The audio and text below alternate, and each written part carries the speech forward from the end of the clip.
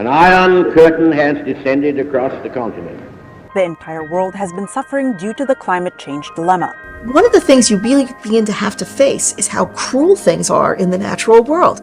Well, shareholders have to wake up to the fact that this kind of efficiency in the short term is not good for companies over the longer term. There are 7,000 known rare diseases, and approximately 95% of these have no licensed treatment.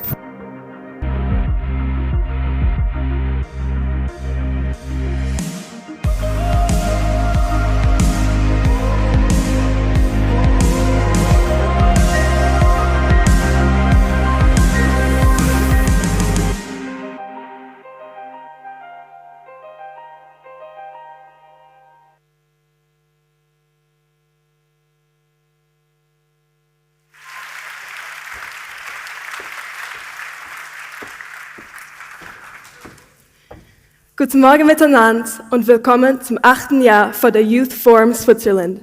Good morning everybody and welcome to the 8th Annual Youth Forum Switzerland. My name is Marie Kaldowski. I'm a grade 12 student here at ISZL and a leader of the YFS series team. It is my absolute pleasure to formally open YFS 2025 right here at ISZL today.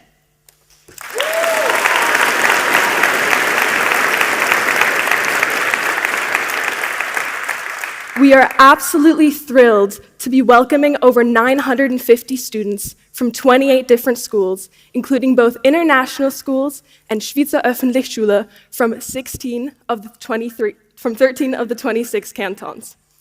A special thank you goes out to all attending staff and students. Your enthusiasm has enabled the entire YFS team to organize and host what we aim to be yet another engaging and memorable forum. Welcome to all of you.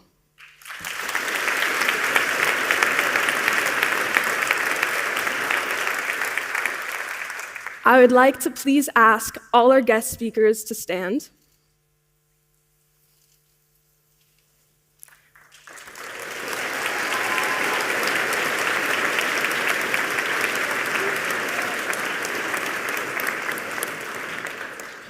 We are honored to have over 65 changemakers with us, sharing their remarkable experiences and expertise.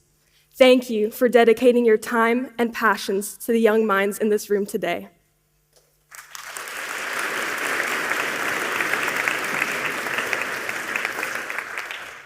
This year holds special significance as we mark the 80th anniversary of the Holocaust. We are privileged to have a moving exhibition from the Gemarel Foundation, which was showcased at the United Nations in 2018. I deeply encourage you all to visit this exhibition, located just to my right, as you progress through your day. Additionally, I ask that we please all give a warm welcome and thank you to Holocaust survivor Mr Hollander for sharing his story with us.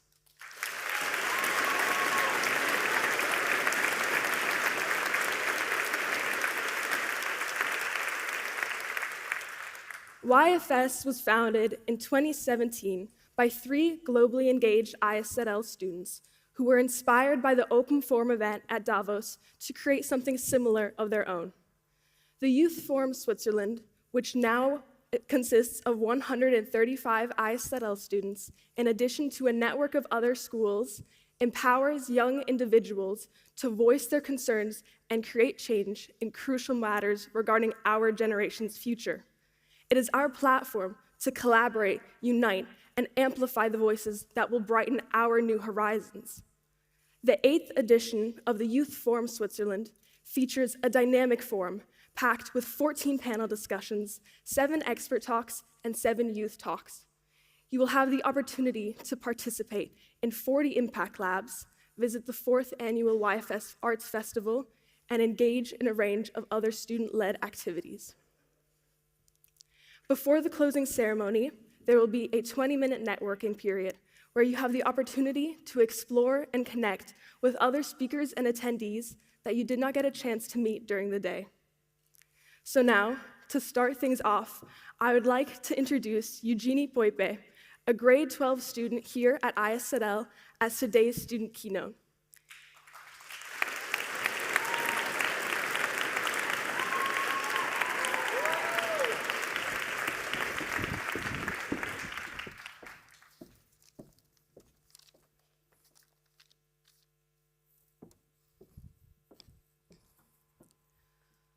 Good morning, everyone. My name is Eugenie Poipe. I'm a grade 12 student here at ISL, as well as a leading member of the Youth Forum Switzerland. I am honored to invite and address you all here today.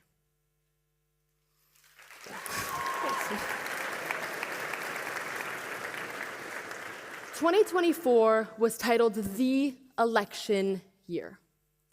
With over 1.5 billion ballots cast across 73 countries, encompassing over half the voting population, the world witnessed an unprecedented democratic phenomenon. This massive wave of engagement included 8 of the 10 most populous nations. However, was met with widespread dissatisfaction.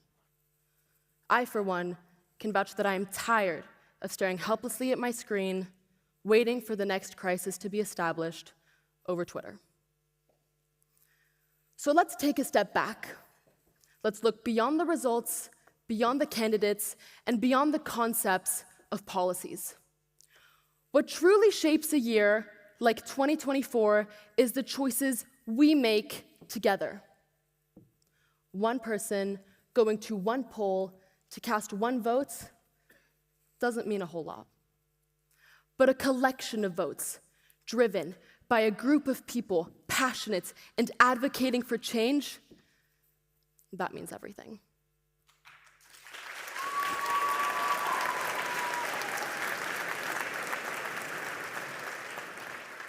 The lesson here is simple. No single person, no single leader, and no single vision achieves anything alone. As we step into today and into 2025 alike, I ask that we all carry forward that same spirit of collective action. But what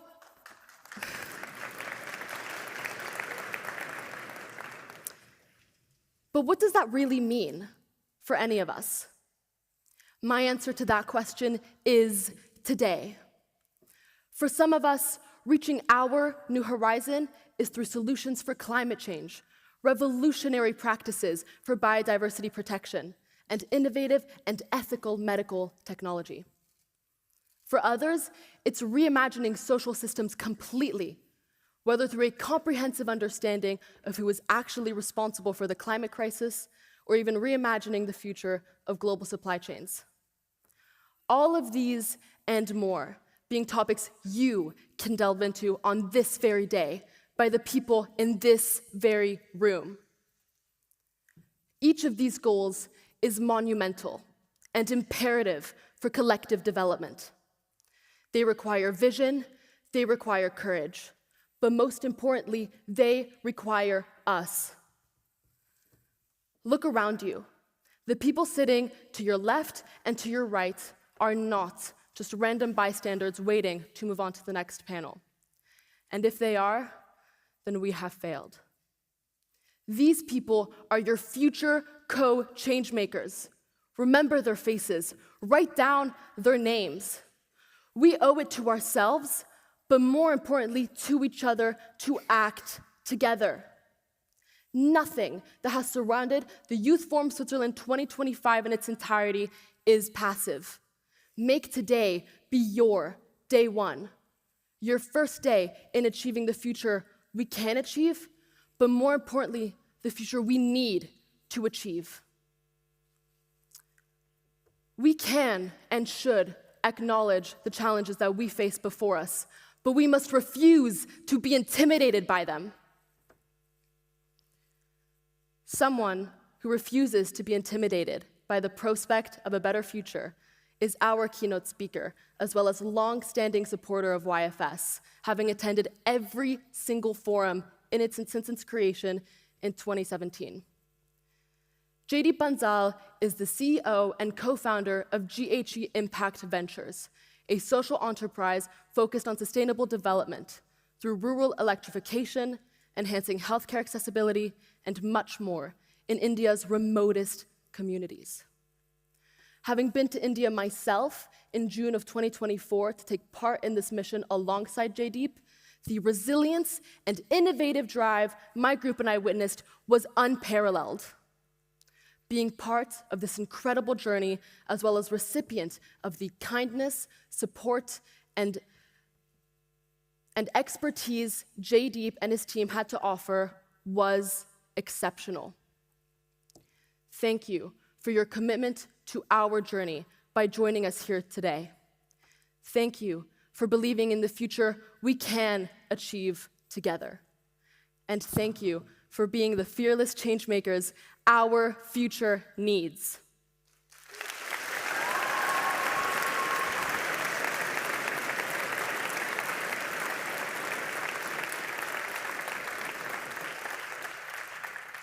The new horizons are waiting. Let's go meet them.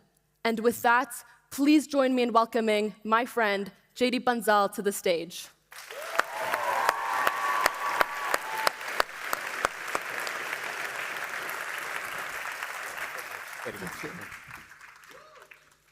Very good morning to each and everyone in the room. It's such a privilege to be back here and in front of all of you.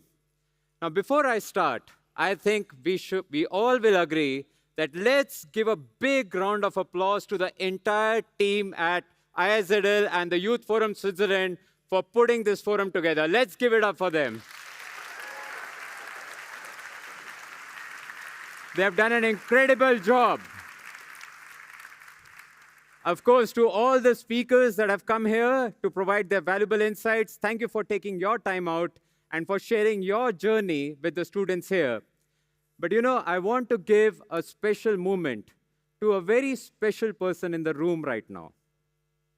And that special person is you. Just the fact that you chose to be here, you are open to understand what are the different dimensions where people are working, what are the possibilities that exist out there, and how can we make our world a better place for the future. So thank you for taking your time out, and thank you for being here, and I hope you make the most of this day today. So thank you, everyone, for being here.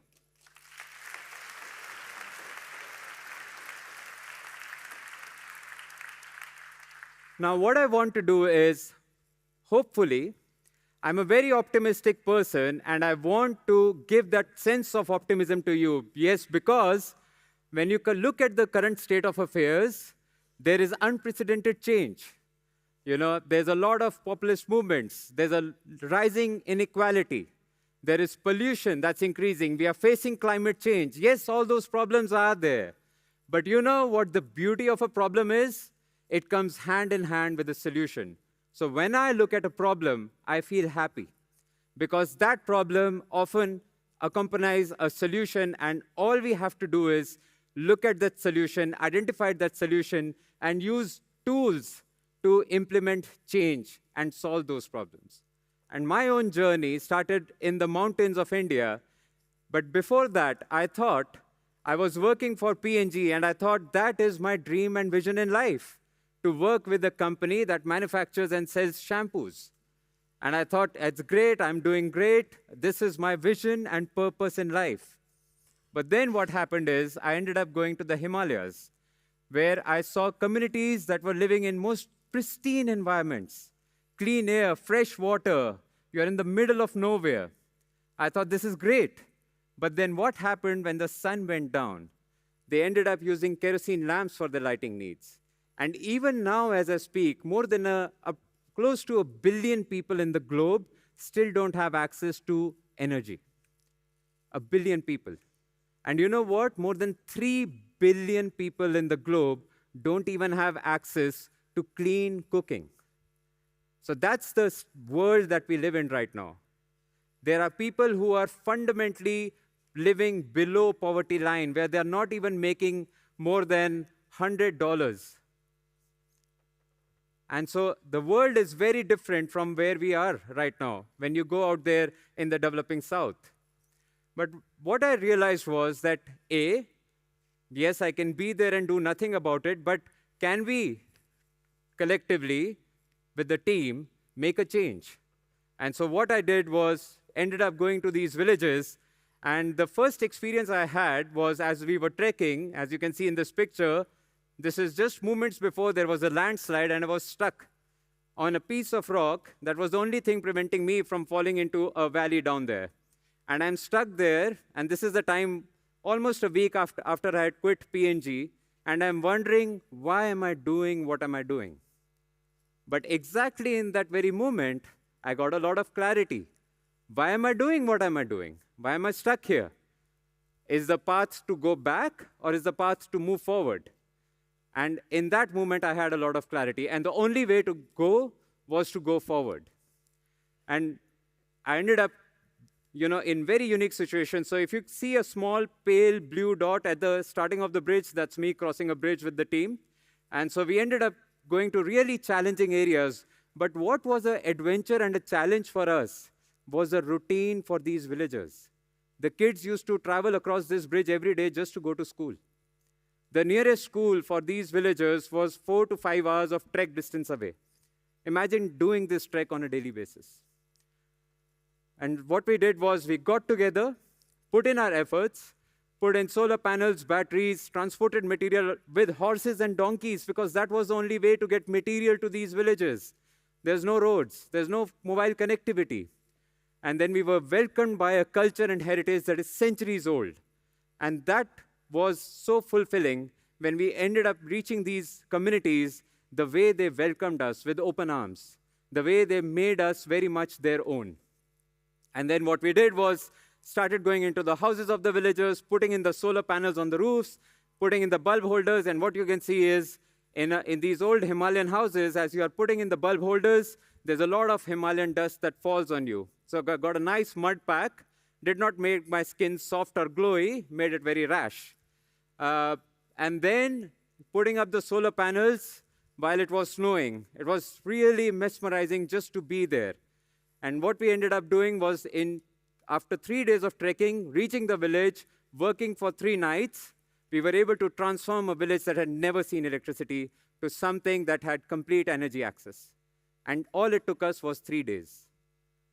For the community, what we saw was genuine smiles and faces, people dancing, celebrating the whole night. I mean, some of the villagers did not even switch off the lights in their rooms. That's how much it meant for them. And that, when we did this for the first time, there was a rush. It made us feel within the team that we had that this is great, can we do this again? One village back in 2013. And what I'll share with you now is how from just electrifying one village 10 years ago, what have we done and how have we scaled up what we have been able to achieve. And so first thing we did was, why don't we find a name of the company? So we called ourselves Global Himalayan Expedition. But then last couple of years, we realized if you're working in Uganda, there's no Himalayas there. And if you call yourselves Global Himalayan Expedition, it does not make sense. So we shortened it to GHE, and we called ourselves GHE Impact Ventures. The whole idea being transforming these communities with access to clean energy. So there are still, like I said, 1 billion people that don't have access to clean energy. So we ended up bringing clean energy access with solar power to these villages, transforming how these communities live. And then once they had access to energy, we thought, okay, it's not just about putting in infrastructure, but how do you build capacity of the local communities? What if something goes wrong? What if the battery goes bad? What if there's a connection that goes loose? So training the local people, training the local communities on skilling, training them, both men and women, as solar engineers. Women who had never thought of being an engineer, were only housewives, are now being engineers, and they're going to their houses of their own communities and fitting up solar panels and light bulbs. And then from there, why not we look at improving the education infrastructure? I told you how much the students have to travel to get access to basic education. And so we thought, why not empower these kids with access to digital learning tools so that they can have all the access to the knowledge that you and I sitting here have while being back in their villages. So putting up these solar-powered smart classrooms. And then COVID hit, and we realized that the healthcare in India is a mess. These villages, the primary health centers, they don't even have access to the basic infrastructure. So we started looking at upgrading healthcare infrastructure in rural India, powering up these health centers with not just solar power, but also putting in medical care equipment that can care for the mothers who come to these health centers for their deliveries. And just by putting in pieces of technology, the infant and the maternal mortality rate fell down by more than 60%, just because now they have access to technology. Nothing new, nothing revolutionary, simple stuff. And then what we looked at is, like I said, 3 billion people in the world don't even have access to clean cooking. They use firewood, which produces a lot of toxic fumes, and most of the time, the women and the young children are there sitting with their mothers while the food is being cooked. So transitioning these communities from using traditional firewood to having clean cooking solutions, and then also improving the nurseries where the kids come. So something that looks, if you see the pictures above, very rundown centers, making them more aspirational for the young mothers to get their kids to these places so that they also feel that they are getting the best of facilities. And then what we thought is, it's fine to build in all this infrastructure, but what do we do to create livelihood opportunities in these remote areas? There's no manufacturing there. But yes, these places are beautiful, pristine. Can we bring in ecotourism? So setting up homestays, training the communities, creating experiences. And that's what we have been doing now, and that's creating livelihood opportunities for these villagers, even sitting in the remote areas, to the fact that the young people who migrated away from these towns, from these villages, because of lack of access to development, are now coming back. Because they know that there is a much more aspirational life that can be led by being in their own village, by being in their own culture and heritage. And then also looking at these communities are great with wool, pashmina, cashmere. So setting up spinning and weaving centers where the nomadic communities can come and earn income. So what started with electrifying a village ended up getting into so many diverse verticals for us, because all of this was being requested by the communities. Hey, can we work on a solution that can improve our lives? Hey, can we work on a solution that can create livelihood for the women? And so it's all about co-creating solutions, because you can never assume what the communities need. You have to sit with them. You have to make them understand what is the technology you are bringing in, and then co-creating solutions with them. And then now, last year, we ended up also doing an afforestation project with the goal to plant 1 million trees over the next 2 years. But this is the state of the affairs that were there before. The youth in the village were being part of the deforestation activities because they wanted livelihood. So they were cutting the trees and selling the wood. So what we said was, okay, hang on. If livelihood is the concern, why don't we rehabilitate the forests? And along with the sacred forest groves that we are rehabilitating, we will also plant fruit-bearing trees. And then we put in processing machines so that there can be a small-scale setup that can allow you to process the fruits and then sell it to the local markets. And that creates income. So instead of cutting trees now, the very trees that you were cutting, if you let them grow, they will give you money. And that project is now kicked off in the northeast part of India in Assam. And so from one village, now we have been able to transform more than 3,000 villages to impact more than 500,000 lives. And in the process, we've been able to remove 300,000 tons of carbon emissions from the environment on an annual basis. And what I want to show through this is that, thank you.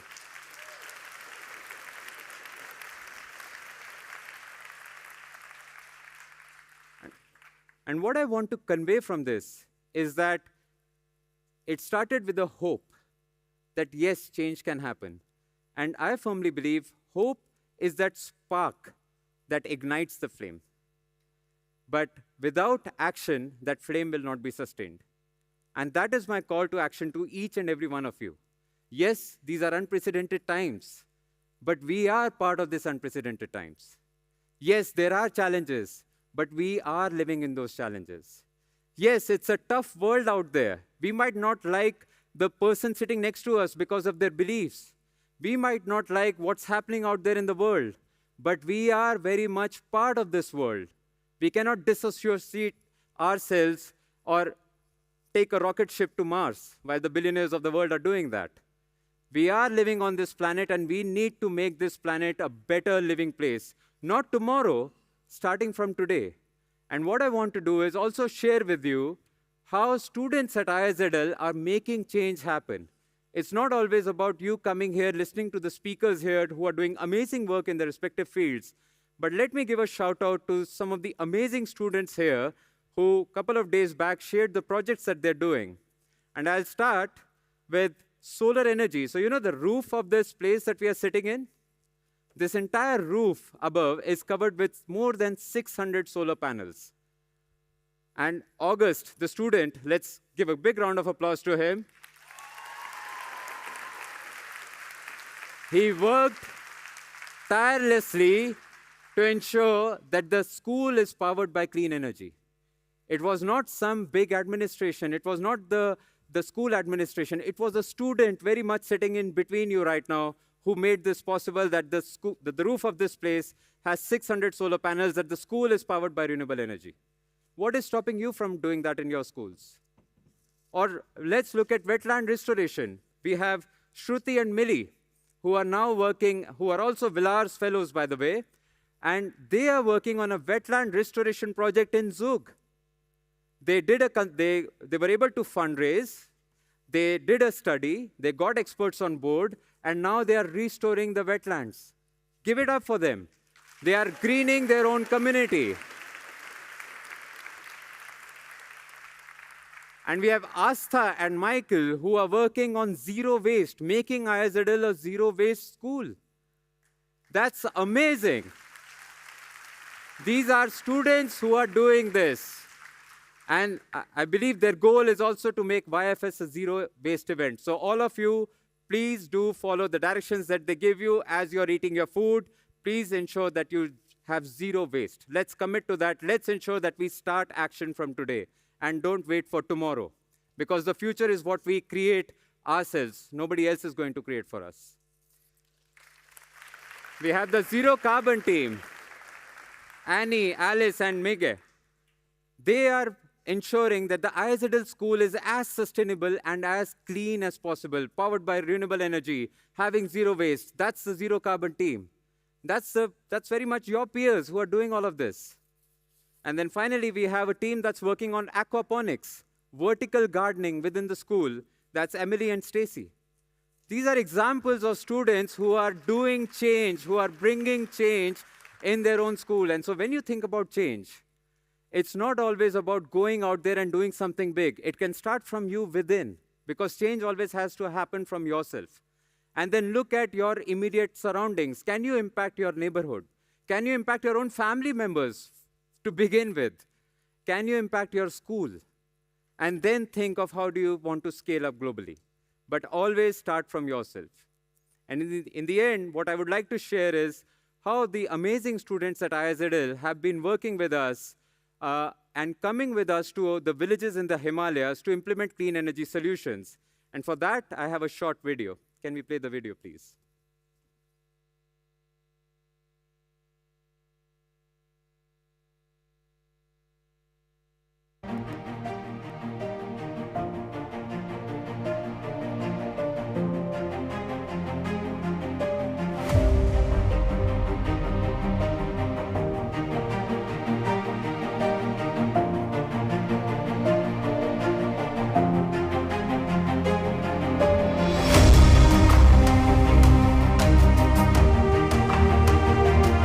यहाँ का मतलब 4000 metre something, यानी कि 4000 plus metre पे हम लोग रहते हैं। एक यहाँ पे बहुत ज़्यादा बर्फ़ गिरते हैं, बर्फ़ भी इतना गिरते हैं कि बस 5-6 फुट तक यहाँ पे बर्फ़ गिर जाते हैं। तो उसकी वजह से हमें बहुत ज़्यादा दिक्कत होते थे आज से मतलब 5, 6, 7, 10 साल पहले, क्योंकि यहाँ पे रोड भी नहीं थे, मेडिकल का या दवाई का कोई सुविधा नहीं था। तो ज़्यादातर गाँव में वही बूढ़ा बूढ़ी लोग ही ज़्यादातर वही रहते हैं, तो उसकी वजह से उनको बहुत ज़्यादा तकलीफ भी होते थे। बिना लाइट से ये गांव में बहुत तकलीफ है। हमारा गांव ऊंचा होने के वजह से पेड़ पौधे बहुत कम होता है।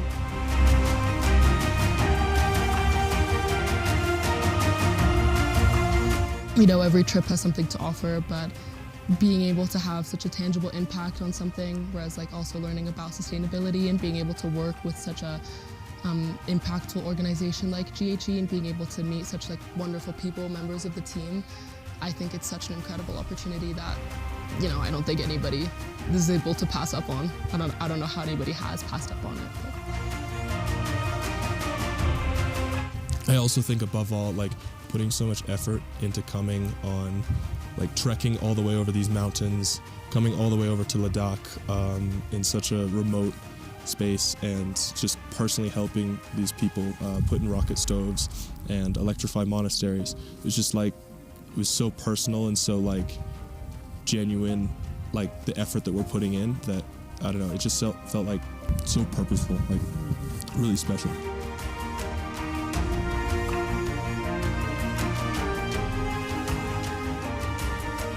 I think so far it's really been the best experience of my life, I think I could say.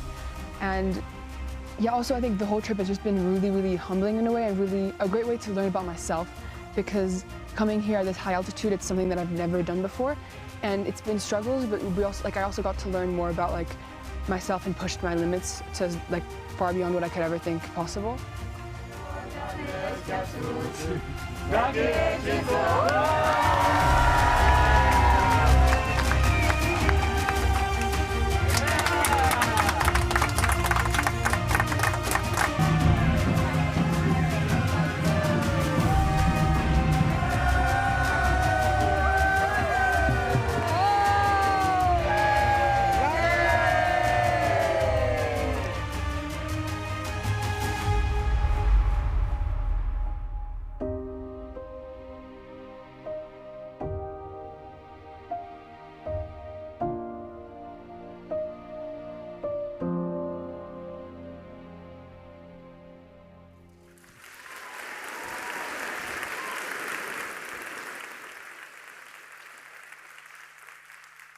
And so I think in the end, I'll leave you with one thing and one thing only. Don't wait. The time to act is now. The future we build and co-create is now. So thank you, everyone, and wish you a great day ahead.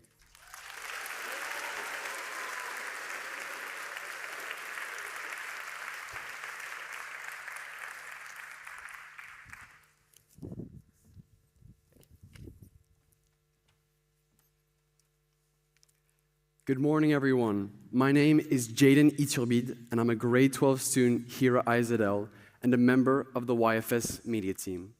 I would first of all like to take this opportunity to thank Jaydeep for sharing his incredibly inspiring story. You've definitely given us something to think about during our sessions today. So please give Mr. Bansal another big round of applause.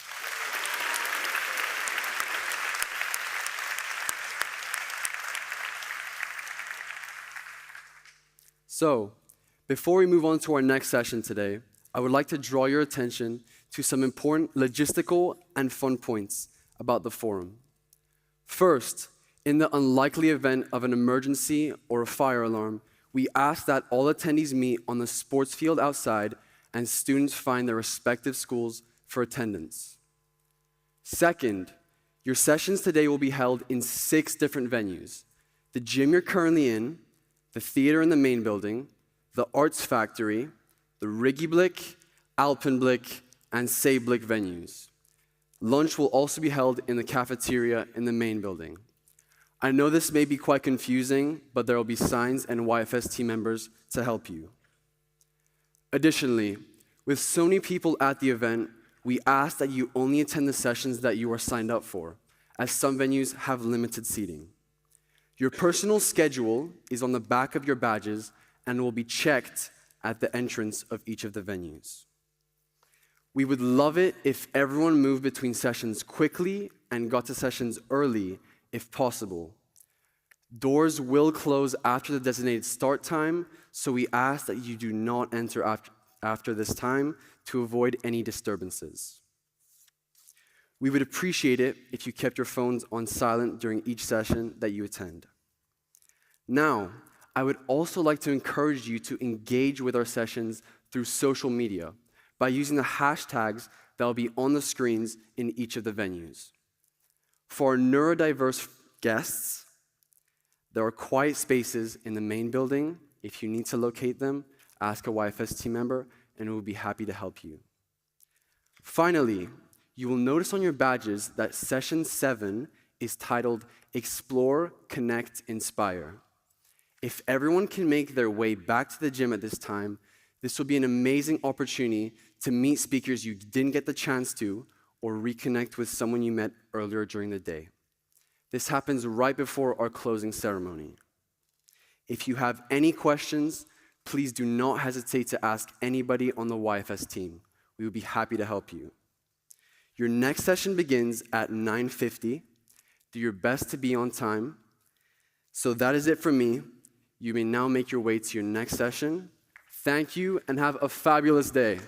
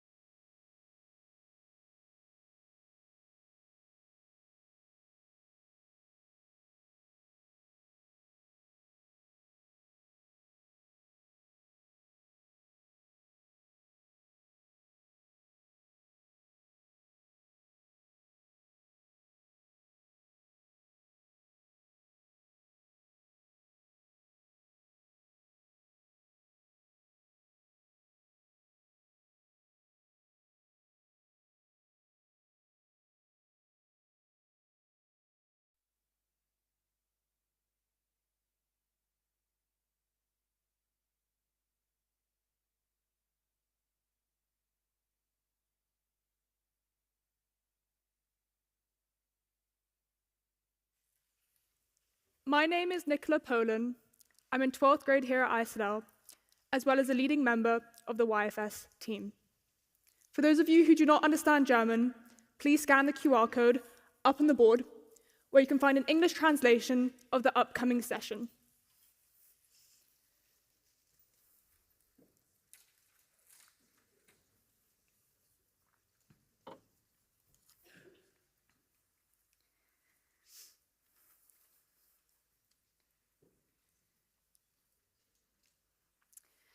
As we approach the 80th anniversary of the liberation of Auschwitz and other concentration camps, we find ourselves at a critical juncture. The voices of those who lived through these atrocities grow fewer, yet their stories are more crucial than ever. They serve as both historical testimony and a moral call to action, to remember, to educate, and to ensure that such horrors never happen again. Today we are honored to engage with someone who not only witnessed this history, but survived it. His story is a testament to courage and resilience in the face of unimaginable adversity. Through his memories, we have the rare opportunity of connecting to history directly, not just through textbooks, but through lived experience. Please join me in welcoming one of the last Holocaust survivors in Switzerland, Mr Hollander.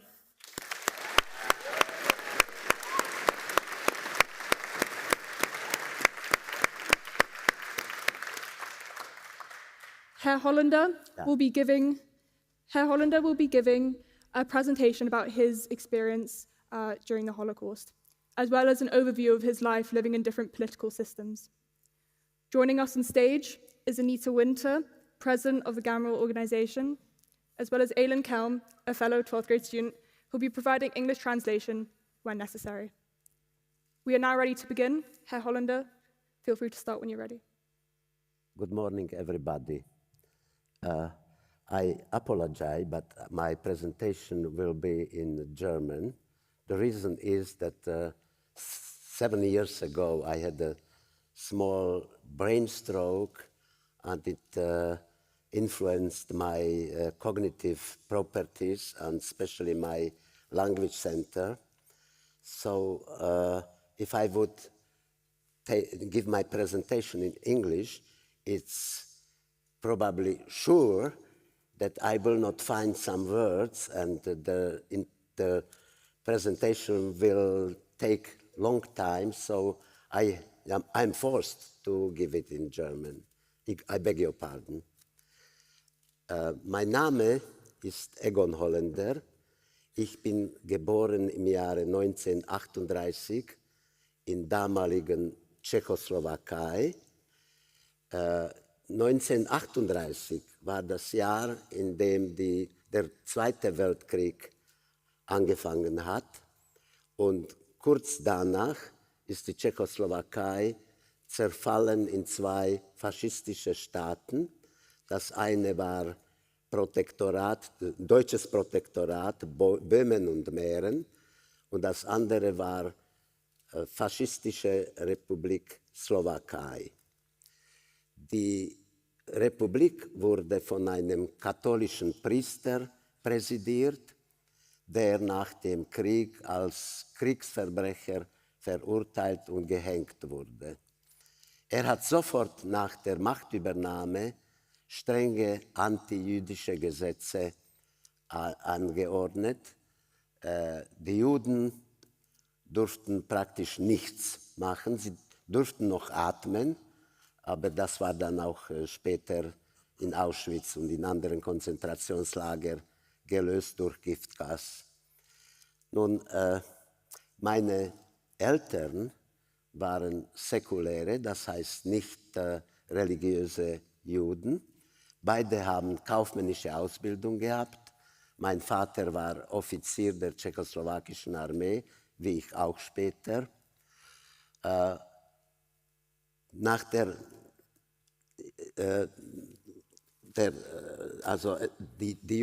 Den Juden wurde verboten, jegliche Tätigkeiten, also angestellt zu werden. Mein Vater aber hat eine Präsidialausnahme gehabt als nützlicher Jude, also er durfte weiterarbeiten, praktisch gratis, mit ganz minimalem Gehalt. Nach einer Zeit wurde dieser Schutz aber Schutz war, indem man nicht deportiert werden konnte. Nach kurzer Zeit aber ist dieser Schutz irgendwie verblasst und wir sind dann geflüchtet in die Berge, wo wir uns bei Bauern versteckt haben. Nun, im August 1944 ist in der Slowakei ein Aufstand gegen den Faschismus entstanden. Kurz danach haben deutsche Armeen die Slowakei besetzt und gerade danach haben die Deportationen in die Vernichtungslager angefangen. Nun, meine Eltern waren gut informiert.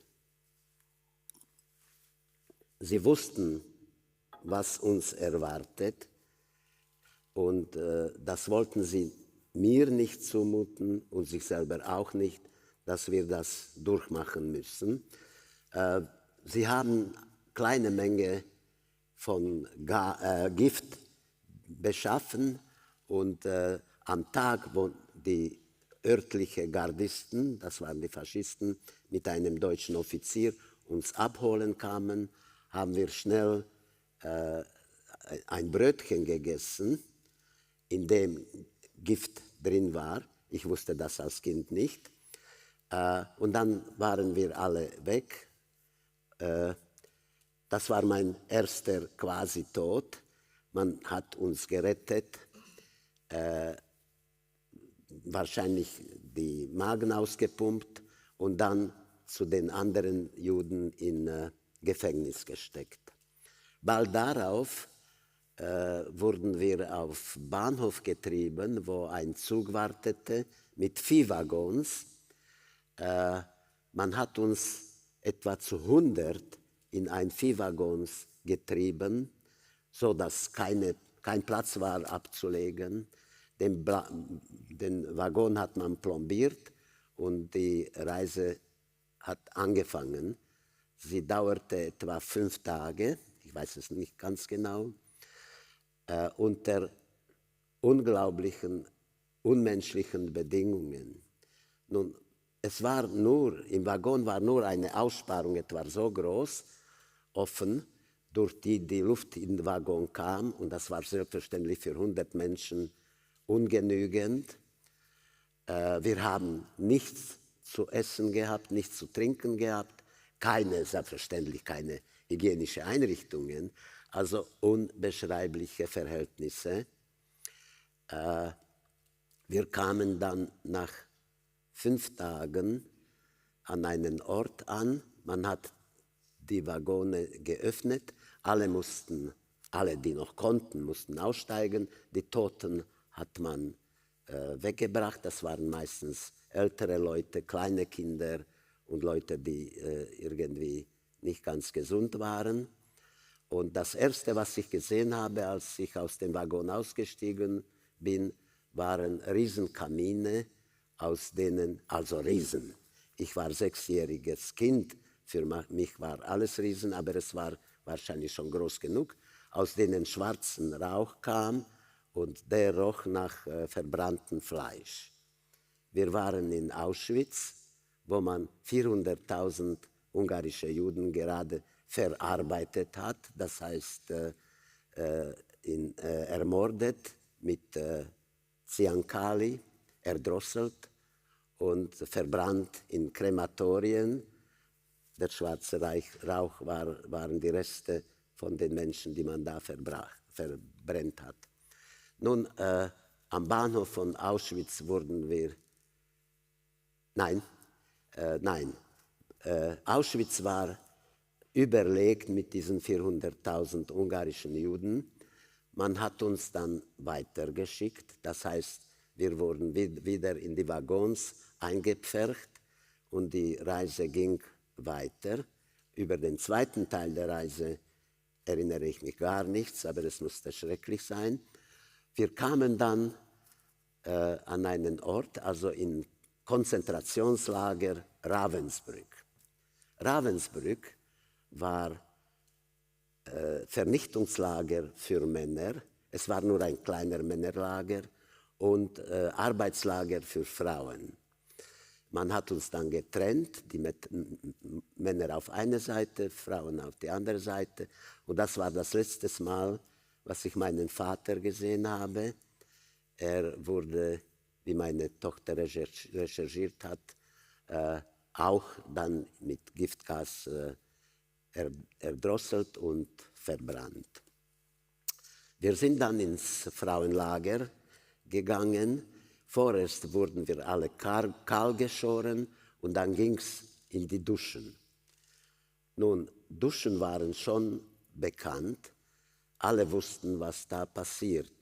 In Auschwitz und in anderen Lagern kam da Giftgas und die Leute waren grausam ermordet. Also die Frauen waren in Panik. Wir waren dann aber mit Gewalt in die Duschen getrieben und oh Wunder, da kam nur Wasser aus den Duschen. Nach dem Duschen haben wir dann die Häftlingskleider bekommen. Das war ein dünnes Pyjama. Es war schon Spätherbst, es war bitterkalt und wir haben dieses dünnes Pyjama gehabt. Wir gingen dann ins Lager. Der bestand aus Holzbaracken, in denen Pritschen waren, also dreistöckige Pritschen. An jeder Pritsche, also einem Holzbrett, lagen dann 5 Frauen mit Kindern, wenn vorhanden. Der Lageralltag bestand in dem, dass morgen früh, also ich weiß nicht, um 6 Uhr oder so, es war noch dunkel, alle mussten in die bittere Kälte vor die Baracken in genauen Reihen aufstellen und es wurde gezählt. Nun, es hat sehr lange gedauert in dieser Kälte, weil die Zahl nie gestummen hat. Viele Frauen sind in der Nacht gestorben oder waren so krank, dass sie nicht fähig waren zu Appell aufstehen. Und es war schrecklich, man musste stehen. Viele Frauen sind zusammengebrochen, die hat man dann geschlagen, bis sie wieder nicht aufgestanden sind. Irgendwann war dann das Appell fertig. Die Frauen gingen in die Umgebung zum Arbeiten, in die Landwirtschaft oder vielleicht in kleine Betriebe, weiß ich nicht. Wir Kinder blieben allein im Lager. Zum Glück war es Spätherbst und im Lager wuchsen riesen Buchsbäume. Von den Buchsbäumen bekanntlich fallen im Herbst kleine Nüsschen, Buchenecken heißt das, glaube ich. Und das war unsere Hauptnahrung. Die Buchennüsse sind sehr nahrhaft, sie haben so Öl. Und das war für uns die Rettung, für die Kinder. Wir waren sonst alleine auf uns gelassen. Alle Frauen sind weg, die waren weg. Nun, auf Lager Ravensbrück habe ich noch 2 Erinnerungen.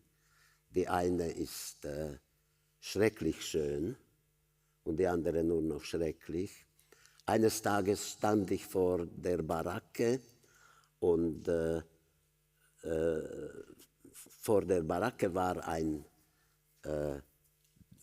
Zaun, elektrisch geladener Zaun, und hinter den Zaun sah ich einen Hang und auf dem Hang waren Pfarrhäuser, ein kleines Dorf mit einer Kirche, mit einem Kirchturm, und das alles war durch Sonne beschienen.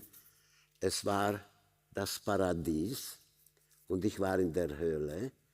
Dieser Kontrast war fast unerträglich, es war schrecklich.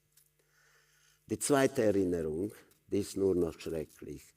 Ich stand wieder vor der Baracke und hinter dem Drahtenzaun habe ich einen Mann gesehen, in einem Abstand zu dem Zaun. Er hat zu uns vorüber geschaut, er hat vielleicht gehofft, seine Frau oder vielleicht seine Kinder zu sehen. Ihm gegenüber gingen 3 SS-Männer und die haben auf ihn eingeschlagen, so lang, bis nur ein blutiges Brei aus ihm war. Und ich, 6-jähriges Kind, musste das zuschauen. Nun, ich habe schon zu diesem Zeitpunkt sehr viele Tote gesehen und auch grausame Sachen, aber das war doch auch für mich zu viel. Ich bin dann zusammengebrochen. Irgendwie habe ich mich dann erholt. Nun, das war schon zu Ende Jahres 44. Ich weiß keine genauen Daten, weil ich dem nie nachgegangen bin. Ich wollte von meiner Vergangenheit, bis ich etwa 45 Jahre alt war, nichts wissen. Ich habe meinen Kindern nichts erzählt. Und so weiß ich nicht genau, wo war was, und das will ich auch nicht wissen. Das, was ich weiß, das sage ich weiter. Meine Tochter ist dann dem nachgegangen. Von ihr weiß ich dann hier und da Informationen, zum Beispiel, wie mein Vater dann umgekommen ist. Es war schon Ende 1944 und die russischen Armeen waren schon nicht weit vom Lager und man hat dann das Lager liquidiert, das heißt, man hat uns ins nächste Lager gebracht. Wie wir dorthin gekommen sind, weiß ich gar nicht. Meine Tochter hat mir gesagt, dass wir dann doch mit einem Zug, also Viehzug, wieder transportiert wurden.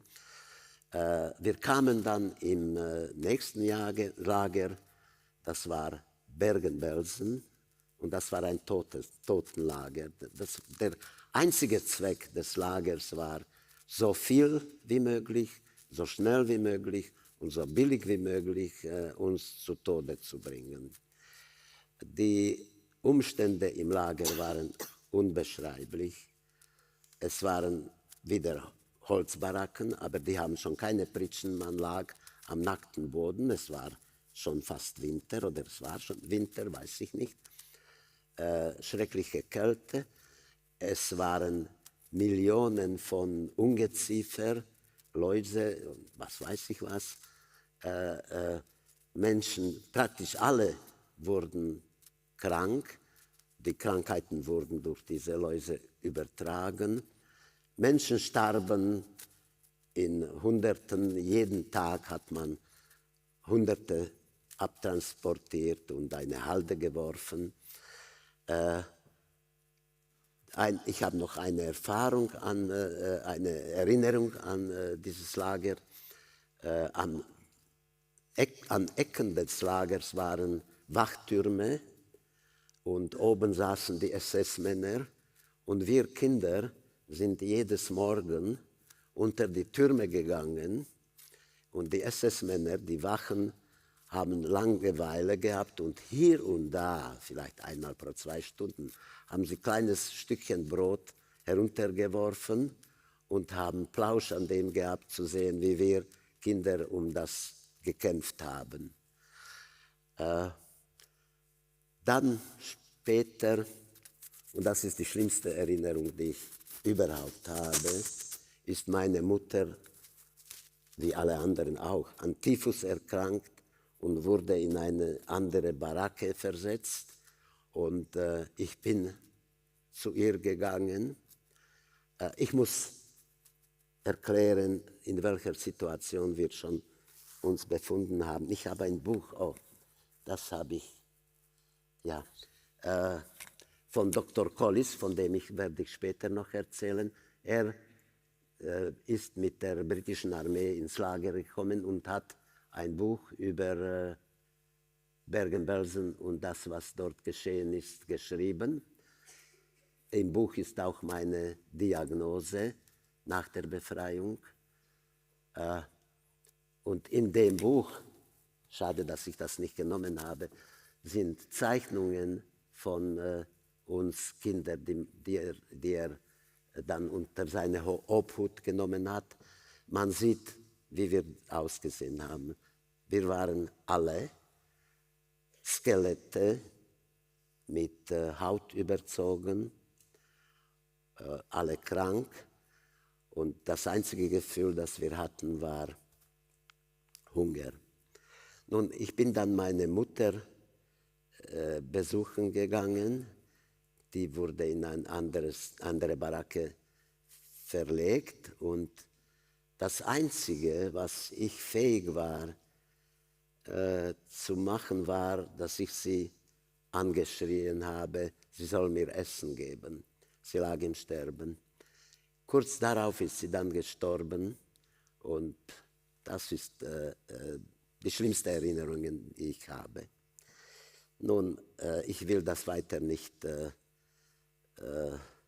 also jeden Morgen, wenn wir aufgewacht sind, lagen neben uns die Toten, die hat man dann abtransportiert und also es war unbeschreiblich, unmenschlich. Aber der Krieg ging dann schon zu Ende. Die britische Armee war nicht weit vom Lager. Die SS-Wachen sind dann geflüchtet und haben uns auf uns alleine gelassen. Das wäre eigentlich sehr positiv, aber auch das Einzige, was wir noch bekommen haben, eine Warmwassersuppe mit Kartoffelschalen drin, das ist auch nicht mehr gewesen.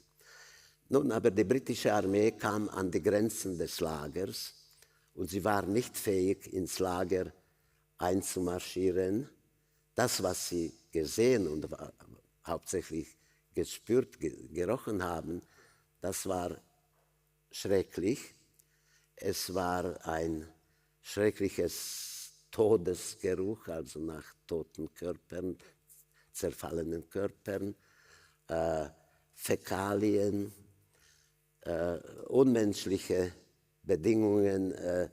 Das war schlimmer als die Höhle, die von Dante beschrieben war. Das war ein Paradies gegenüber dem, was wir da erlebt und überlebt mussten. Die britische Armee hat sich dann organisiert und nächsten Tag, glaube ich, sind dann Sanitätseinheiten ins Lager gekommen. Nun, das ist der Punkt, wo meine schlimmste Geschichte und meine einzige schlimme Geschichte im Leben zum Glück endete. Ich hatte etwa ein paar Stunden noch zu leben, vielleicht noch ein paar Tage. Ich war praktisch tot, wie alle anderen auch. Und ich war dann befreit. Mein Glück war, dass mit der britischen Armee kam ein irischer Kinderarzt, freiwillig, und er hat sich uns, die überlebenden Kinder, wir waren etwa 20, wenn ich mich richtig erinnere, um die 20 von Tausenden von Kindern, die dann gestorben sind. Und er als Kinderarzt wusste, wie er mit uns umgehen sollte. Nun, die meisten Menschen, die noch überlebt haben, vielleicht nicht die meisten, aber sehr viele sind gestorben nach der Befreiung, weil sie Essen bekommen haben und unser Organismus war nicht mehr eingestellt auf Verarbeitung des Essens und sie sind dann unter schrecklichen Schmerzen gestorben. Dr. Collis aber wusste, dass er mit uns anders umgehen sollte. Er hat uns 5-mal täglich mit ganz kleinen Portionen Essen versorgt und so haben wir alle, nicht alle, 2 sind noch gestorben und der Rest hat dann überlebt. Und ich will dann nicht mehr über diese Story weiterreden. Dr. Collis hat für uns dann, wir waren alle bewegungsunfähig. Wir konnten nur liegen, wir konnten uns nicht bewegen.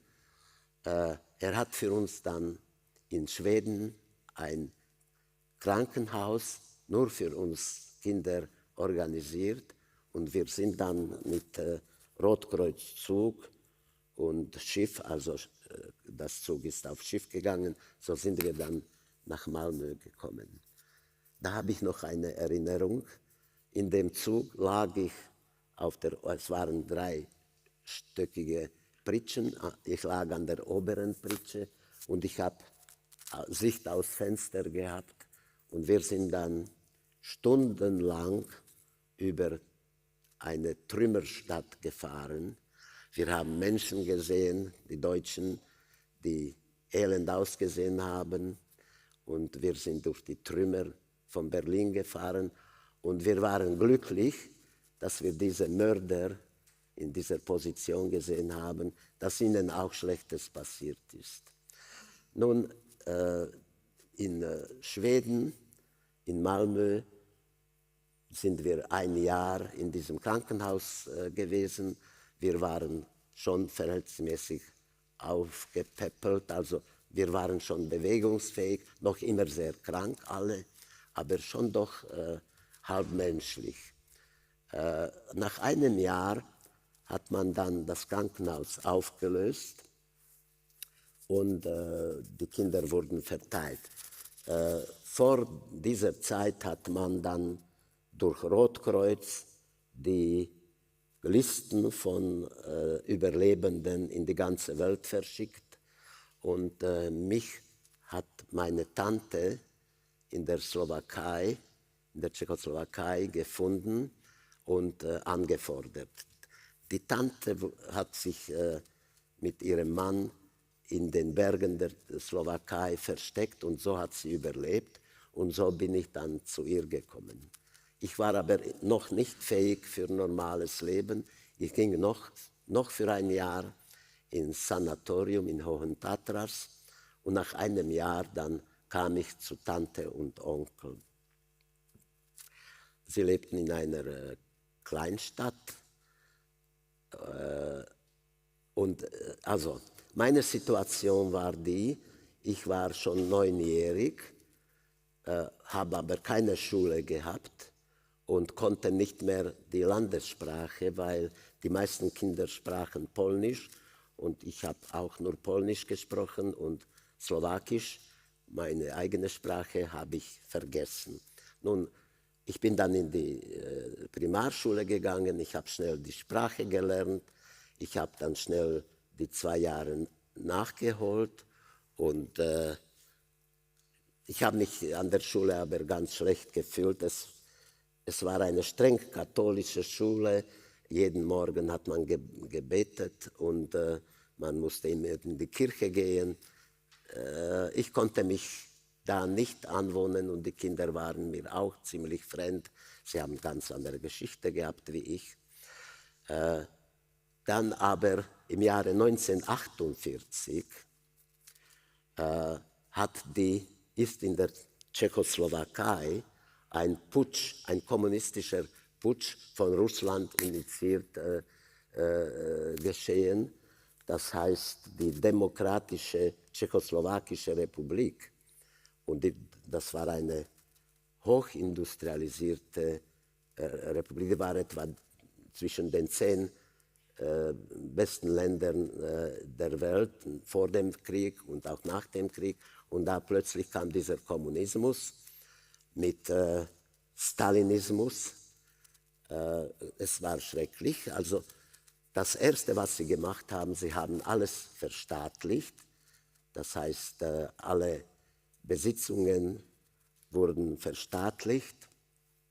Auch die Bauern, man hat ihnen alles weggenommen, Felder und Vieh, alles.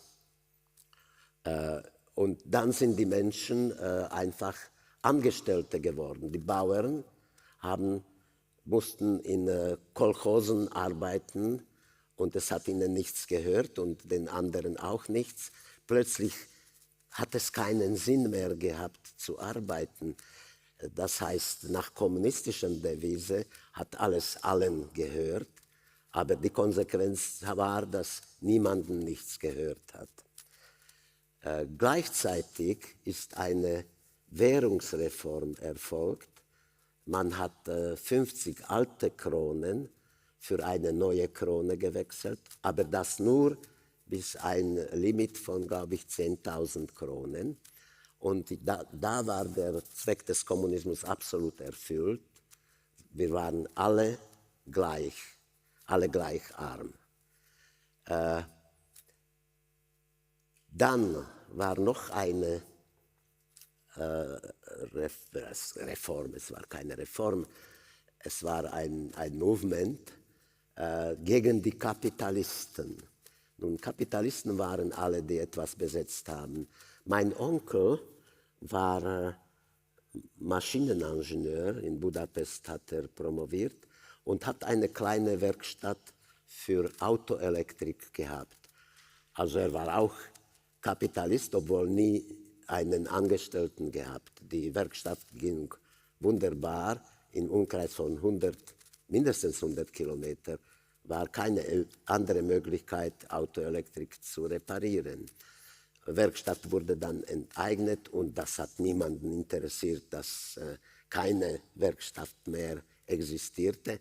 Einfach dieser System war blind, die Menschen haben ihn überhaupt nicht interessiert, obwohl das war Diktatur des Proletariats, wie sie das deklariert haben, ein schreckliches Wort sowieso. Nur das Proletariat hat nicht viel zu sagen gehabt, das waren die Bonzen, die alten Kommunisten, die die Macht übernommen haben. Nun, mein Onkel als Kapitalist durfte dann nirgendwo angestellt werden, also unsere Existenz war ziemlich bedroht. Zum Glück, ich habe immer im Leben Glück gehabt, immer eine schlechte Situation hat sich dann eigentlich als gut geändert. Zu diesem Zeitpunkt war in Košice, das ist die zweitgrößte Stadt der Slowakei, hat man ein riesen Stahlwerk gebaut, Stahlwerk für die Waffen.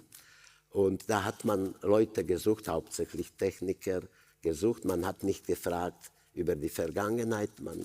Wer sich gemeldet hat, den haben sie angestellt. Und mein Onkel als Maschineningenieur sowieso. Und so sind wir dann nach Košice umgesiedelt. Das war gerade die Zeit, wo ich die Primarschule beendet habe mit besten Noten. Und wir sind dann nach Košice umgesiedelt. Nun, in Košice hat mein neues Leben angefangen. Ich habe da Freunde gefunden und ich habe dann normales Leben gelebt unter den kommunistischen Umständen. Was ich noch nicht gesagt habe, alles war Planwirtschaft, sogenannte Planwirtschaft. Man hat alles für 5 Jahre nach vorne geplant, und zwar von Leuten, die keinen Verstand über Wirtschaft hatten. Das waren Funktionäre. Also es war Katastrophe, alles war Mangel. Das war eine Mangelwirtschaft. Diese Planung war einfach unmöglich, neben den Menschen geplant. Es war nicht, Toilettenpapier konnte man nicht kaufen, weil man zu wenig geplant hat. Alles war durcheinander, nichts hat funktioniert. Ich bin dann, mein bester Freund war der Sohn eines Generals, der Rektor der Universität, also der Fakultät, militärischen Fakultät war. Und das war die beste medizinische Schule in der Tschechoslowakei und alle wollten auf die Schule. Ich war jeden Nachmittag bei meinem Freund und da kamen Pakete mit Fressalien. Nun, man muss dann noch das System erklären. Das kommunistische System in der Tschechoslowakei und in allen diesen kommunistischen Ländern bestand aus unglaublicher Korruption. Alles war korrupt, ohne Schmierung lief gar nichts. Und so kamen diese Pakete für den Vater, um die Kinder, ihre Kinder auf diese medizinische Fakultät zu bringen. Wir haben sie selbstverständlich dann geöffnet und uns gut getan. Da war die ausländische Schokolade, alles Sachen, die man in Tschechoslowakei nicht erhalten konnte. Das ist nur zu schauen, zu zeigen, was für Korruption da geherrscht hat. Nun, ich wollte eigentlich Medizin studieren, aber als ich diese Korruption in diesem medizinischen Bereich gesehen habe, habe ich mich entschieden, ich werde Chemie studieren, und so bin ich nach der Matura Medizin studieren gegangen. Ich habe die Matura mit Summa Cum Laude gemacht, also Auszeichnung, und nein, nur mit den besten Noten, das war dann die Hochschule. Sorry, zurück. Also ich bin auf die Hochschule, auf die chemische Fakultät der Technischen Hochschule in Bratislava. Ich habe den besten Internat bekommen, weil ich privilegiert war. Ich war ein sehr guter Schüler, das war das eine, aber hauptsächlich, ich habe Paragraph 201 gehabt. Der Paragraph besagte, dass ich Teilnehmer am nationalen Aufstand gegen Faschismus war.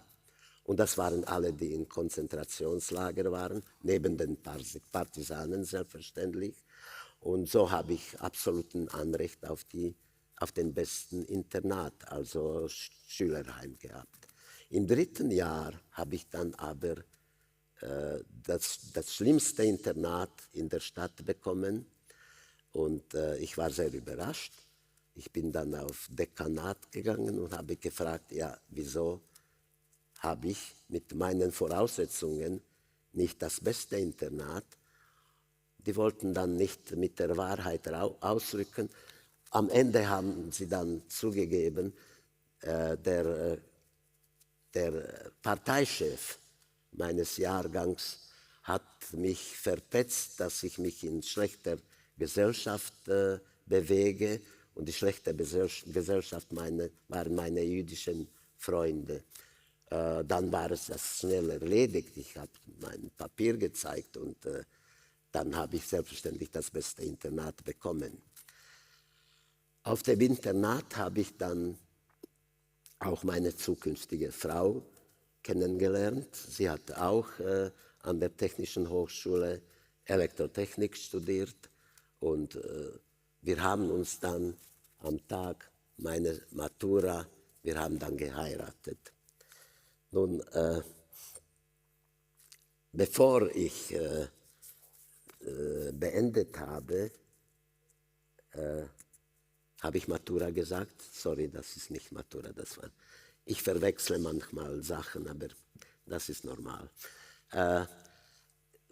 Bevor ich dann das Diplom bekommen habe, wurde ich auf Dekanat gerufen, und der Dekan hat mir gesagt, ich habe ein Problem, und zwar, ich habe nie einen Fach besucht, und das war wissenschaftlicher Marxismus. Für mich war das absoluter Quatsch, aber es war Pflicht, den Fach zu besuchen.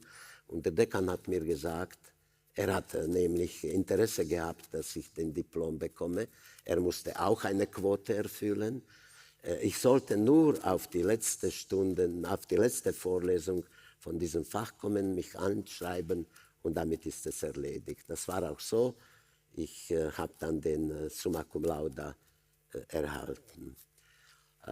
Nach der Promotion, also an dem Tag der Promotion, haben wir geheiratet, und sorry, weil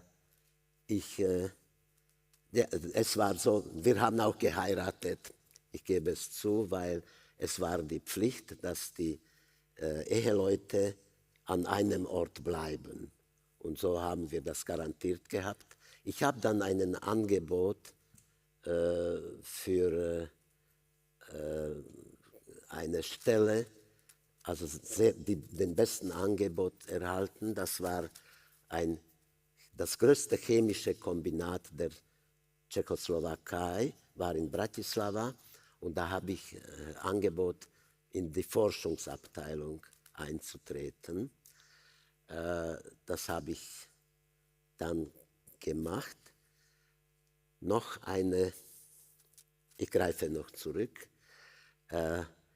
Dieser Chef der Partei, der mich verpetzt hat, der hat die Schule mit Erfolg gemacht, aber nicht als kluger Mensch, sondern als Parteimitglied. Er hat sich entschieden, seine Karriere wird nicht die technische, sondern die Parteikarriere, und das ist ihm dann gelungen.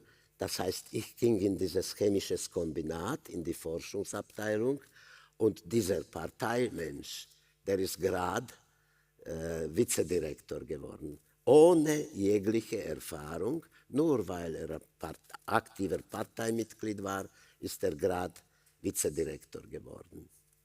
Okay, ich war da ziemlich glücklich in der Forschungsabteilung.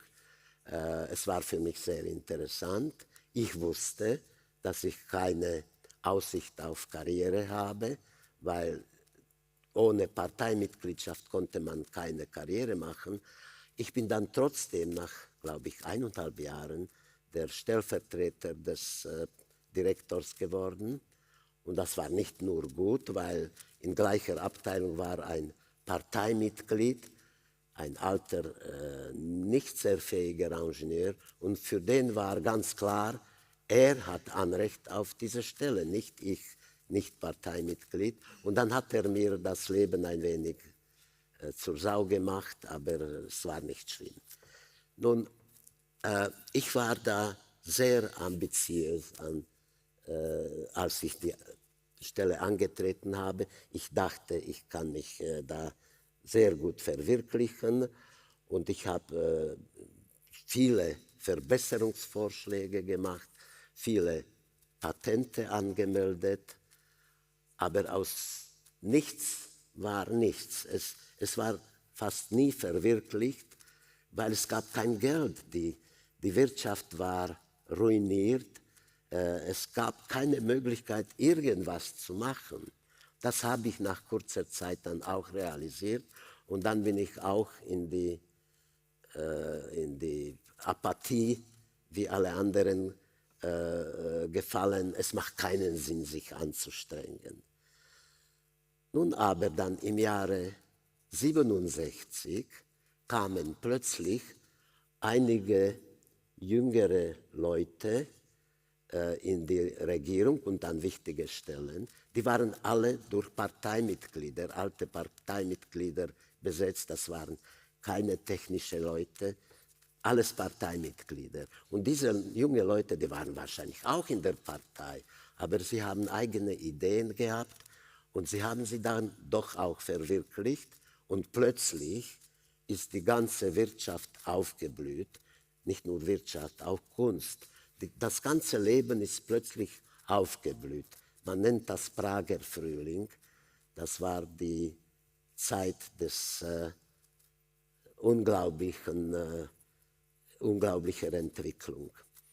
Es ging sehr gut, so gut, dass es für Russland, für Sowjetunion, wie es damals hieß, gefährlich geworden ist, weil die anderen sozialistischen Länder haben das Beispiel der Tschechoslowakei gesehen und wollten auch in diese Richtung gehen. Und es bestand für Russland eine große Gefahr, dass das sozialistische System zusammenfällt, weil die Grundprinzipien verletzt werden. Nun, sie haben dann im August 1944 in einer Nacht die Tschechoslowakei überfallen. Die russische Armee, unterstützt auch durch einige sozialistische Armeen, die mitmachen mussten. Sie haben Tschechoslowakei besetzt und gleich alle Reformen zurückgenommen. Alles war wieder auf dem katastrophalen Niveau wie vorher. Ich habe gesehen, ich kann in diesen Umständen nicht leben, insbesondere weil es eine Gefahr noch bestand, dass die Slowakei zum Russland zugeschlagen wird. Es grenzt mit der Ukraine und die Ukraine war eine sowjetische Republik. Also es war die Gefahr, dass wir Teil der Sowjetunion werden. Für mich war das eine schreckliche Vorstellung. Ich habe gesehen, ich muss flüchten. Nun, zu dieser Zeit war es sogar möglich. Es war nie möglich, ins Ausland zu gehen, einen Pass zu bekommen. Das müsste man schon Spezialbedingungen haben. Aber plötzlich war es möglich. Wieso? Die Russen haben realisiert, dass sie nicht so leicht die Tschechoslowakei beherrschen. Sie müssen die Intelligenz loswerden. Und darum haben sie eigentlich die Grenzen geöffnet. Nicht offiziell, aber wenn einer mit einer höheren Position kam und um Pass angefragt hat, war es kein Problem. Und so habe ich dann auch um den Pass angefragt. Ich musste noch mit meiner Familie das klären, weil zu diesem Zeitpunkt habe ich 2 Kinder gehabt, zwei Töchter. Die größere hat 4,5 und die kleine hat 4 Wochen, als die Russen kamen. Also war fast unmöglich zu flüchten. Zum Glück habe ich ein kleines Auto, einen Fiat 600, gekauft im gleichen Jahr.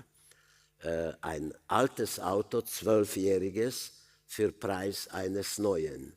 Nämlich ein Auto in der Tschechoslowakei zu bekommen, war auch fast unmöglich. Man konnte sich anmelden und mindestens 6 Jahre warten und dann unter Umständen hat man das Auto bekommen. Aber ich habe eins. Und so haben wir entschieden zu flüchten. Nun, selbstverständlich, wir sind nach nach Österreich geflüchtet. Wien ist nämlich nur 60 Kilometer von Bratislava entfernt, nur durch den Donau getrennt. Aber das war eine andere Welt, das war kapitalistische Welt. Es war ein eiserner Vorhang zwischen den sozialistischen Ländern und den kapitalistischen Ländern. Es gab überhaupt keine Verbindung. Wir haben auch nicht über die Lebensumstände in kapitalistischen Ländern gewusst. Man hat uns immer gesagt, es ist schrecklich, die Leute sterben von Hunger und so. Wir haben das selbstverständlich nicht ganz geglaubt, aber wir haben wenig Informationen gehabt. Nun, so sind wir nach Wien geflüchtet, mit den 2 kleinen Kindern, aber mit dem Auto ging's. Und ich bin dann zu dieser Zeit war die ganze Welt für Tschechoslowaken geöffnet. Die ganze Welt hat gesehen, was geschehen ist und alle waren offen für Empfang der Tschechoslowaken, hauptsächlich wenn sie gute Berufe hatten. Und ich und meine Frau haben die guten Berufe gehabt. Also wir waren überall willkommen. Ich war an der amerikanischen Botschaft, kanadischen, Großbritannien. Überall haben sie gesagt, pack deine Familie, morgen fliegst du. Ich bin dann glücklich nach Hause gekommen und habe meiner Frau gesagt, packen wir, morgen gehen wir nach Amerika. Sie hat gesagt, nein, sie geht nicht. Wir haben nämlich in der Tschechoslowakei, in Bratislava, die Eltern meiner Frau zurückgelassen und sie waren jetzt alleine, weil sie hatte eine Schwester gehabt, aber in Bratislava, die ist eine Woche vor uns geflüchtet, weil ihr Mann, ein Arzt, wurde in die Schweiz eingeladen, also er hat sowieso problemlos Pass bekommen und sie hat gesagt, sie will nicht weit weggehen und sie will dorthin gehen, wo ihre Schwester.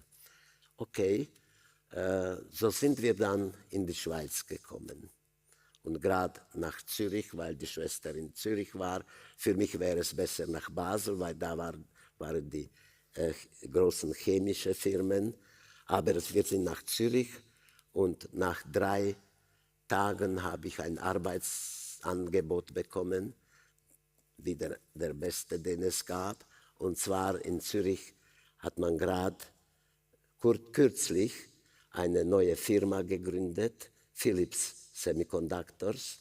Das war eine Firma, die integrierte Schaltungen, also heute heißen sie Computerchip, ganz blöder Name, aber so heißen sie. Und ich wurde da angestellt, wieder in die Forschungsabteilung, aber bald habe ich dann die chemische Abteilung und dann habe ich Karriere weitergemacht. Das war Anstellung meines Lebens. Es war nämlich für mich keine Arbeit, es war mehr Hobby. Ich habe nach kurzer Zeit mich in die Technologie eingelebt und ich bin so ein Typ, der das Neue liebt und versucht, Probleme zu lösen. Heute nicht mehr, aber damals.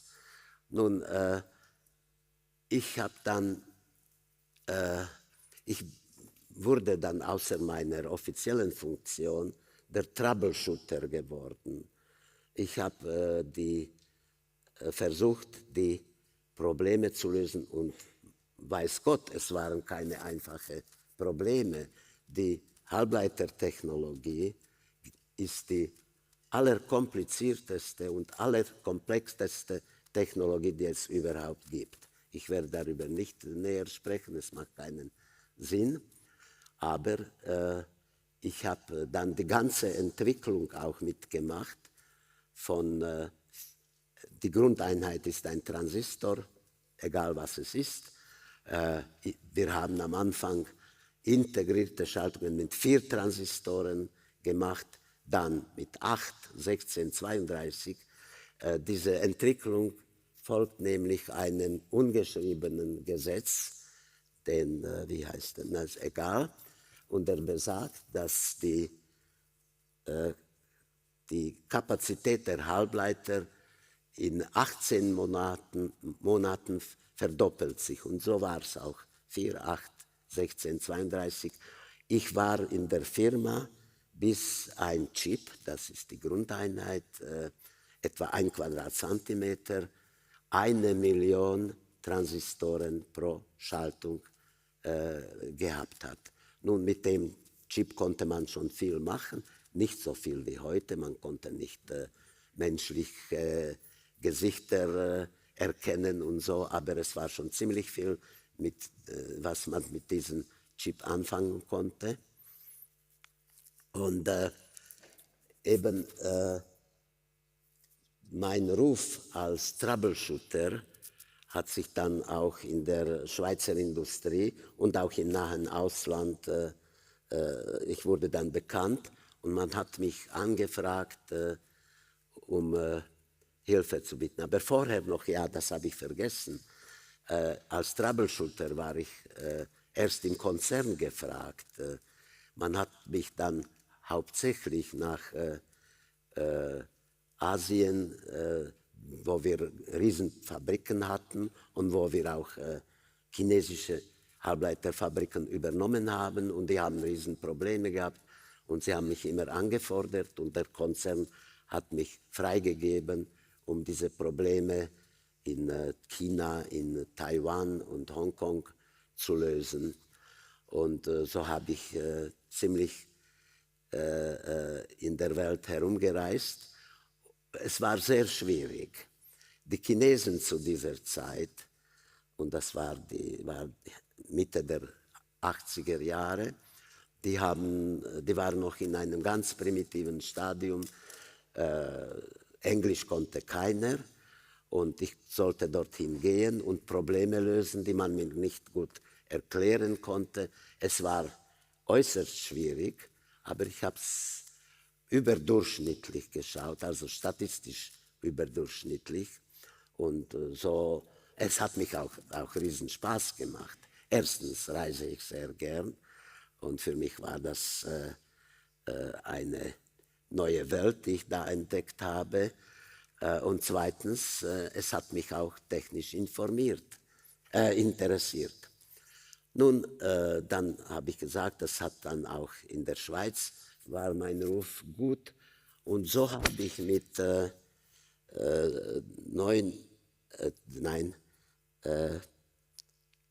61 Jahren entschieden, ich gehe in die Rente und gründe meine eigene Firma, Consulting-Firma. Das habe ich dann auch gemacht. Ich habe dann einige Jahre diese Consultings für Schweizer und nahen Umland Consulting gemacht, wahnsinnig gut bezahlt. Aber dann im Jahre 2005 hat Bundesrat durch Bundesamt für Medizin mich angefragt, ob ich bereit wäre, die Leitung der neu gegründeten Kommission für Nanotechnologie zu übernehmen und gleichzeitig die Leitung der Schweizer Delegation beim Internationalen Kongress für Nanotechnologie. Nun, ich habe mir das nicht ganz zugetraut. Ich habe einen Professor gefunden, der das machen wollte, aber der hat nach einem halben Jahr gesagt, es ist für uns zu viel. Und so bin ich dann eben eingetreten in die Nanotechnologie. Nun, das war wieder eine Steigerung noch in meinem Leben. Die Nanotechnologie, ohne auf Einzelheiten einzugehen, ist die Overall Technology. Das heißt, es sind alle wissenschaftlichen Bereiche in dem integriert. Es war etwas ganz Neues und ich habe das Glück gehabt, ich durfte bei den Ausarbeiten der Grundlagen dieser neuen Technologie mit namhaften Wissenschaftlern mitzuarbeiten. Es war eine wunderbare Zeit für mich. Dann im Jahre 2017, als ich 79 Jahre alt war, habe ich gesehen, es reicht jetzt. Sowieso die Arbeit in der Nanotechnologie. Wir haben die Grundprobleme schon gelöst und jetzt war das meistens spezifische Probleme, das hat mich nicht interessiert. Ich habe entschieden, in Rente zu gehen und das habe ich dann auch gemacht. Und ich bin jetzt ein glücklicher Rentner, mache gar nichts, vielleicht diese Vorträge hier und da und bin ganz glücklich mit meinem ruhigen Leben. Nun, warum ich das alles erzähle? Ich bin ja ein Zeitzeuge des 20. Jahrhunderts mit allen seinen Katastrophen, aber auch mit seiner Segnung. Also ich habe den Faschismus, den Sozialismus erlebt, aber dann auch die Demokratie. Und die Demokratie ist das Beste aller Systeme. Es gibt nichts, nur ähnlich Gutes. Das Problem ist, dass es heute von der Jugend abgelehnt wird, wegen extremen Ideologien, die meinen, sie können es noch besser machen. Leider stimmt das nicht.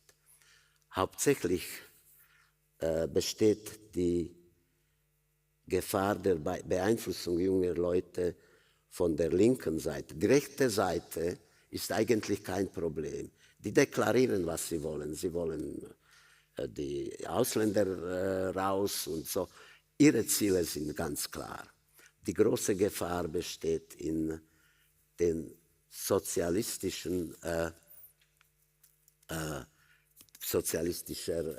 Propaganda und selbstverständlich religiöse Sachen.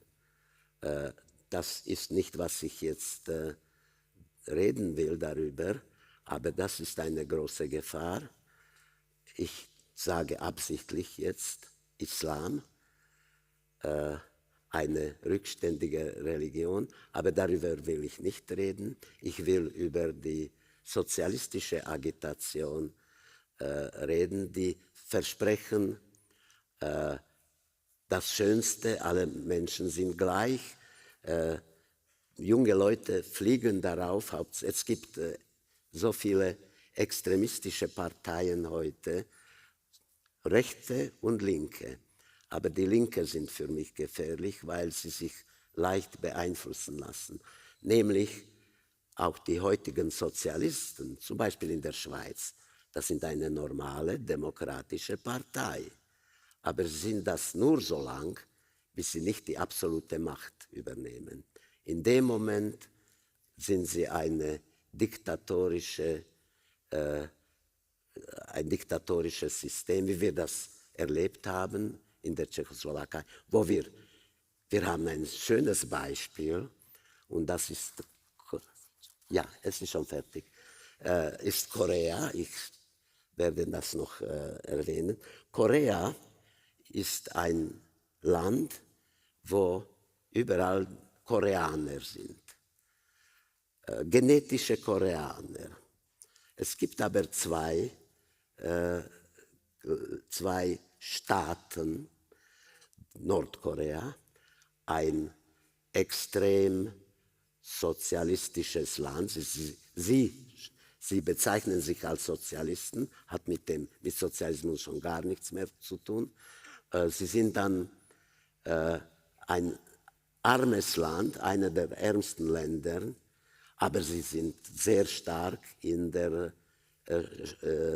Waffenindustrie. Das ist für sie wichtig. Ja, ich mache Graz. Auf der anderen Seite gibt es Südkorea, ein reiches Land, einer der meistentwickelsten Länder der Welt. Nun, gleiche Menschen, genetisch gleiche Menschen, zwei Systeme, mehr muss ich nicht sagen.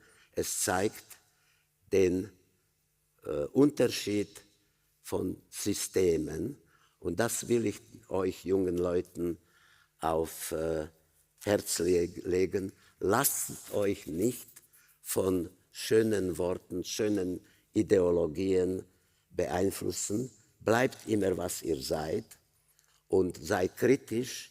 Alles, was in euch gesagt wird, überlegt, kann das wahr sein? Das ist die einzige Message, die ich weitergeben kann. Danke für die Aufmerksamkeit.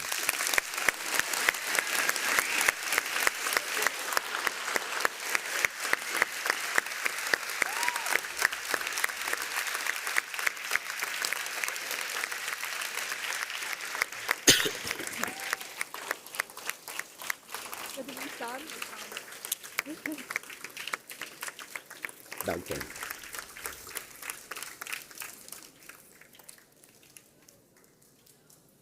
Herr Hollander, thank you for entrusting us with your memories. It's a gift that we're never going to forget. Thank you so much. Thank you.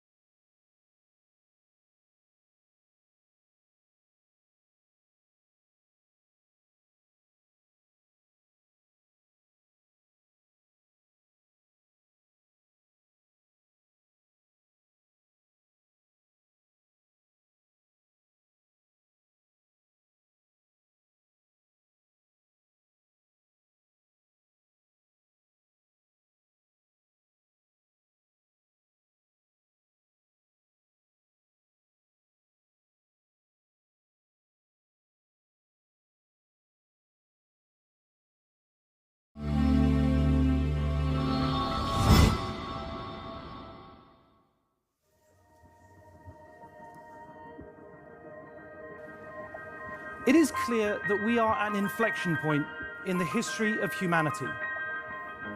On our current trajectory, we're headed towards the emergence of something that we are all struggling to describe. Teachers at this primary school in China know exactly when someone isn't paying attention.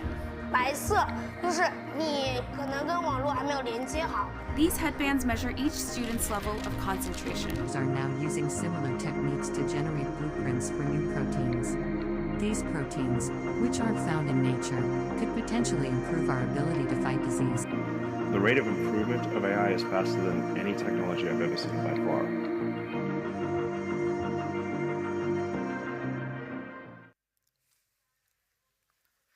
Ladies and gentlemen, today we delve into the fascinating world of artificial intelligence, a technology that is both revolutioning our lives and shaping the future. AI's impacts span across numerous industries, from finance to healthcare and transportation and entertainment. It is crucial to discuss AI not only because of its transformative potential, but also due to the ethical considerations as well as vast societal impact. As we navigate this new horizon, we must balance the wonderful opportunities AI offers with the challenges it presents, ensuring that these benefits are accessible to all and the risks are responsibly managed.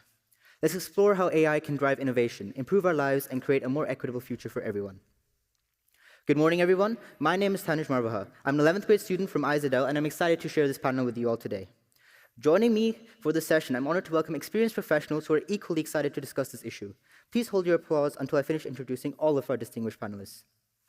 Sitting next to me is Mr. Yariv Adan, founding partner of Ellipsis and an AI expert who now invests in early-stage AI deep tech startups. We also have Ms. Erika Martins, designer from Sweden whose work explores AI's application into creative sectors like art and food. Also joining us is Ms. Tilke Judd, an expert in AI's applications in biology. We're also honored to have Ms. Grace Dansiu, board member at human rights organization Hura Docs, who will share her expertise on AI's role in human rights.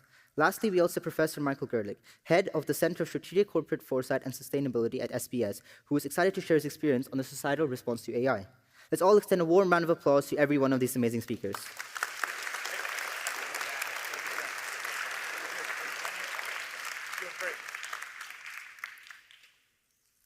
With all being said, let's dive right into the discussion.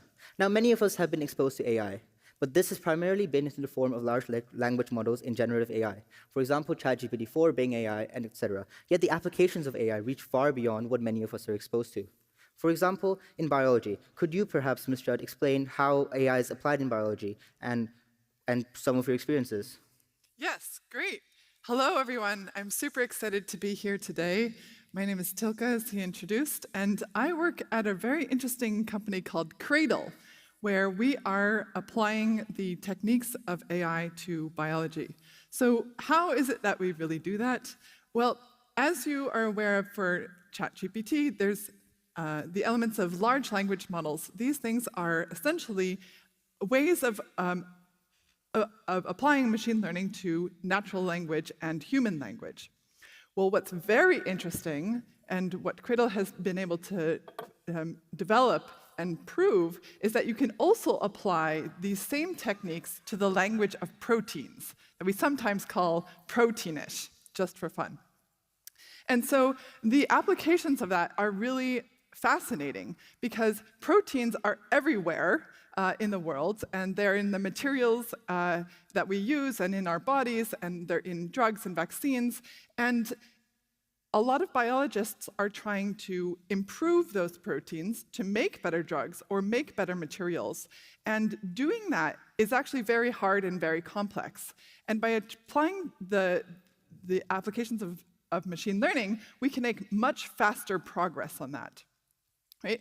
And so it's been really fascinating to see that we can work with pharmaceuticals to make drugs much faster, and we're working with a couple different startups that are finding alternatives to petroleum. And other applications are essentially finding ways of doing food made without animals, and that's just some of the applications that we see so far. And so how that applies to you as students here, I think in the future, as you're growing up, the types of materials and medicines that you'll have access to will vastly change. And also the types of opportunities you have for roles and jobs in life sciences is really fascinating, because there's really an explosion of opportunities in that space as we apply machine learning to this area. So future surgeons, doctors, and physicians here should expect some interaction with AI in the future. Definitely. Definitely. It's hitting all areas of life sciences. One very interesting thing you brought up was, using AI for food. Now I know you use AI's applications in food. Could you talk about specifically how you do it and what other areas you see it being applied in food or maybe even art? Yeah, totally. So, can you hear me? Yeah. I come from a background of design, and my bachelor was in interaction design, and then I moved into more architecture and computational design, and a lot of working with robotics. And I think the fascinating thing with working with new technologies is also that we can start to question, like how do we want to interact with these new machines? How do we want to have this human machine collaboration? And I think that when we have this opportunity to actually collect all this mass of data and using AI to understand data in a very new way, there's big potential of understanding where your food is coming from, how the food is affecting your own body. So the whole food supply chain is a very complex system, right? And AI could really help to have more transparency within the supply chain, better understanding where your food is coming from, and actually seeing how it affects your body. So there's a lot of potential in that sense. And I think there's also, more from kind of the design and art perspective, it's also very interesting to think about how can machines also, look in different types of material, not only these kind of hard materials that we often see with the iPhone, with the computers, but thinking more of like living machines and living materials to also change that relationship that we have with technology. Because, if nature is the greatest technology, what is then technology? And if we can eat, if we can augment our food with data and actually eat technology, I think that we can start to ask a lot of different questions, also how we design society and how we design the future, and how do we actually want to create that future living together with these machines, right? Thank you, that's very interesting. But I feel like for a lot of the audience, they define it sort of confusing or unnerving, how AI is directly involved in, let's say, like art that's very creative, or food has a direct impact on us. Now I understand that like a lot of you, it's like, okay, AI, they're not as creative as humans, or they don't interact directly with, like, let's say, our consumption of food. Now in terms of societal impact, how do you think something like this would fit into how human response would be to AI? I think you're asking me, right? Yes. Well, first of all, AI is amazing. What it can do is outstanding. And the fields of application are limitless, right? So this we have to say. But the question is, and that's pretty much what I'm doing, I'm analyzing the societal impact of artificial intelligence. What is the human factor of AI implementation? So what does this mean for us humans? And while it helps in areas like we heard, biology or health, I expect enormous developments over the next few years, especially in the healthcare sector. Access to healthcare, affordable healthcare, will increase enormously, right? But at the same time, we have to think, well, what does it do with us? And let me address this. You're using all ChatGPT. Everyone does, or something similar. It's brilliant. And I recommend my students to do it. But we realize, studies have shown, when you just offload everything on the AI, the cognitive offloading has a negative impact on your critical thinking. That means if you're not using it in the correct way, you actually reduce your possibility to think critically. And that would be bad, right? And the same thing is we heard about new job opportunities that will come, right? But at the same time, especially when you use those tools not properly, let's assume on the job. I mean, your parents probably do that as well. They see the benefits of using Claude or ChatGPT or any other tool to improve, to write a letter, for example, or to get a quick answer to something. If you continue doing that more and more on the job, at the end, actually, the AI could do your job, right? So you have to be always careful that it will be a combination.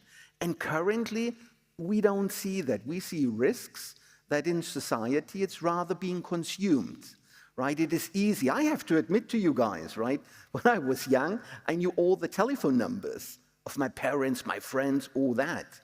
Today, I don't even know my own telephone number because it's all in my phone. That is cognitive offloading, right? We don't have to think of that anymore. But AI goes way beyond that, right? We call it the Google effect, right? What we did in the past is we were looking for the answer in Google, right? But it didn't give us the real answer. It gave us sources and we still had to do the critical thinking. But now AI does the thinking for us if we want. And that is where we have to be careful, right?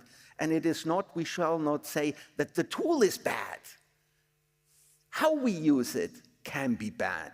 And this is important. So it is, I believe, a big benefit for society, but if we are not careful how we use it, and then you talked about ethics. Wow, I don't even want to start there because probably we're going to sit there in 2 days still, right, talking about ethics in AI. But yes, it has a huge impact. Positive, but we have to see that there are as well some darker sides where we should be a little bit more careful and pay attention.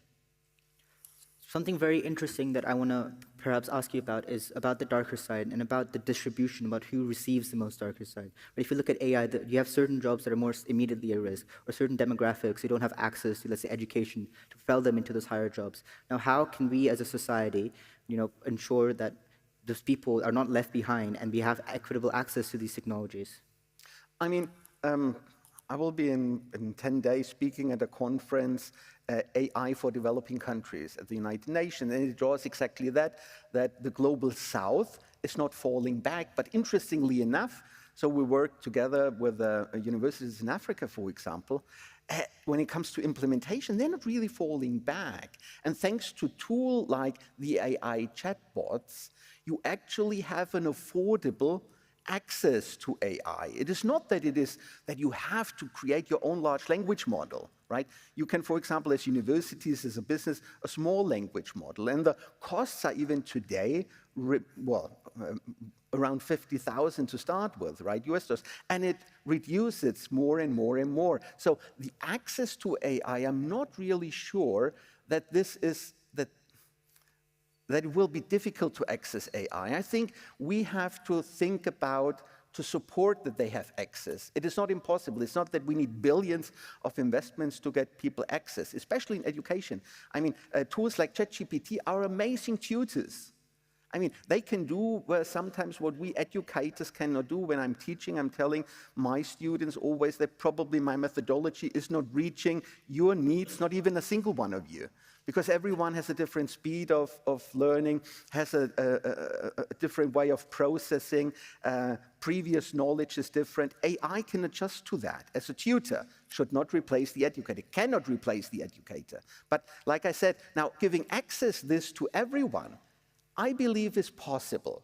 We should support this with government support and institutional supports like, for example, schools or associations. Thank you. If I may, I think AI is an equating technology. In the past, if you wanted high-end education, good one, you needed to live in a place or have the money to fly to a place where there's a good university and be able to pay 50,000 francs or dollars every year. If you wanted a good hospital, you needed to live near a good hospital. If you wanted to start a business and to learn how to start a business, you need to be in a place where someone can teach you. Now, at the cost of a phone and a very cheap access to an AI, all of that is available around the world. So I do think that this is actually a highly equating technology, and we should expect that actually, I think the lower and the middle tiers will have the biggest jump in terms of availability to improve their lives and skills. And the disruption, I agree with you. I spoke, for example, to people in South Africa in a conference, and I said, I see more opportunities for disrupting the markets in those countries, because now with access to AI, they do not have to build the whole infrastructure that big corporations need, what you have, right? And it is the big corporations, they implement AI already, but for them it's a lot more difficult than for a startup. Let's say a legal company in the US, they use a lot those chatbots already, AI chat, like ChatGPT, in advising their customers, right, their clients. But the big legal companies, right, they have thousands of employees. Imagine someone comes fresh from the bar, uses ChatGPT, and has at his hand like 4 or 5 lawyers. He can offer now for $50 an hour the service, while the big companies ask $800, right? The disruption probably will come rather from those who had problems in the past to compete. So I fully agree. Yet why should the big companies continue paying the people who offer their services $800 an hour instead of directly going to AI as a solution? At the moment, I believe, but there are people who are better qualified than I to say that currently, at the current stage, probably AI alone would not give you a 100% correct answer. There should be still someone who can, let's say, guide it. There's the critical thinking, what I'm always saying. The human part should be still there. Only a go to, let's say, ChatGPT and not to a lawyer, that is not really advisable. It gives you the first help and gives an understanding, but we are still not yet there. I think we're very close to that point, and I think that in the very near future, there will be very few professions where you will be paid $800 an hour to read some text, analyze it, generate some other text, or to take information from one tool, process it, and put it in another tool. All of this kind of work, wherever, in a way you can think one way to look at it is people are using tools, but in many places, actually, tools are doing the work, and people are used to pass the data between the tools, and with some processing in between. And I think all of that will go away, and indeed there will be disruption, and maybe a company that earns $800 an hour will not lead that disruption, but you entrepreneurs will come and use the technology and offer the same service at a much lower cost, and in my opinion, at higher quality, and that will actually force the market into disruption, and it happened in the past. And I think it's a matter of 3 to 5 years, not 10 to 20 years. Tanishka, I'm going to go back to the point about the global equity, because I do agree with Yariv and Michael that technology in general becomes a huge source of opportunity for people who never had it before. And I think that starts with the beginning of the internet.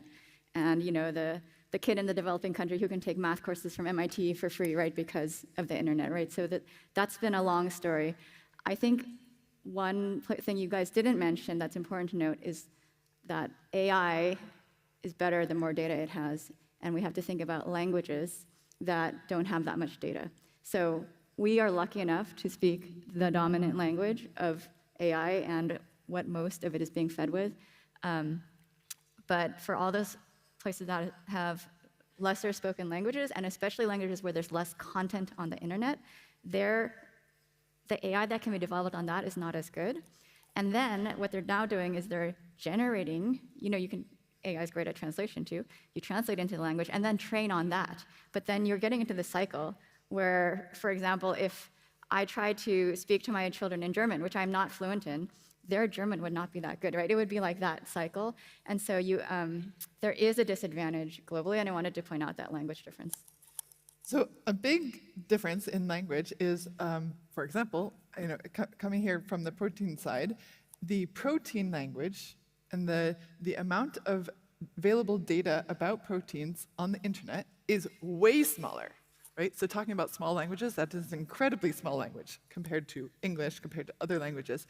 The protein language is extremely small, and getting new data is extremely expensive. So this is one of the places where there is massive opportunity, but the data available for it is not yet at the state of all the other models.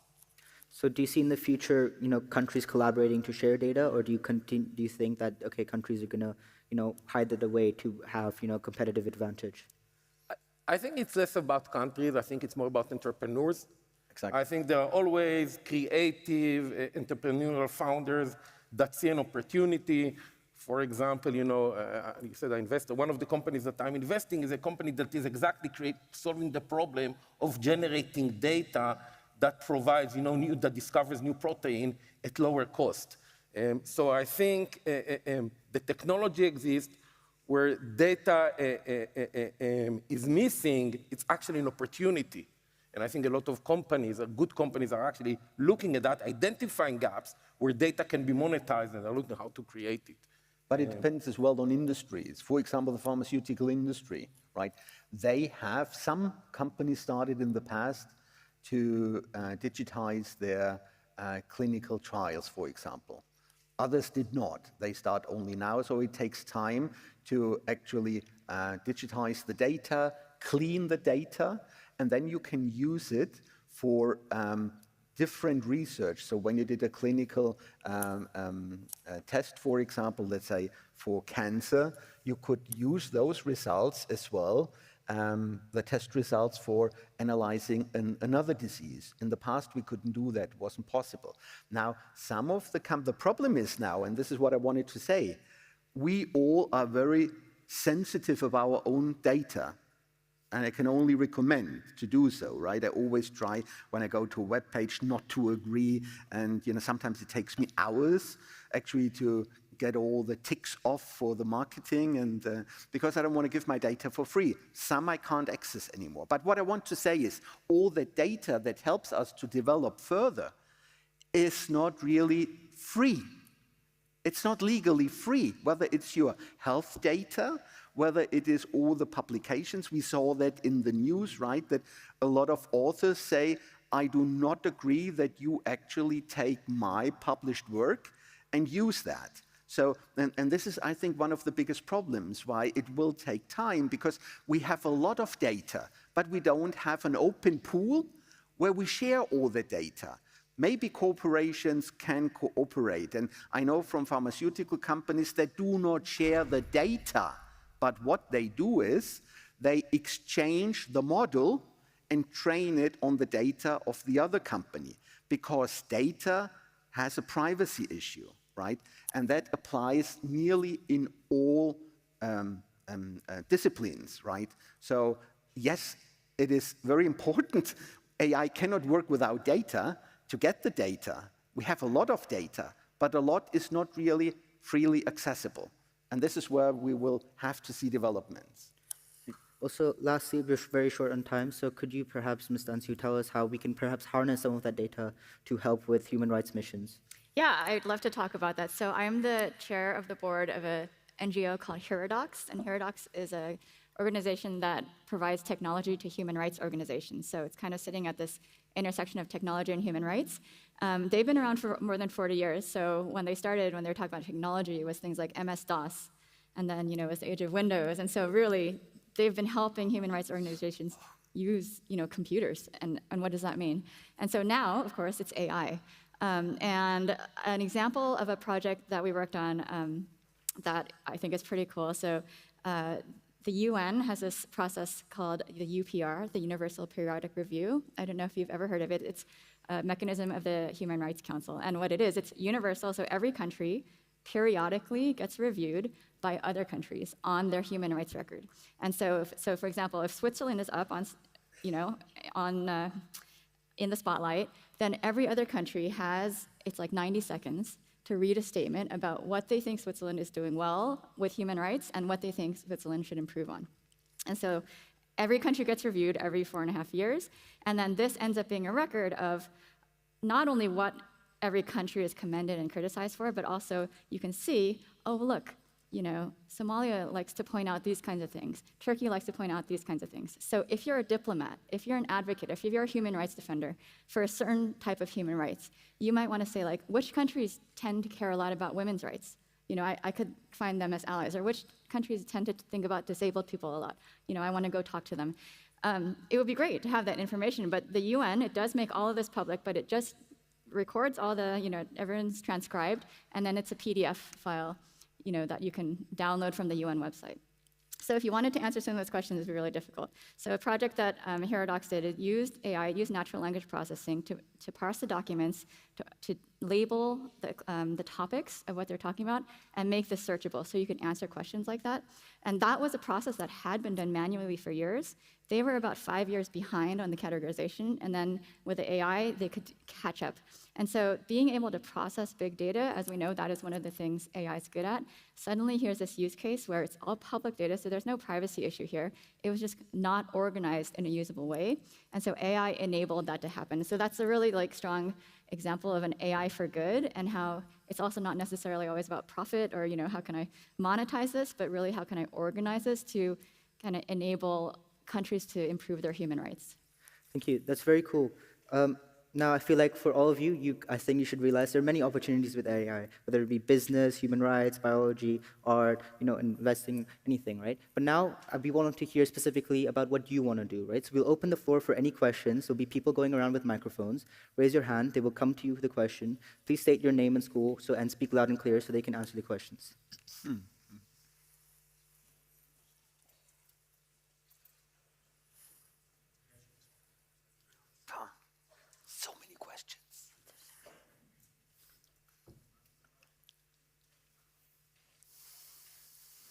My name is Maximilian Christoph Schirmer, and I am a student at ISDL. You use the word disruption very often when you talk about the future of AI and its use. What can we imagine under the word, or when you talk about it? Yeah, I'm very sorry, yes. It's a term that we use when a market gets, disrupted, meaning it functions the way for quite some time, and then something happens that shakes up the whole market. And this is usually when something new enters the market. Now, the biggest disruption for the hospitality sector, for the hotel sector was, for example, Airbnb. When they came in, it disrupted the market. Nobody was prepared for it. It was an alternative that was offered that was so different from everybody else. And AI can help you with whatever idea, wherever you are, to disrupt a market where competitors have been competing and leading a market maybe for many years. Because now you have the opportunity to offer something a lot cheaper and, what Yarif said, even at a higher quality. And that is what we call a disruption. When you're just a new competitor that does the same than the others, that's not a disruption. A disruption is always when it impacts the market, that the market has to change totally. I hope that helps. Yeah, you change the rules, basically. Yeah. In biology, I think one of the disruptions that we imagine seeing, that we expect to see, is that designing proteins was really only available for large companies who could pay lots of money to run big experiments. And the disruption that we expect to see is that when the cost of designing a protein goes way down, that people will be able to optimize proteins in a much smaller scale, much more like startups, maybe even in a garage. Like in the future, you could be designing new materials by optimizing proteins based on the tools that are available. That is a disruption from the existing state. I can add one thing too from the human rights angle. I think a lot of the discussion on AI and disruption in the human rights space is on surveillance.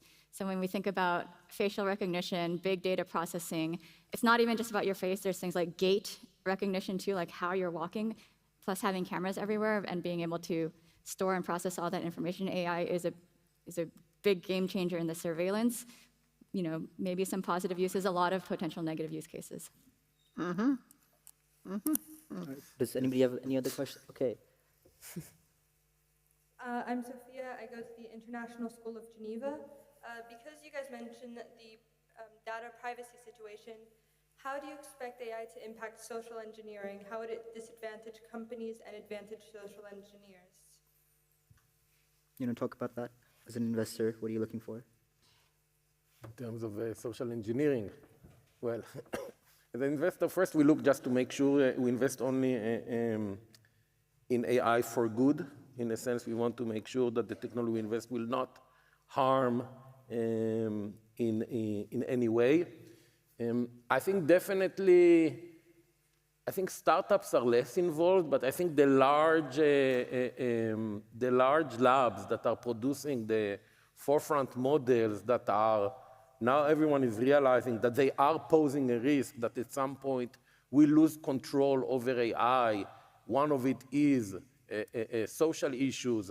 Other is, security, and there are all sorts of scenarios of how an AI that is very powerful that we do not understand can go rogue.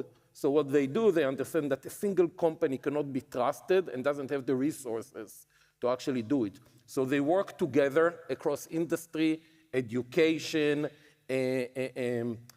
countries, and other institutions, and they share before, for example, they release new technology, they give a few months access, and they plan ahead. And I think if before everyone was racing to release the next technology, now they're taking a little bit of time to review and think on the implications. I do think that the rate of technology at the moment is faster than our rate of ability to adapt to it and to plan to it. And usually making societal changes takes a much longer time, and it's much harder because you collaborate across many often inefficient entities. But at least, we've seen it in the past. We've seen it in the Industrial Revolution. We've seen it to some extent, with mobile and internet, especially in emerging markets. I hope that as a society, we will be responsible enough and put enough resources. Because the biggest question is, there are billions in developing the technology. Are we putting billions in making sure that the technology is responsible? Not yet. I think that there is imbalance. So I think we need to do that. But at least the last 2 years raised the awareness to that. Before that, people said, don't worry. But I would like to add to this, there are always the good, the bad, and the ugly, right? And I think at what you correctly said, the pace of development is way faster than what we can do as a society or governments to keep up with it. And one tiny example that fascinated me always, that in 2018, the EU started the process for the EU AI Act, which passed in January 2024 only. And after 2 years, you will actually be punished if you don't follow the AI Act, which means, it takes so long to pass a regulation and to help to control that by then, technology evolved already so fast. So this is a problem that we have in societies. This is not because governments are bad, and this is not, but we are not constructed in a way to address this. And then we shall never forget there are the bad out there as well. And I had a talk with a few years ago with an AI developer about, when I said as well, government should regulate AI, and he said, Michael, we are way beyond that, can't be regulated. It's actually out in the open. It is open source in a way, right? And there will always be companies or there will always be researchers that will do what they shouldn't do, right? There are laws out there that you are not allowed to steal. Have you ever seen a person who stole something, had to go to jail? Ever, right? You know what I want to say. Even if you have a law, still, because we talk not even billion, trillion dollar businesses, right? Yeah, people will think, well, will I stay within the lines or am I trying to get an advantage? And that is not easy to handle, right? I'm not saying that we do something wrong, but we should be aware. We should raise awareness about that. Just to finish, I think one of the things that the industries realize is that governments are not equipped to solve it. And the way to address that is to really collect the top 50, 100 AI experts that are recognized as such and have them agree together on the risks, on the timelines, on the way to mitigate. Because once you have such a large collection that they are all aligned, governments cannot choose and pick different voices for political reasons. And at the moment, because different voices are saying different things, it's very easy for every government to choose their experts. So I think that's the way forward, and I hope that this will indeed happen. Could I add something? Because, Sophia, I don't know what you meant, but what you were thinking when you were saying social engineering, but what comes to mind for me, and what we haven't talked about yet, was we've talked a lot about AI text and chatbots, and we haven't talked about images and videos.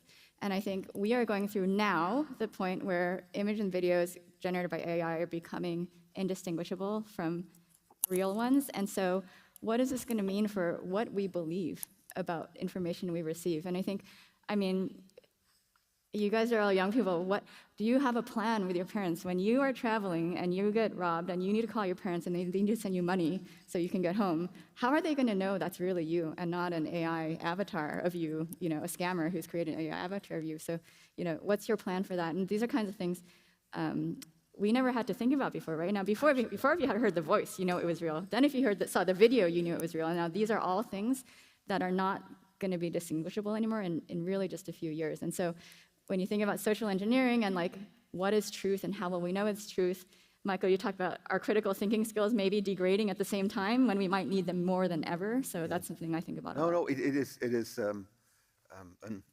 I want to say carefully, an interesting time that we are living in, and it will become even more interesting. But we should raise awareness with all, not just with young people, I think with everyone, because what you said is so true, and already a big company in Japan lost several millions because the scammers did exactly that. They started with the normal email. I received those as well. And were saying, oh, please, we have to transfer quickly money here and there. Then they had a phone conversation. It was the CEO's voice. This was still not enough, and then they had a video conference, and they saw him, and then they transferred on the spot the money. They never got it back. So it's not just in our private, but as well in professional environment. There we have to be careful, and this is very tricky, right? When it comes to, yes, what kind of information do we trust? And AI is all about information, right? What is correct information, what is wrong information? Not easy. I think that can also be very scary. I mean, I've seen the Will Smith, spaghetti video, and I've seen how that's transitioned. Also now where scamming isn't something that would have let's say, my vulnerable, not tech, oriented grandma, but now to like full 700 million Japanese corporations. So now, guys, be careful, but also look for your individuality is what I think, right? So would you all agree? Also, now we want another question, perhaps from over there.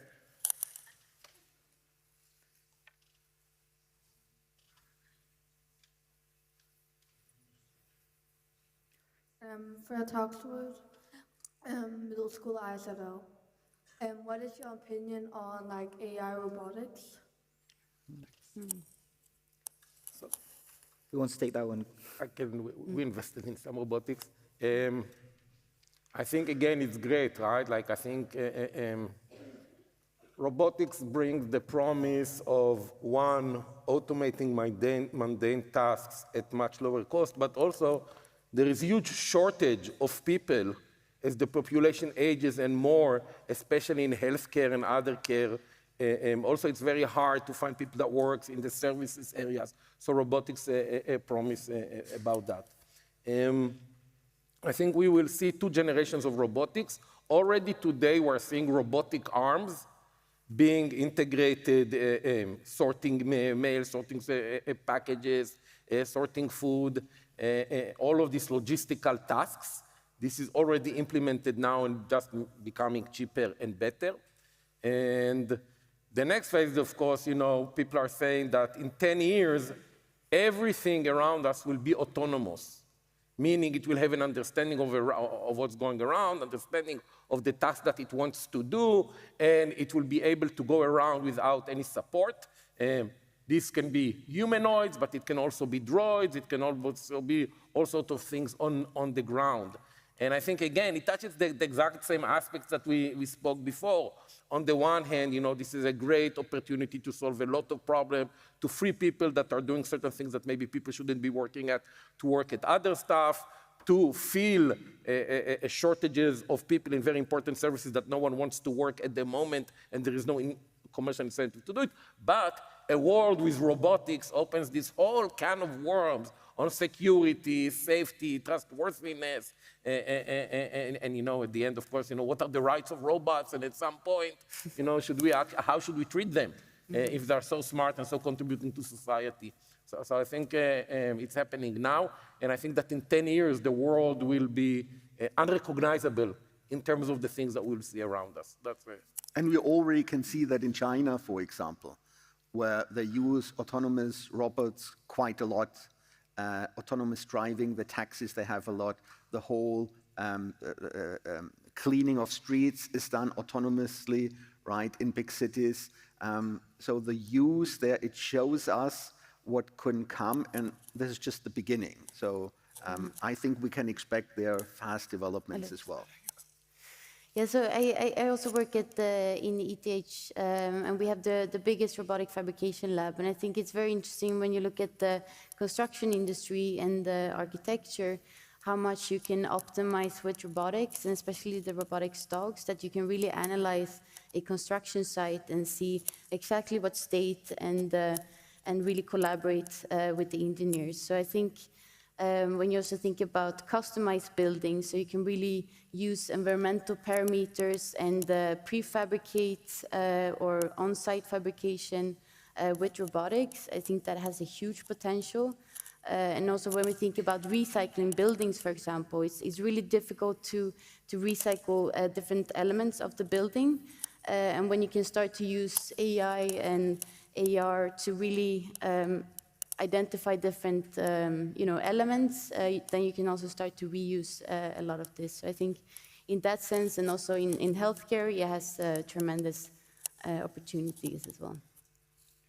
I'd love to perhaps abuse the word robot and tell you about a microscopic robot I'm really excited about. And that is essentially our ability to engineer new kinds of antibodies that look like this and are really microscopic, but in some ways, kind of metaphorically, they can act as little robots in your body and in your immune system. And an emerging field, really just accelerating in the last 10 years, like mostly in the last 3 years, is a world of bispecific antibodies. And essentially, that means that the antibody can latch onto one thing and a different thing with the other hand, okay? Now, typically, it latches onto the same thing with both hands, but we can engineer, let's call it antibody microscopic robots, that can grab onto a killer T cell and grab onto a tumor and bring them together, right? And so that kind of microscopic antibody robots are the things that are unlocking cures in cancer. And on the other hand, colonize Mars. We need robots for that. Yeah, I think it's very interesting how there's a big, disparity between saving lives and also making people afraid of their own lives. Now I'd like to invite the last question. Raise your hand so one of you can get.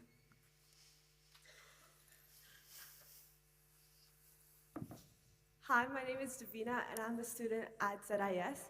I was wondering, if AI ever disintegrates, how do you think the world would still be able to function without it? Would it, not be able to withstand without AI? Thank you. Depends when. It depends when in time and how far we developed as a society. The dependencies is always a big problem when it comes to dependencies on technology. Just imagine today, there would be, through natural disaster, no more electricity around the world. I think we would have huge problems as a society. Nothing would work anymore. In your house, there would be no communication, everything would get cold, right?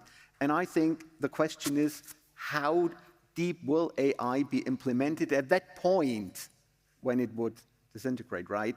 Then that depends then on the impact of society. If it's at a point where it's everywhere, like electricity, then probably it would be devastating. It would pretty much throw us back into Stone Age.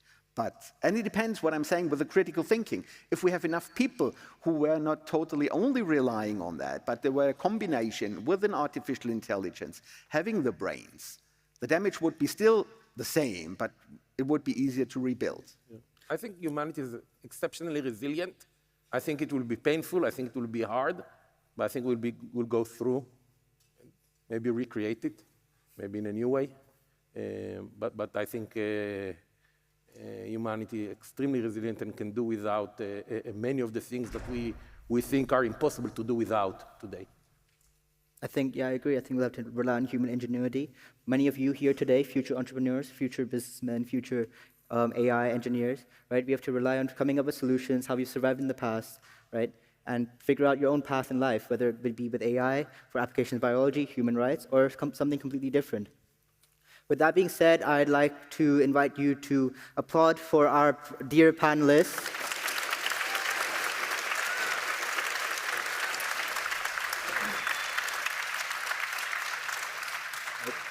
I understand that there were many other questions, so feel free to reach out to them in session number 7. We don't have much time afterwards today because we got shrunk for time after this first session. So we have to move out, let the other people come in, go to your next sessions, meet them later. Have a nice day. Welcome to YFS.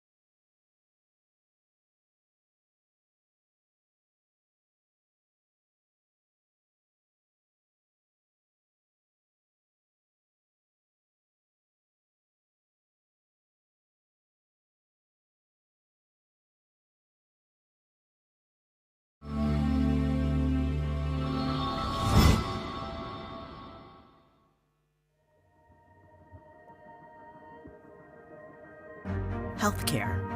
It's more than a system. It's a fundamental human need, essential to our collective well-being. Through partnership, we can transform healthcare. Sectors working together locally, countries collaborating globally, innovating to create ever more accessible medicines. It takes 7 to 10 years to develop a new drug. And it's costing us about $3 billion. Manufacturing medicines that are going to be used for oncology, rare disease, vaccines, replacement therapies. In order to do the job that we do, in order to find groundbreaking things, you need to have an imagination. You need to be able to dream.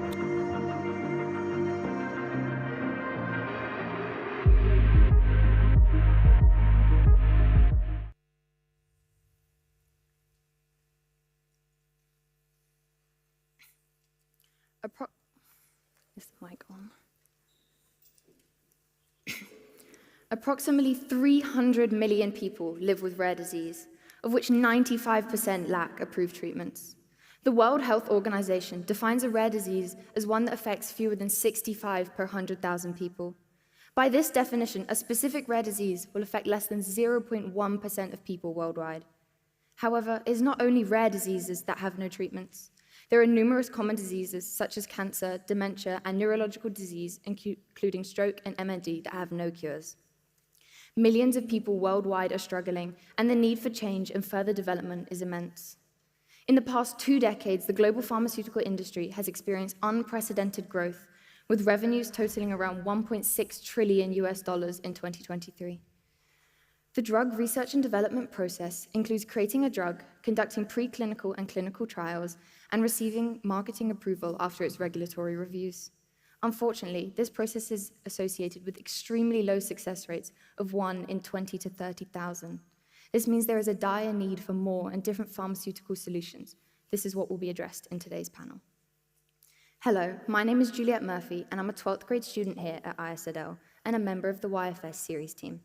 I would like to welcome you to the Next Generation Pharmaceutical Solutions panel. Joining me for this session, I'm honored to welcome Kate Bradford. As Head of Global Medical and Field Capabilities at Alexion Pharmaceuticals, who are part of AstraZeneca, she works to improve drug trials and the take-up of new drugs, in addition to ensuring that their products are used properly and effectively. Alexion specializes in orphan drugs, which are drugs developed as a response for public health needs and not economic reasons, and they use them to treat rare diseases. I'm also proud to welcome Robin Teufel. He works at the University of Basel as an associate professor of pharmaceutical biology. In addition to this, he's also the head of the Pharmaceutical Biology Research Group. His current work focuses on the discovery and characterization of natural products from plants and microorganisms as possible candidates for the development of novel drugs. The last speaker joining us today is Ariana Greco, working as Senior Vice President and General Counsel Commercial at Alnylam Pharmaceuticals. She helps to provide end-to-end advice for the approval, launch, and commercialization of Alnylam's medicines, as well as ensuring smooth operations in over 26 countries and multiple distributor markets. The first 25 minutes of this session will allow our panelists to answer the questions I've prepared and discuss them openly, with the remaining time allowing you, the audience, to answer any questions you have about the panel. The first question I have is for the whole panel. So the question is, what do you see as the biggest challenge in developing new pharmaceutical solutions, and how is your organization addressing these? Dr. Bradford, would you like to start? Yeah, thank you, Juliet. I mean, that's a huge question. Obviously, working in rare disease, we are focused on, a small community. You mentioned there are 300 million patients around the world living with rare disease. There's about 7,000 different types of rare disease. But by their very nature, they are rare. So one of the challenges we face when we're developing a medicine is actually finding patients to be involved in our clinical trials. Sometimes there may only be 1 or 2 patients per country.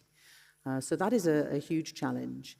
Again, in terms of the success rates, you mentioned, I think in the video it said, it costs $2.6 billion and takes 7 to 8 years to develop a medicine. Well, we have a 1 in 10 success rate, so 90% of our trials fail. So, again, that is a challenge in terms of investment and making sure that we are, choosing the right drug targets and assessing our medicines in the right populations. Dr. Greco, are your views similar, or are there any differences? Yeah, I think, first of all, thank you for having me, and it's very exciting to see what you guys are doing with this event. I think Kate said it right in terms of how difficult it is for pharmaceutical companies to identify diseases that are still lacking treatment, to well understand them, to the point of being able to select the right population and design the right study to bring a medicine potentially to those patients that need it. Of course, even when you're successful to developing a drug, then you still need to get it approved in different countries in the world, and systems vary, and the standards that are required by regulators in different countries to get a drug approved vary as well. So you need to design a study that is often global and then make sure that you meet those different standards in different jurisdictions.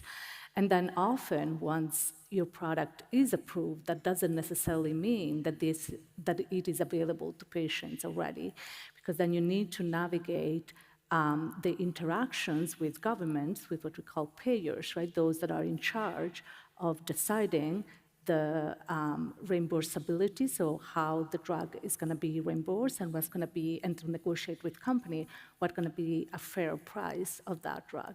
And I think that poses a lot of fair questions to society as well in terms of what's the right reward for innovation that I'm sure we'll talk about later. Absolutely, that sounds like very big challenges. And Dr. Teufel, does your experience differ from a research perspective, or is it somewhat similar? Yeah, no, I would also completely agree with the fact that one of the key issues is the high costs for developing a drug and put it into the market, pretty much, right? So in the first talk today from Mr. Hollander, we heard that basically in computer science, it's basically a very I would say different tendency, right? So you have improvements in technology, you can put more and more transistors into a chip, and therefore the costs for buying a computer is basically exponentially decreasing, not increasing. And in pharmaceutical development, we have the opposite thing. So in computer science, we sometimes refer to that as Moore's law, meaning that the costs go down and computational power goes up. And in pharmaceutical development, it's the other way around. So sometimes this is called E-Room's law. If you turn around the letters from Moore's law, you end up with E-Room, which basically means that the cost for actually developing a drug and putting a drug onto the market is exponentially increasing. And this is, of course, very troublesome. Also, if you think about poorer countries who cannot afford expensive drugs, etc. And it's very clear that if a company has to invest many $millions of francs into putting a new drug onto the market, they cannot give it away for free. Otherwise, they wouldn't survive. So there's many issues for sure. Absolutely, I think the price is for sure a difficult challenge to navigate. Moving on a little bit, Dr. Teufel, what do you look for when considering natural products as possible candidates for the development of novel drugs? Yeah, so maybe for a little bit of context what a natural product is. So typically by the term, we as scientists mean any compound that's produced by a living organism which has a certain bioactivity. So these are typically compounds produced by plants or also by microorganisms such as bacteria or fungi. And you can imagine that many of these organisms do not have an immune system like us. So what these organisms do, such as a plant that it might be growing in your garden, they produce chemical compounds as a self-defense against infections or against predators, for example. And these compounds have bioactivities, meaning typically they can be toxic, for example, against microorganisms. And these toxins we can then use as antibiotics to treat infections. Right? So a lot of antibiotics, for example, that you can get in the pharmacy when you're getting sick are actually so-called natural products, right? Penicillin would be one of the most well-known examples here. And this is also what we like to do in my laboratory, right? So I don't work for a company, meaning that my success is not necessarily assessed by how much money I generate with, let's say, a patent or a drug that comes into the market. I do basic research. So we really go out, we grow bacteria in our lab, or we collect plants from Panama, from Switzerland, and we try to identify the natural products that are in these plants or in these microorganisms, and then do, I would say, a very rough and preliminary assessment of these bioactivities. And if, for example, some of these compounds have antibiotic activity, we can characterize them, publish our research results, But it's very hard, of course, to then do the next step, right? If you have bioactive compounds, then the actual investment would start. Then some company would have to come and really invest a lot of money into doing all the preclinical and then later on also the clinical trials to actually make sure that this would be a safe antibiotic and not an antibiotic that could kill you due to side effects, for example. Thank you so much for providing your insights on how you kind of decide how to look at the natural products. Dr. Bradford or Dr. Greco, is this different from how a commercial organization decides where to focus their efforts when developing a new drug? I mean, I'm happy to sort of kick that off. I think back to early in my career, I worked with a compound called hiridin, which is found in the saliva of leeches. And that became a very successful synthetic antithrombotic, so a blood clotting agent. So there are some really nice examples where, you know, we've been able to look to nature, because a lot of the answers sit in nature and in natural products, and we can develop those. But I think the challenge comes with that concept of return on investment. We definitely need the partnerships with the laboratories that are doing the basic research to give us that spark of an idea, and then we would take the molecule and try and bring it on that journey into the marketplace. And that's a very expensive and risky investment where you may not get a return. So, you know, there are some really good examples, but I think it's around balancing it with how do we protect the investment from a pharmaceutical company perspective, that we can continue to put the money back into research. Because, again, I suppose it poses, maybe this is a question from a legal perspective, how do you tackle things like this sort of patenting of a natural product that is available, you know, and doesn't, you know, necessarily belong to a pharmaceutical company? Yeah, I think it's a very important question because, of course, part of what in the private sector companies look at is how do they protect, right, their innovation, whatever there is and whatever field there is, right? How do you discover something that is protectable in the first place, and how do you maintain that protection over time? And of course, patents are the primary system through which you protect innovation, and there are criteria, of course, in all countries around the world on what is patentable. And then there's also regulators provide, especially for drug development and for pharmaceutical product, what is called regulatory protection, so other forms of protection that complement your patent protection, which of course starts from the moment of discovery, but as we heard, takes a long time to develop a drug and finally bring it from the lab to patients. Right? It can take over a decade. And so large part of the life of your patent is actually exhausted already by the time you bring the drug to market. And this is where there's mechanism to protect the data that you generate through clinical trials and to protect your ability to market your drug once approved without having competition from people that may have, you know, kind of utilize the data that you've put out in the public domain to develop other therapies. And so these are some of the mechanisms from a legal standard standpoint that are utilized to protect innovation. I think to your question on how you decide, right, where to innovate and what to develop, I think there's also an element of, very interestingly, a lot of the innovative companies that develop, new generation pharmaceuticals actually target areas of disease that are not well understood. So in reality, what they do is very similar to what you would see in the public sector, right? Is going after an idea, right? Going after a vision of what could be a potential mechanism to target a disease without necessarily knowing whether they will be successful and whether the population that they will target ultimately is the same population they imagined when they develop and when they design a clinical study. And so it's interesting to see that there's a lot of serendipity in the private sector as well in terms of what ultimately makes it to market. And even when you approach the final stages of development, I think this is where the combination of researchers, medical professional, commercial people come together to define, right, what is the market that we're ultimately gonna have for this product. And maybe just one thing to really highlight there is that the North Star that connects us all is actually the patient.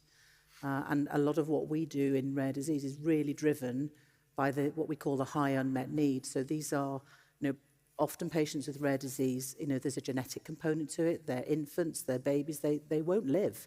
So this is very different from treating asthma, heart disease, it really focuses you on actually the patient is really at the center of why we develop drugs. Yeah, absolutely. I think comparing the two perspectives, like research, commercial, is really interesting to see. And kind of addressing what you talked about earlier, Dr. Greco, and shifting slightly more towards the legal and regulatory sides of pharmaceuticals, would you be able to share your experience in dealing with the legal and regulatory challenges when developing drugs?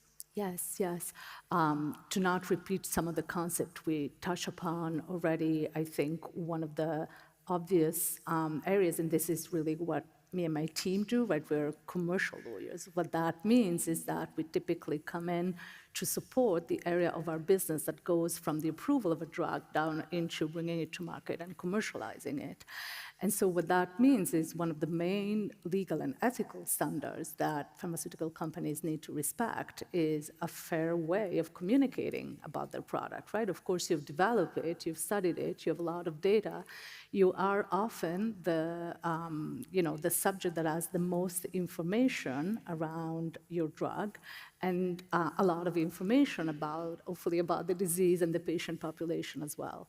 And the way you communicate that in a way that, of course, serve ultimately your purpose of a private corporation, which is to sell your drug, but in a way that actually is fair and balanced relative to the information you have, so that physicians who prescribe the drug and patients who take the drug, and in some jurisdictions, pharmaceutical companies can even advertise the drug directly to the patients, not in Europe, they can do it in the US. So the way you do that, and the way you do it according to the laws, but also according to standards that are not necessarily legal standards, right, for which there's not necessarily an immediate, fine in case you breach it, but in a way that is ethical, that is more about your behaviors, right, and your integrity in doing it, is the work that, someone like me, working as a lawyer in a pharmaceutical company, is in charge of helping the business doing.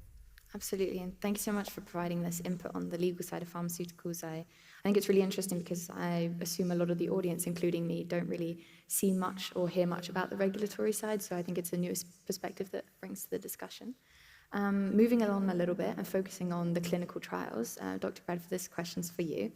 It must be really frustrating when you think you found a drug and it doesn't pass the clinical trials. How do you get over these challenges? And are there any developments in the way in which clinical trials may be run in the future? Sure. I mean, it's interesting. Robin will sit in his lab with a great idea, and then he sort of hands that over to us to put through the development process, which is complex and not always successful.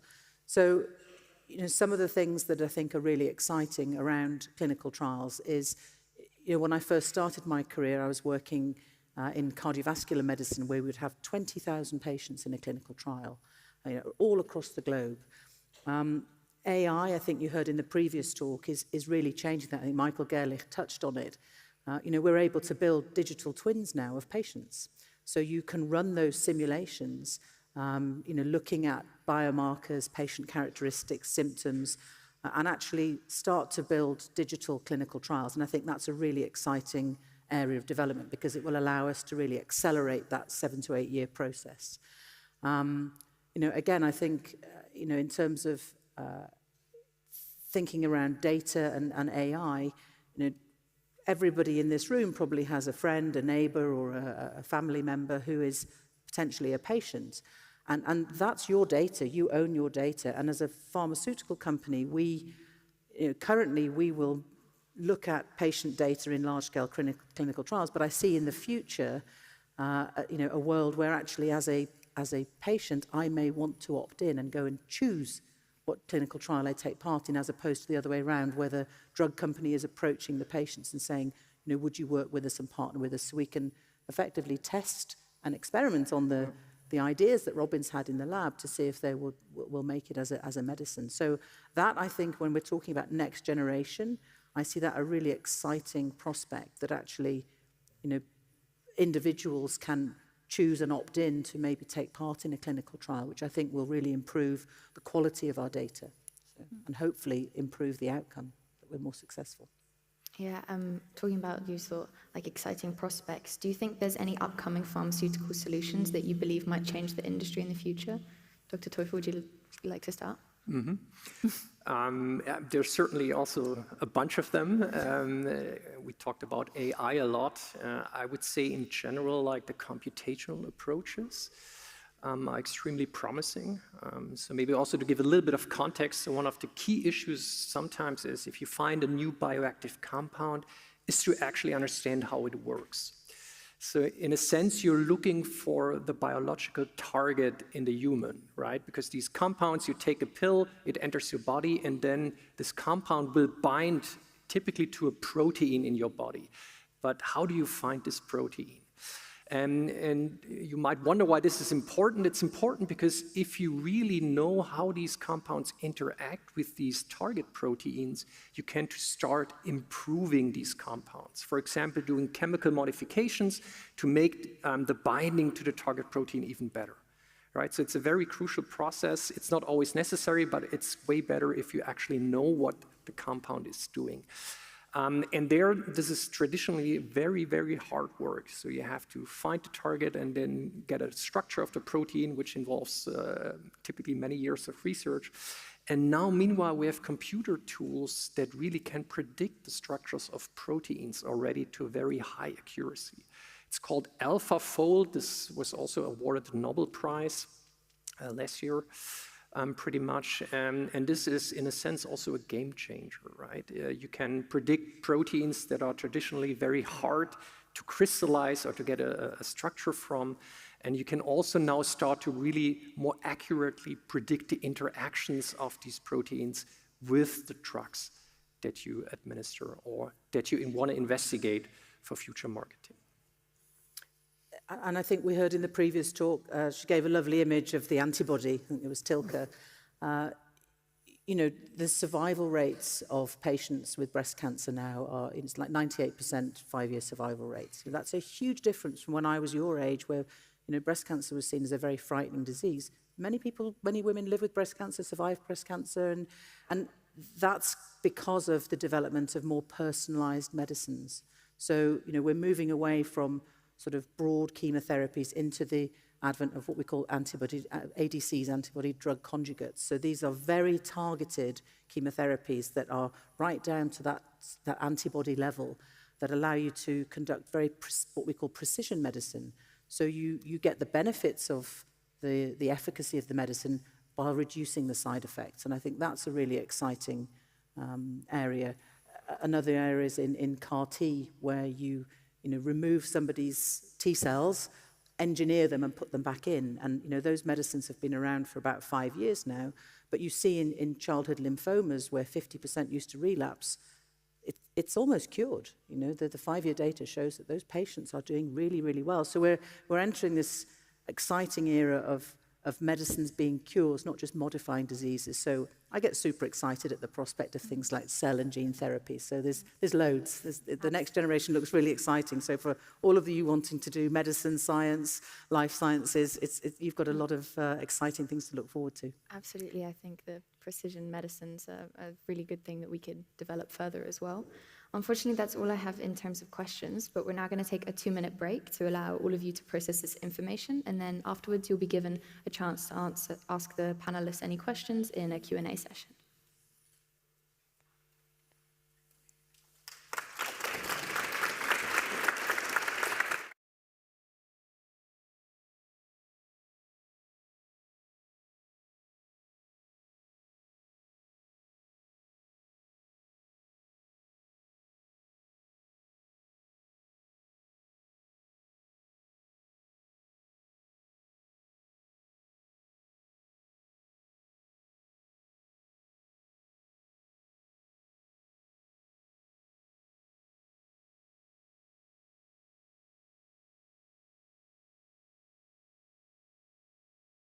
And school, followed by a brief question.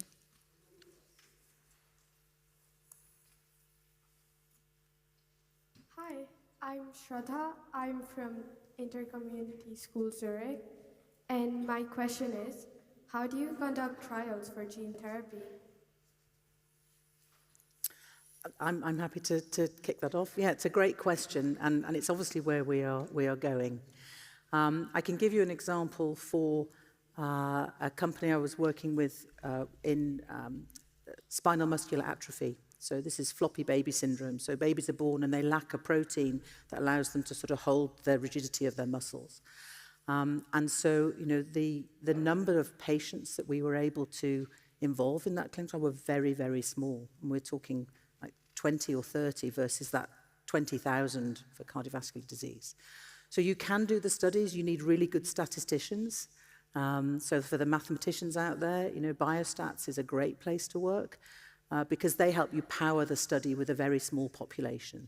And then you work very closely with the regulators to say, you know, the unmet need is so high and these babies will die. What are the, you know, what is the evidence you need that will allow us to approve the drug? And it may be less stringent than it would be with maybe a disease, a chronic disease, for example. But I don't know whether you want to add to that, Ariana. Yeah, I think we're seeing a lot more of adaptable standards, I guess, as innovation arises. I think we talked about some of that. And of course, the framework, right, needs to continue to guarantee that balance between public health and patient safety and rewarding and incentivizing innovation. And so I think the regulators have become, over time, much more open to kind of like look, for example, at data that pharmaceutical company,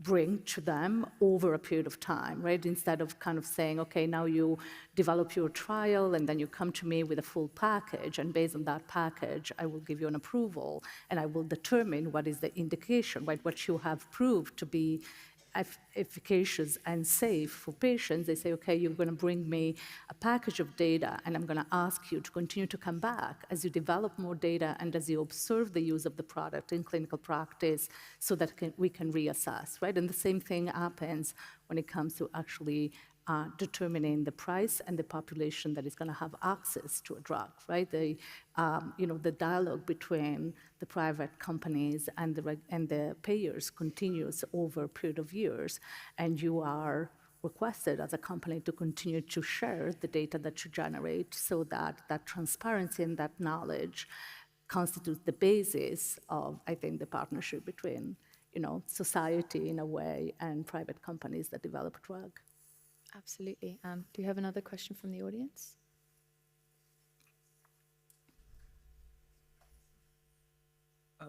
You were saying that it costs a lot of money to develop drugs. What exactly in the process of developing a drug costs a lot of money, and is there any way to reduce those costs that would be easy? Yeah. So do you want to start with developing, and I can start, yes. Yeah. In general, you can think of that as a process that typically takes 10 years of work. And this comprises not just a handful of people, but typically many departments of a larger company.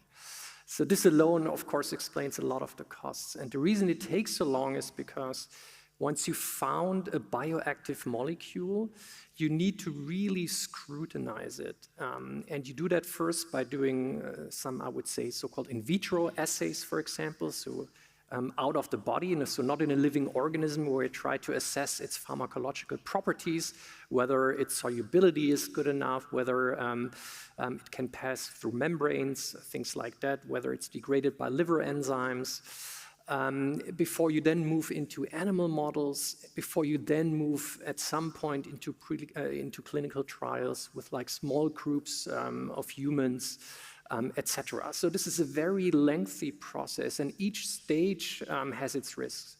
And it's actually, I would say, the biggest problem for the companies is if a drug fails at a very late stage. Because by that time, you have already invested sometimes several hundred millions of francs, and then it's a complete catastrophe if, let's say, during phase 2 clinical trials in humans, your drug fails. Right? And this also explains it. So you have one successful development of a drug, and this brings you maybe money or maybe not so much, but you have many others that failed, and you still have to pay for those too. And this overall, I guess, in my opinion, explains why the costs are so extremely high. And the main reason is also because the regulations went up, right? So aspirin, for example, if you would try aspirin today as a drug, it might not get marketed because of its side effects. So now the bar is set a lot higher than it used to be, I think. I mean, there's so many areas that that cost a lot. I worked with a compound that looked like a very simple. So we have what we call small molecules. So these are the sort of simple, chemicals, and then you have large molecules like the antibodies. So they're all produced in different ways. But I worked with one product, and there were 72 different chemical steps required just to manufacture that in the lab. So that takes a lot of time, effort, and money, and it's probably time that drains the money more than anything.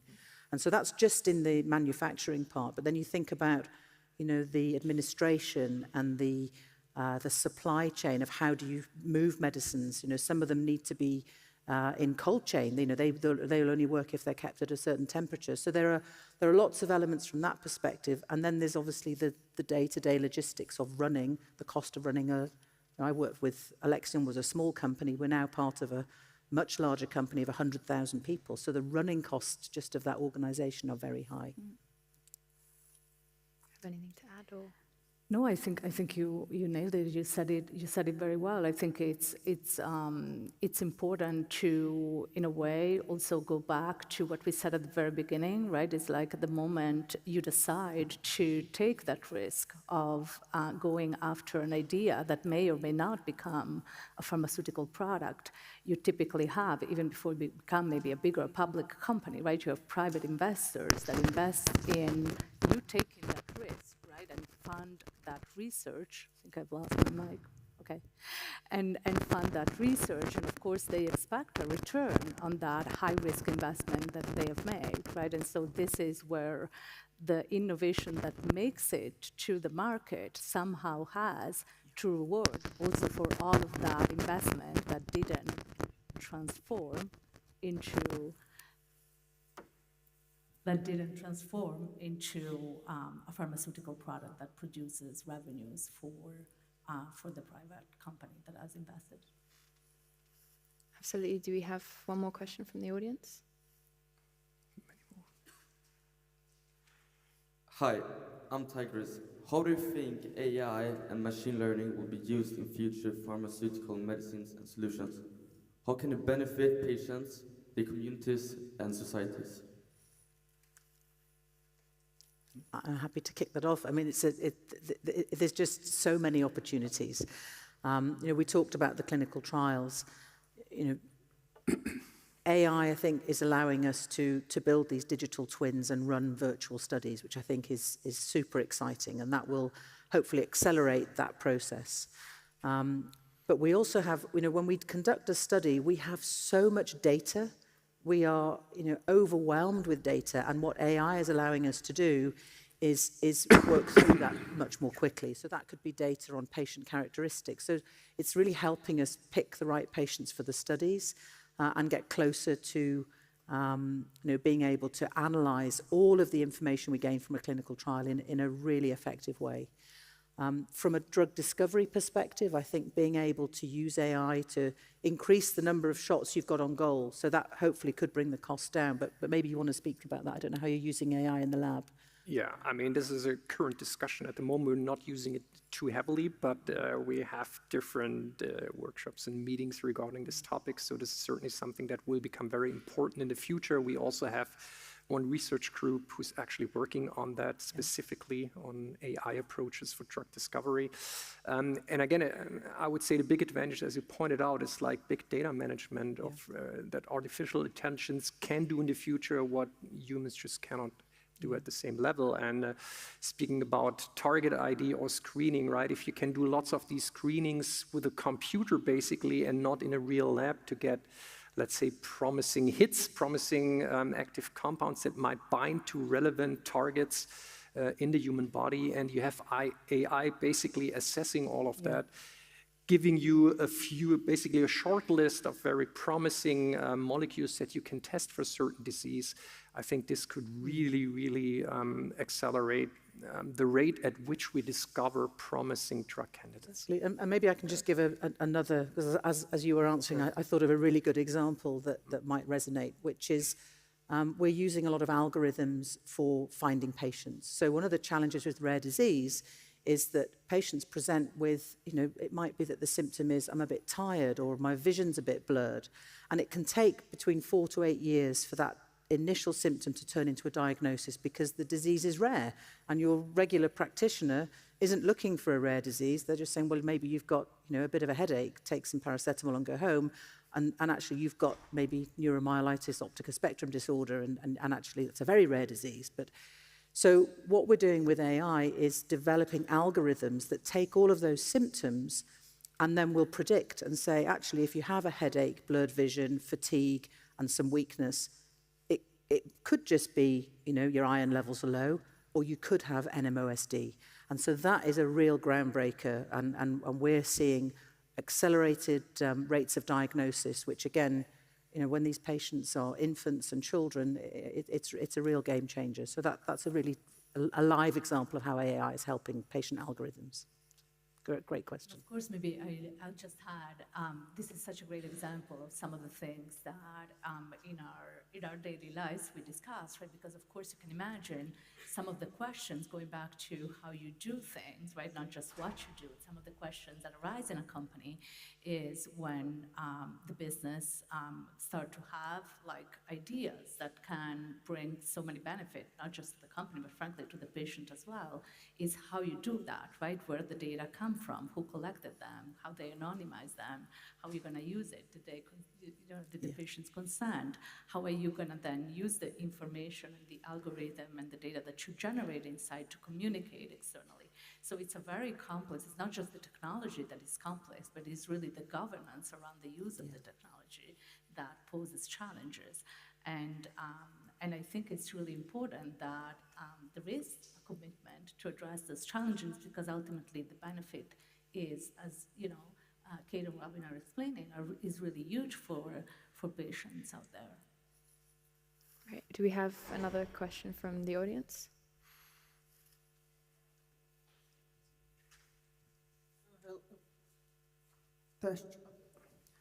Dr.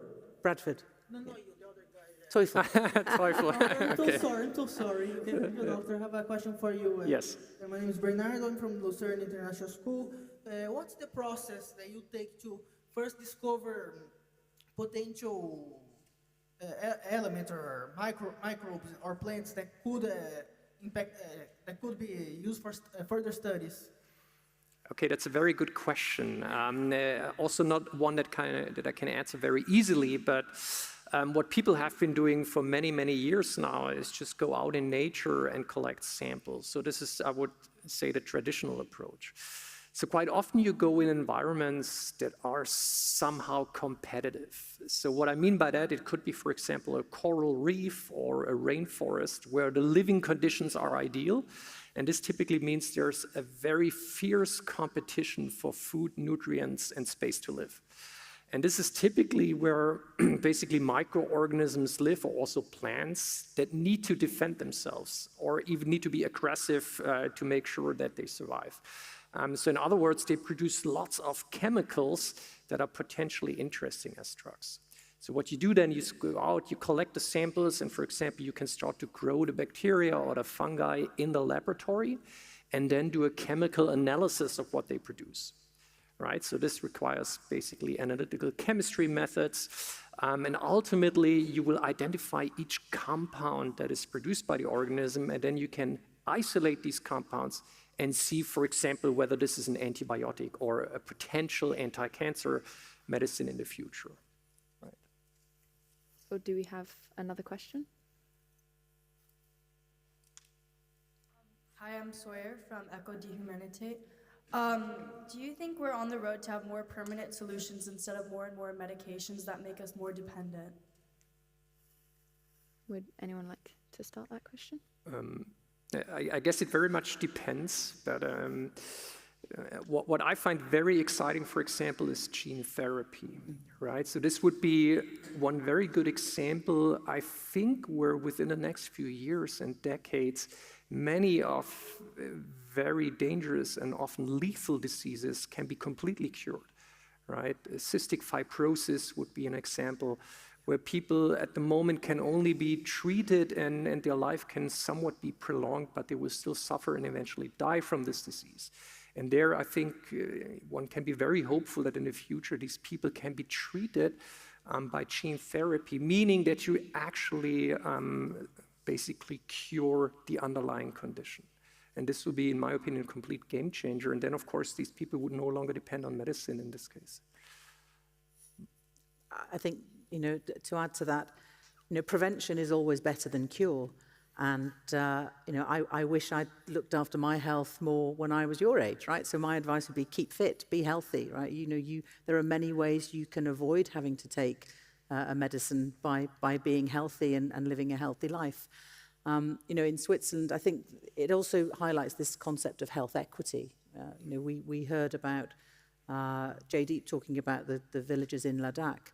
The life expectancy between people living in Switzerland born in 2006 is what, 83, 84 years?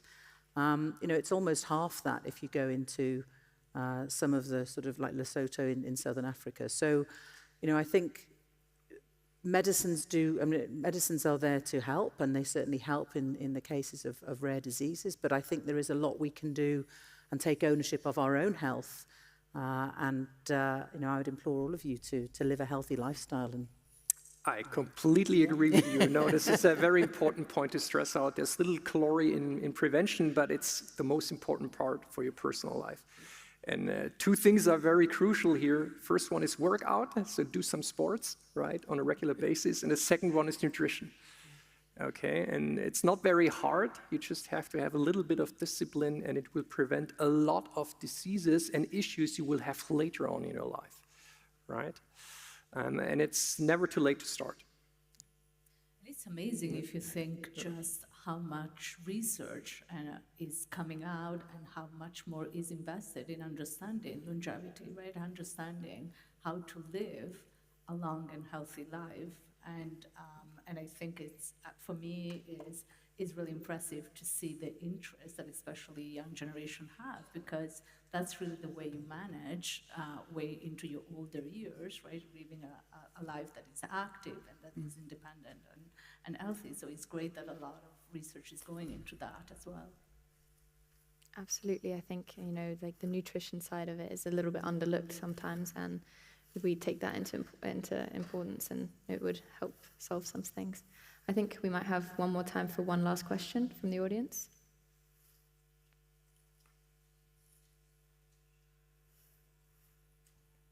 My name is Natalie Bean from the International School of Tugendhotsen. My question is there ever a possibility for companies to collaborate for better treatment, even though that might mean less profit for just the individual? I don't know, would one of you like to start? Yeah, I'm happy to take that. And actually, we do collaborate quite a lot. I mean, actually, Ariane and I, we work for companies that have direct competitive products. But we think that's really healthy, because actually the person who benefits at the end is the patient. Having only one treatment is not good enough. You should have treatment choice as a patient. So some of the ways we do collaborate are on things like what we call registries, so sharing some patient information. So there are very good initiatives in Europe to encourage companies to say, bring your patient data, bring yours, let's put it together and see if, collectively that gives us more information to guide research and development and treatment decisions. So that does happen. Certainly I work in the medical side. We do a lot of collaboration. We have a lot of professional bodies where we will not necessarily share our intellectual property, but we'll share our ways of working. So, AstraZeneca has now set up a company that's really sharing how have we done our clinical trials. And that's available to all companies to partner with us and say, well, what are the tools you're using to improve patient recruitment and enrollment? So we're definitely moving much more away from, behind closed doors, these are our trade secrets. And that's driven really by the power of patients, because they demand it. Patients will say, we need you to share that information. And so it's our obligation to do that, really. So it's definitely the future, and it's the right way to go. So.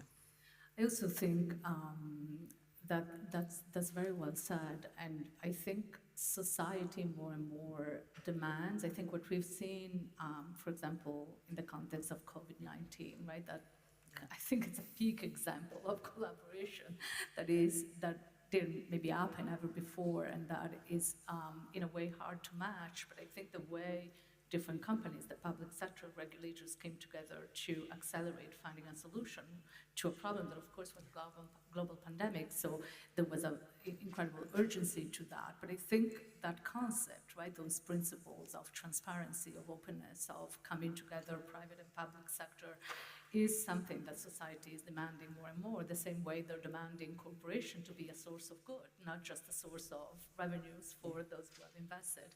So I think there is going to be, as Kate was saying, more and more a drive, a collective drive to that type of collaboration. Absolutely. Unfortunately, that's all the time we have for today, as this session is now coming to an end. I would like to thank you, audience, for all of your questions and participation, as well as all the panelists for their thoughts and guidance around this very important topic. So please join me in giving them a round of applause.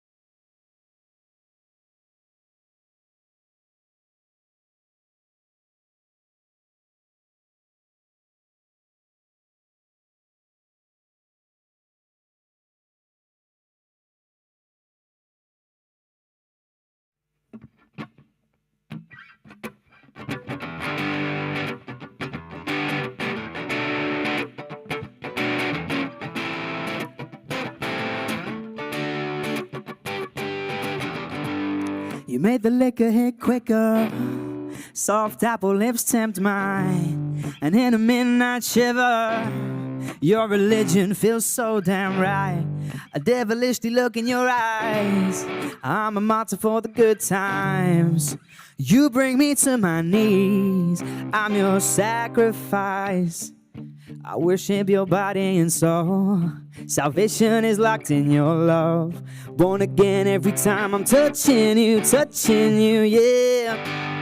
And now I'm praying to another God. I found nirvana in my hands on your body. And if it's sinning, I'm a sinner, so what? We're in heaven now, and now I'm praying to another God. I found nirvana in my hands on your body. And if it's sinning, I'm a sinner, so what? We're in heaven now, oh, heaven now, oh, heaven now, ooh, yeah. We're in heaven now, yeah. Jealous stars are watching on. Have my faith inside you. You're screaming for a kingdom come, a little death to crucify you. I worship your body and soul. Salvation is locked in your love. Born again every time I'm touching you, yeah. And now I'm praying to another God. I found nirvana in my hands on your body. And if it's sinning, I'm a sinner, so what? We're in heaven now, and now I'm praying to another God. I found nirvana in my hands on your body, babe. And if it's sinning, I'm a sinner, so what? We're in heaven now, oh, heaven now, oh, heaven now, ooh, yeah. We're in heaven now, yeah. I never cared less about breathing oxygen than underneath a goddess and the gods. And I can feel a fire burning through your skin. The only holy power I will worship to, a lonely vixen howling to the sun. Slowly hold me down until the sun comes up. Oh, oh, yeah. Now I'm praying to another God. I found nirvana in my hands on your body, babe. And if it's sinning, I'm a sinner, so we're in heaven now, and yeah, I'm praying to another God. I found nirvana in my hands on your body, babe. And if it's sinning, I'm a sinner, so we're in heaven now, I'm praying to another God. I found nirvana in my hands on your body. And if it's sinning, I'm a sinner, so we're in heaven now, oh, heaven now, oh, heaven now, ooh, yeah. We're in heaven now, yeah. Honey, I'm in heaven with you, baby. Baby, we're in heaven now. Baby, we're in heaven now.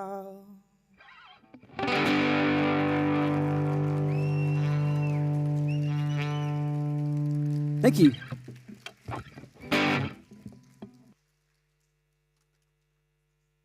Thanks very much. I think I'm about to be joined on stage by some more people. My name is Dylan Holloway, otherwise known as Dylan and the Moon, and we're going to be talking to you today about the future of music. So welcome to the stage, these guys. Thank you. I couldn't stand there. Oh, no, of course, thank you. Thanks, mate.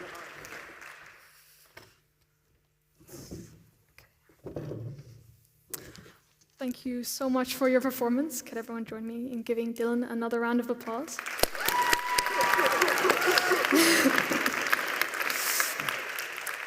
Hello, my name is Cecile, and I'm an 11th grade student here at IZL and a member of the YFS series team. I initiated this panel not only for my passion of music, but also for all the other students who I know share this passion with me. And I would like to welcome you to the Future of Music panel. Thank you.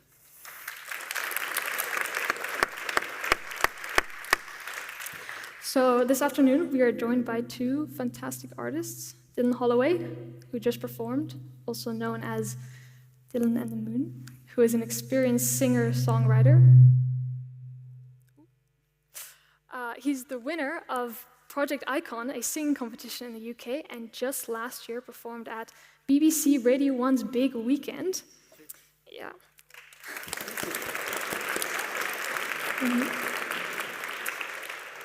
I'm also proud to welcome Testament. He is a hip-hop MC, poet, theater maker, and world record-breaking human beatboxer.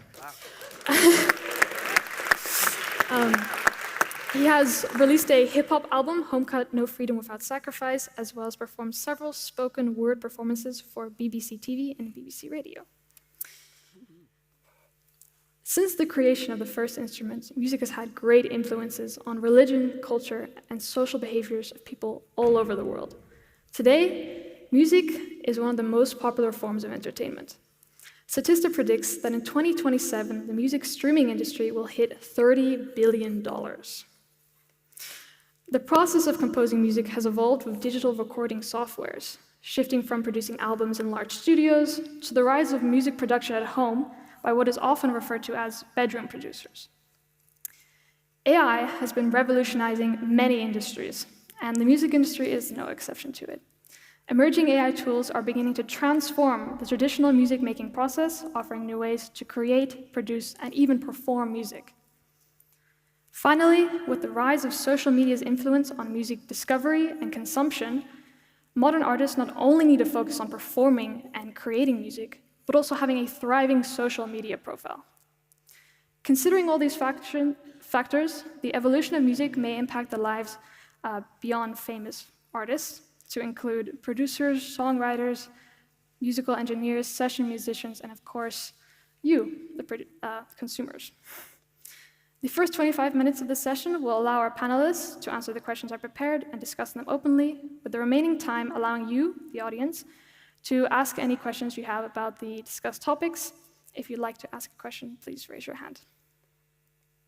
So, to start us off, could both of you please tell us what inspired you to work in the music industry and how you got to where you are today? Would you like to start? Okay. So I didn't think I was going to be a musician. It wasn't something that figured in, certainly when I was a teenager. I might have written some songs and some poetry and stuff like that, but didn't think about it. And then when I got into hip-hop, I would be writing my own raps in my bedroom, pretty cringy raps, imitating what I was listening to. So I'm of the era of British rapper who grew up on American hip-hop, not British hip-hop. So my first raps, I rapped in an American accent, which is like the worst thing you can do. Yeah, so, and then as I grew up, I went to university to study English.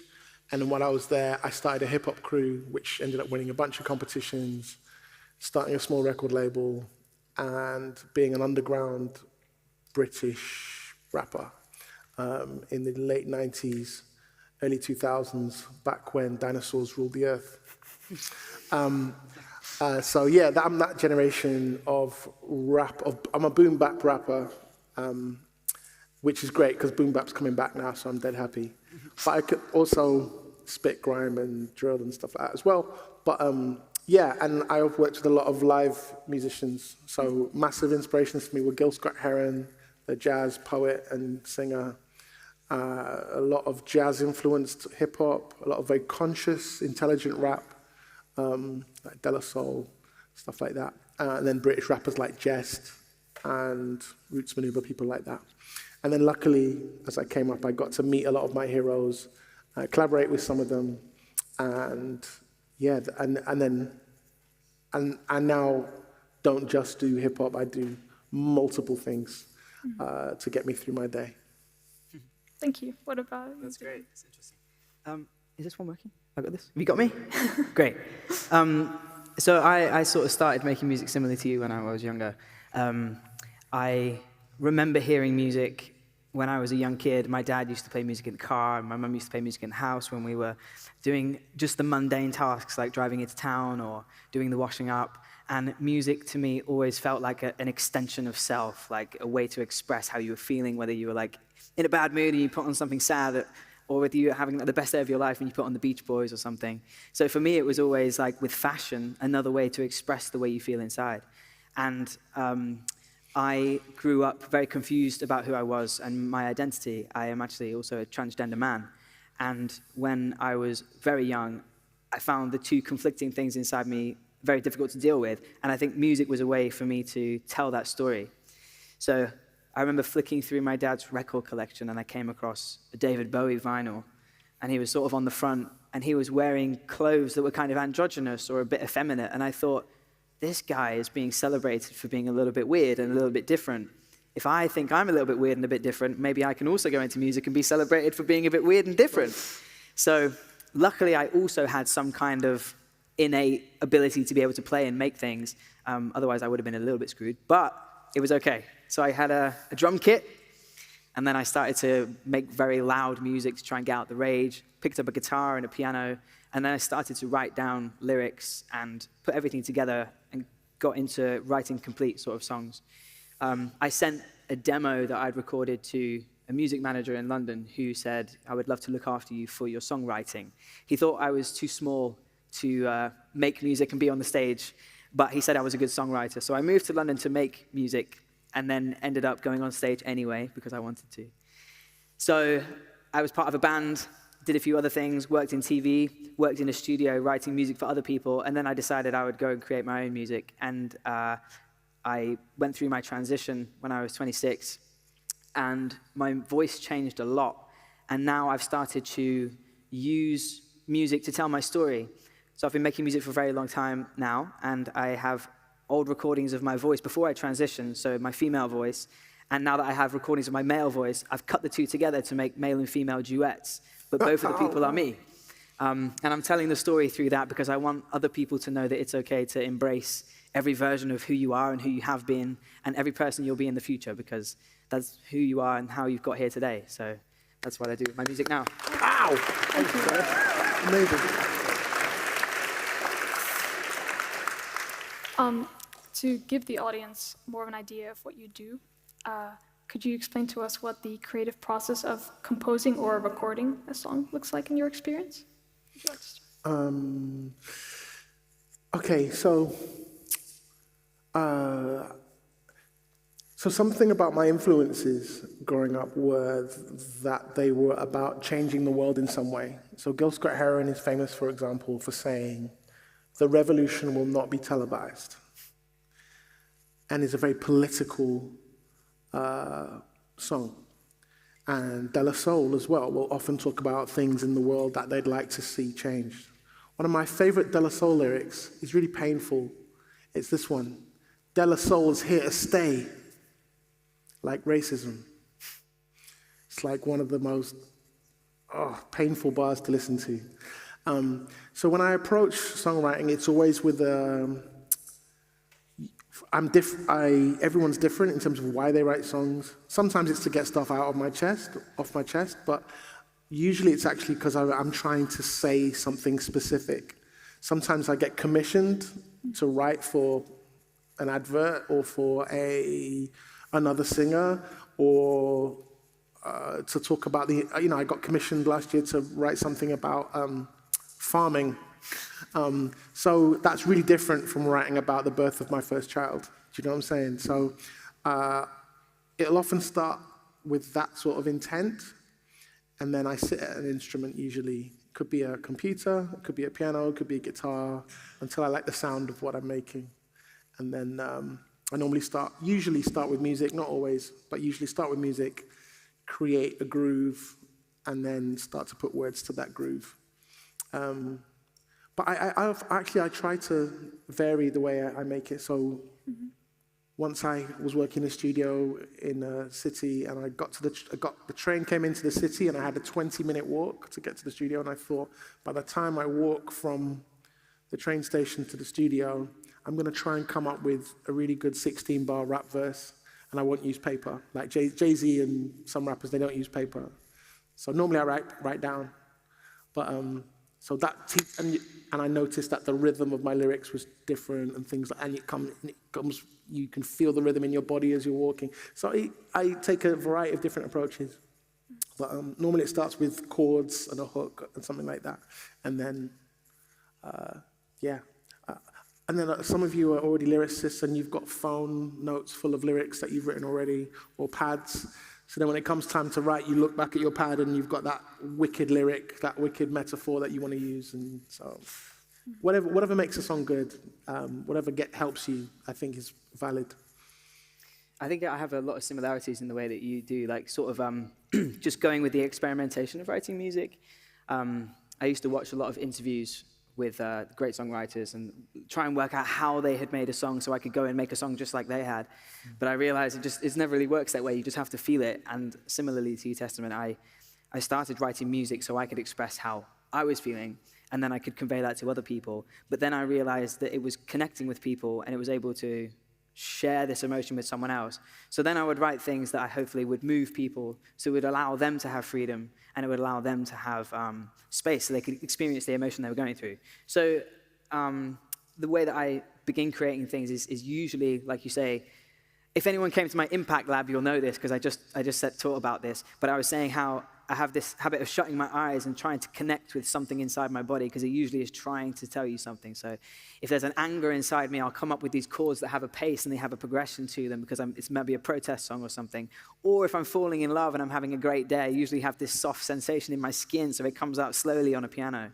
So I think it's really important for me to be connected to how I'm feeling inside. And it's the same with lyrics. Like often I'll be like walking to a studio, or walking somewhere, walking down the canal, and something will just come to me and I'll write it in the notes or go back to it at a later date. And I also don't mind where it comes from. I think if it's going to be there, it's going to be there and it's for you. I also have this belief that sometimes, I don't know if you have ever had this, but sometimes I feel like songs are completely composed already and you're just trying to like find them. I've sat down at a piano a few times and it's almost like I can hear it before it's there, and I'm just trying to draw it out of the ether and get it into existence. So yeah, I try and just stay connected. Like, I'm not totally woo-woo, but I think spirituality is a bit important. Thank you so much. I will try and keep what you guys just said in mind the next time that I try and write something. Moving on, how do you feel the shift of music consumption from CDs and vinyl to online streaming platforms such as Apple Music or Spotify impact musicians' ability to generate revenue? Terribly. Yeah. Yeah, it's the worst thing ever, right? Yeah, in terms of generating revenue, it's the worst thing ever for artists, and especially for songwriters, because a lot of the times songwriters will get together and write the thing for the artist, and the artist is the one that gets invited to play in the arenas. The artist is the one that travels the world. The artist goes into the schools. The artist does the things, makes the money from the touring or the T-shirts, and it's the songwriter who sits at home and only makes 0.004 of a penny every time it's played. Millions of times it's played, and they'll make $1,000 or something. So it's really struggling for the songwriters. In terms of revenue, I would say. In terms of expansion, there's been nothing quite like it, right? So you know, any of the streaming platforms, you can write something and put it up. Anyone in this room today could write something. You could sneeze if you want to, record it and put it on Spotify if you wanted to. So it's wonderful that you can put things out there and it can find itself in China, it can find itself in Switzerland or in the UK. But it's unfortunate that it's so accessible that it makes it impossible to create any kind of sustainable wealth or revenue, I think. Yeah, so coming from ancient times, so when I first had my album I had an album come out years ago, early 2000s, and it was written about in the press, it was playlisted on MTV, was on national radio, and I got some money from that. You get, every time you get your music played in films, TV, on Match of the Day, or football, soccer show, you know. It was played for an FA Cup match, you know, at the beginning. The intro was somewhat as the players were getting ready. So you get a little bit of money, a little bit of money, a little bit of money. But then when I was touring it, I had a band, and you go play, and they give you money, and you divide it between the band or share it however you see fit. And then I played a pub in Waterloo or Lambeth, somewhere around there, and I had my CDs in a bag with me.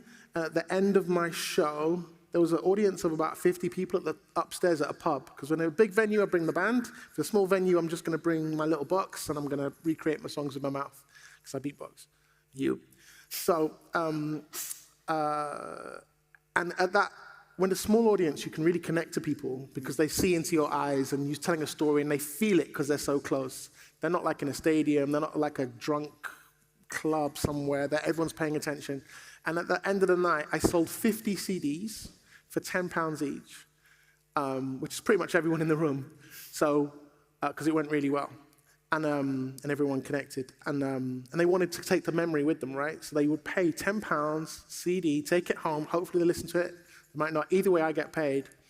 And that's an extra 500 quid, £500 on top of my fee. That's amazing, especially as a young dude who wasn't rich, you know? So that's, wow, I went, performed for 50 people, they bought it. Now, I can't do that. I can't sell the CD. So I'm going to go back to my house, which I don't think we even had curtains. I had like bin liners, like trash bags for curtains in my house, and insects in my bath and stuff like that. So that £500 make a huge difference to me, to be able to stay alive, to eat, to do more gigs, to buy software for my computer to do some more recording. That's no longer there. So it's only by being face-to-face or teaching, or getting my music onto TV or adverts, or I compose in theatre now, because I'm not Jay-Z. Like if you get to the Ed Sheeran levels of things, you can just go on Spotify and that's going to make you loads of money. But now, so streaming is the worst thing that's happened to musicians, because it means you kind of have to be rich like Taylor Swift to get into music, or Lily Allen. Like they already came from a good, wealthy background, so they can afford to spend 5 years experimenting, coming up with stuff, paying for radio pluggers to help them get on radio. So it means that the people that don't have access, it's harder to do that, to get payment. So I really don't know how the music industry is going to survive. Thank you. Moving on, I would like to aim this question at Dylan, because I know that you use TikTok and Instagram to promote your music. So to what extent do you view the role of an influencer to be intertwined with being a musician? Do you think they go hand in hand? I think it should be based on personal opinion, personal preference. Like, if you want to make music and you don't want to be online, and you don't want to be an influencer, you don't want to be on social media, you can totally go and do that, and you can release music. And if that's authentic to you, I applaud people that go and do that. And also, if you want to make music, but you also want to be visible, and you want to make content, and you want to share videos and reels and talk about other things, I also think that's okay.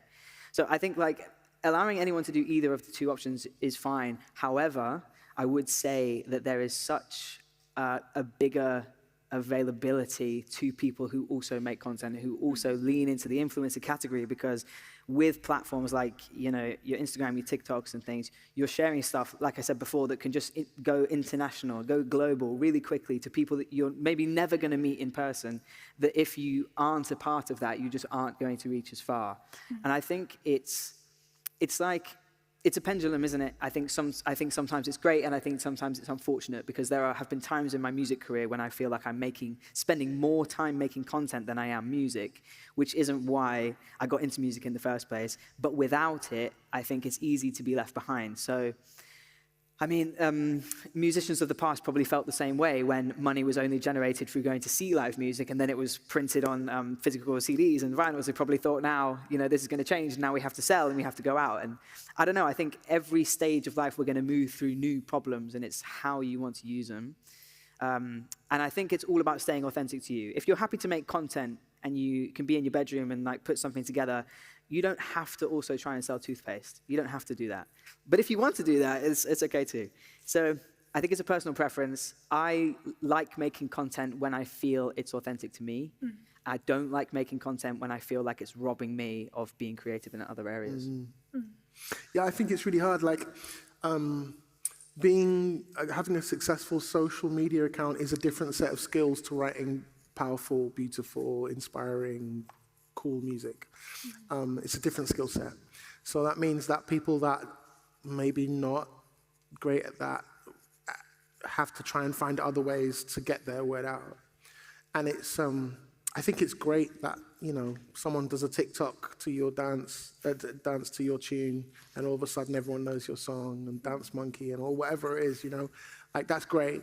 But it's hard when the music it just becomes an advert for, because like to make a living as an artist, it's like everything just becomes an advert for getting people to come see you live or to experience you live or to do some other way or to get you into the next. So it's really tricky. I'm rubbish at social media.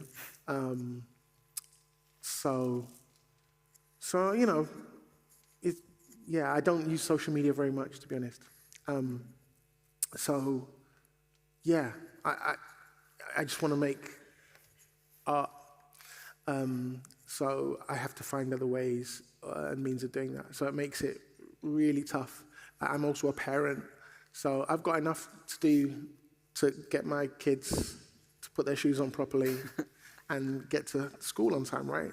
And then to come up with something creative, and then to like TikTok, Instagram, Facebook, okay, what else we're gonna, you know what I mean? It's a lot.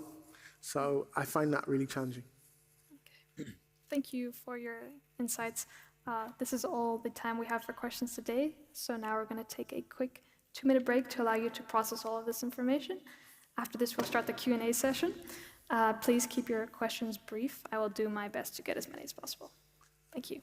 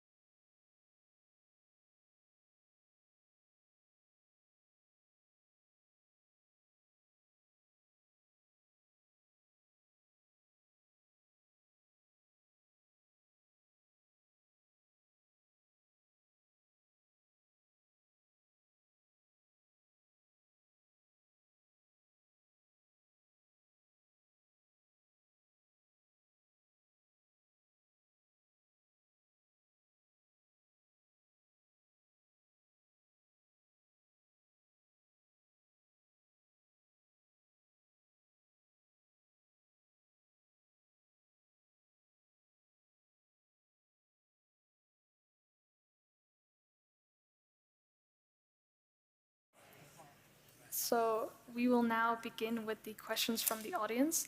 I would ask that you please state your name, your school, followed by a brief question, and who the question is directed to.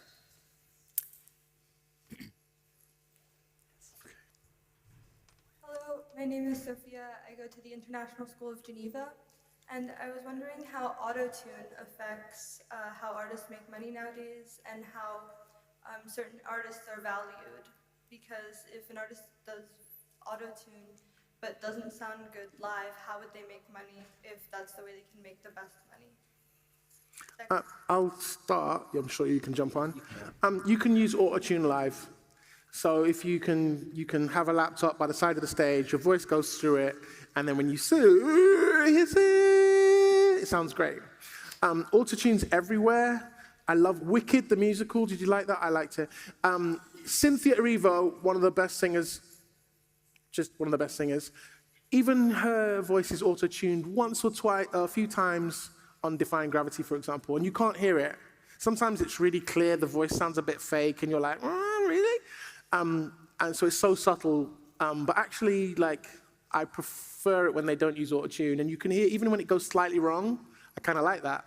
So, I mean, Bob Dylan, you know, auto-tuning Bob Dylan, imagine that, it would just lose its authenticity. So I think auto-tune's everywhere in a certain level of thing. It's to do with taste. And then in terms of hip-hop, which is like where I've come from, I don't really care. Like Billie Eilish will use auto-tune on sometimes to deliberately sound artificial, and she uses it as an effect. And then most of the time she doesn't use it. She just practices and sings it 100 times so she gets it right, which hopefully is what we all do as well. But it's an effect. So I don't care, because it takes a level of, you're still making a choice. How do I want to sound? What do I want to say? So using auto-tune can be a crutch, but it also can be a tool to say, actually, I want to sound like an alien on this next tune. And that's cool as well. So I think as long as people hopefully are putting love and making the world better, I don't care whether they sound like a robot or not. I actually agree with almost everything you said. So Okay. yeah, I think it's a great answer, to be honest. It's a choice, isn't it? And I think if any artist was to feel threatened by another artist using auto-tune because they can't sing, I think that threat will go away quite quickly. Eventually, if you don't have the ability and you don't really care to go to singing classes, you don't want to improve your voice, you just want to lean on auto-tune, as you say, eventually people will find those things out. They won't be so invested in you anymore, and eventually it'll fade away. So I think, like you say, it's a conscious choice. It can be great. It can be a great fun tool to use as well sometimes. And anyone that's using it just to get away with it for now probably won't last for a long time either way. Or they might learn to get really good, and by the time they're like 100th T-Pain. T-Pain made millions off the back of auto-tune, right? So it depends how you use it. And T-Pain can sing really well. Yeah. Could actually sing, so there's an effect. Yeah, it's all right with me. Any other questions? Microphone person? This is for, doesn't matter who. What's your process going into, like, writing the music or producing the music in a studio, and how do you go about that? For me, it depends every time. I mean, for me personally, I write almost all of my music at home by myself. I also produce all my music at home by myself, unless I need to record something like drums, and then I'll go to a studio where there's drums, and I'll work with one of my friends who's engineering it. So the process for me is kind of quite insular. I spend a lot of time by myself, like tinkering away on sounds and just getting it to sound how I can hear it in my head. And then when I need to collaborate with other people and lean on them, I'll do that. But going into the studio, I think, is a whole different ball game. It depends the skill sets you have as to like the things you want to lean into and not. I used to work in a studio where I was a top liner, and I wrote music for other people who loved to sing, but they couldn't write music. So there's always someone that you can collaborate with who might have the other side of the puzzle piece that you're looking for. And I think it's just about like networking, just putting yourself out there, like dropping people messages. If you know someone's a great lyricist, but you write the melodies, let's just drop them a message and see if you can work together. But yeah, I think it's just like practice and experimentation, and not being scared to say what you think when you're in a studio environment. As someone who's produced other people's music too, the greatest thing is when an artist can come in and they have a clear vision and they can try and express to you what they want to hear. Otherwise, you're sort of all just going around in circles. So, yeah.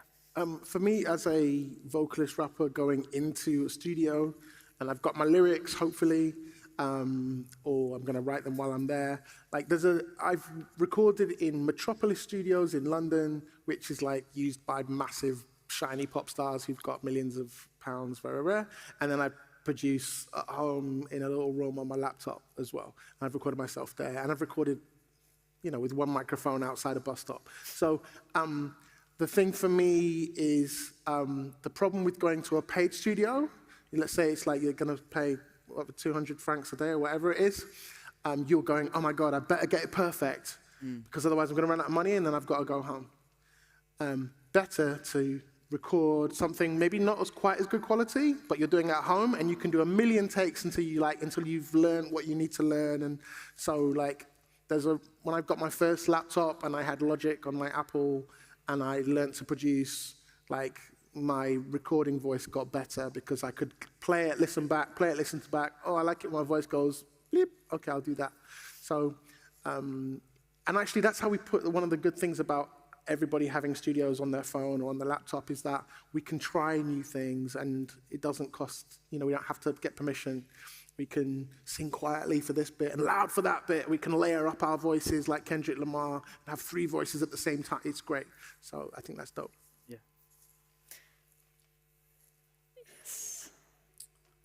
Kendrick won.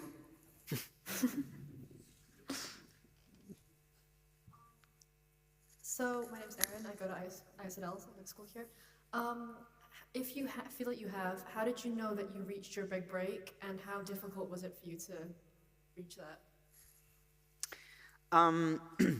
In all honesty, I feel like we hear a lot of stories about the big break and the overnight success, and we are just, as the consumer, we're often like spoon-fed that this is how it works for everyone. But behind the scenes of almost everyone that you know who ever had their overnight success, big break, they have worked their asses off for absolutely years. Chapel Roan, who's recently become very successful, Sabrina Carpenter, Adele, Taylor Swift, Lady Gaga, everyone that we know has actually worked for a very, very long time to try and do those things, and probably has had the experience where they thought they were going to have their big break and it hasn't happened. I've had this happen to me a few times before in my career, and even now I've had some cool things happen to me, but I would never say that any one of those things was my big break, and anything that happens to me in the future, I also probably wouldn't say the same thing, because the music industry is also very fickle. So if you're working towards the idea of having your big break, I feel like you're setting yourself up for maybe like disappointment, because when people's stories are in the newspaper, they look so shiny. Like, I'm going to go to London, someone's going to hear me in a pub, I'm going to become successful overnight. It just actually doesn't really happen like that. But no one likes to tell you the boring nitty-gritty stuff of like almost getting signed, getting dropped, getting signed again, getting dropped again, being on television, no one knows your name. Then everyone knows your name because there's a weird article that comes out, and then everyone forgets about you, then you come back around. No one tells you that, and then you get this song that blows up on TikTok, and everyone goes, wow, that person became successful overnight, look at them. And it just doesn't really happen that way. So for anyone out there that's like, I haven't had my big break yet, don't worry about it. Yeah, I mean, I think this goes to what our society tells us. What's success? Society will say, you got to be a celebrity. That's success. Yeah, I've had friends who've died with addictions. I've got friends who've top 10 hits, and I've got some friends who I can start singing their song and they'll know who they are immediately. And yeah, so I have a friend who Stevie Wonders are fans of some of my friends. You know what I mean? Like Beyonce once talked about one of my mates. Do you know what I'm saying? As a success. But when I go to talk to my friend, they're like, oh yeah, I've got to go to Australia, and I don't want to go to Australia to tour. I'm off to Shanghai. I don't want to go. Who's going to look after the kids? I don't know. And it's not success. And they don't want to do those certain, you know. So actually, if you can live a life that you're happy with, and you can pay your bills, and you're hopefully making the world better, because that's what this is all about, right? And you're putting good things out into the world to make people think, or make people free, or feel like they're not alone, or whatever it is. Like, that is your big break. And, you know, like, so you do what you do, aim for the stars. Yeah, I haven't had a big break. So, like, you know, one time I got home, I got loads of text messages. I opened up a newspaper, there was a double-page spread all about me. It said testament to his talent, how cheesy. 5-star review, album classic of the year. I'd just come back from Glastonbury that morning. I just got back to Manchester, and the text messages were blowing up. And then I was like, wow, and I couldn't pay my council tax bill. I couldn't pay my bills, all right? So there's the hype, and then there's reality. Hype goes away like that, but the relationships you build, the things you put out into the world, who you are, that's what lasts. So, yeah. Yeah, that's great. It's very true. Thank you. This is all we have for Q&A questions today. I'm sorry. But I would like to thank the audience for your questions and participation, as well as the panelists for sharing your experiences and insights. I would also like to thank my co-partner, Juliet, who's in the audience over there, who helped me organize this panel, and of course the YFS team.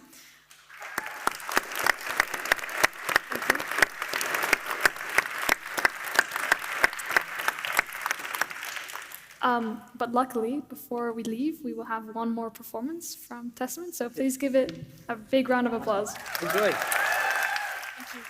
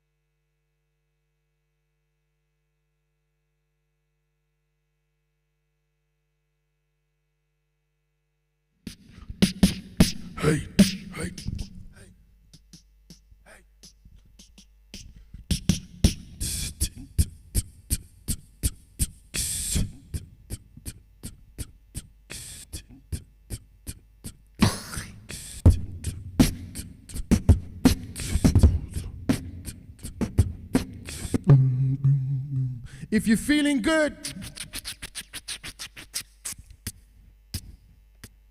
say yeah. Say oh yeah.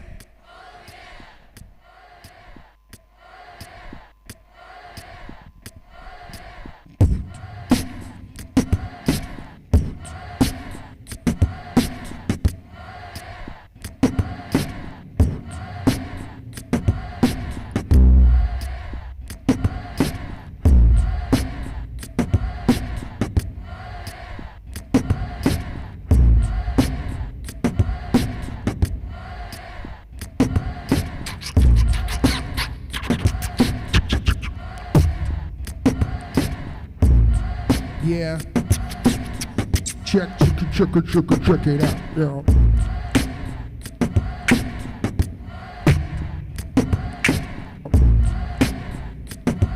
Yeah, check it. Yo, my name is Testament, relevant. Break it down right here at the ISZL premises. This is the evidence, freestyle one time for your mind. Freestyle, it's line after line. Make it up on the spot, they call this hip hop. Hold up for a second, let me stop the beatbox, and then it's back again. So you can tell your friend and remix. Coming back, cause we in the Switzerland bits, yo. Killing the feeling, bringing healing to the ceiling, like my friend called Dylan right here live in Switzerland. That's what we do, the crew's quite magical. Keep it going off and I'm smooth but casual. Rocking the scarf in the dark and that's for you. ISZL, that's the funkiest crew. We got the beat at loose. It's Testament with that capital T. Coming breaking it down on the MC. Yeah, of course you know, I like to bore 'em. Should cut to the chorus, shout out to the youth forum, cause that's the place where we elevate our minds, so you can pay attention, singing line after line. So when I say free, you say style. Free.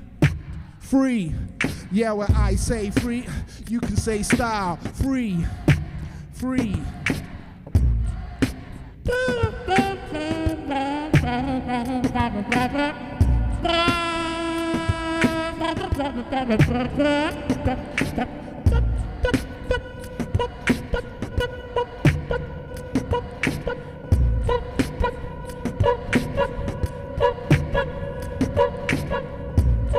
Yeah, it's just so natural. The whole thing we do it live from the heart on the soul. Whether you represent Dylan rock and roll to the top as I stroll through the mountain range. Simple and plain, I keep it going on. It's insane from my brain like I was Cypress Hill. Yo, we got the starting.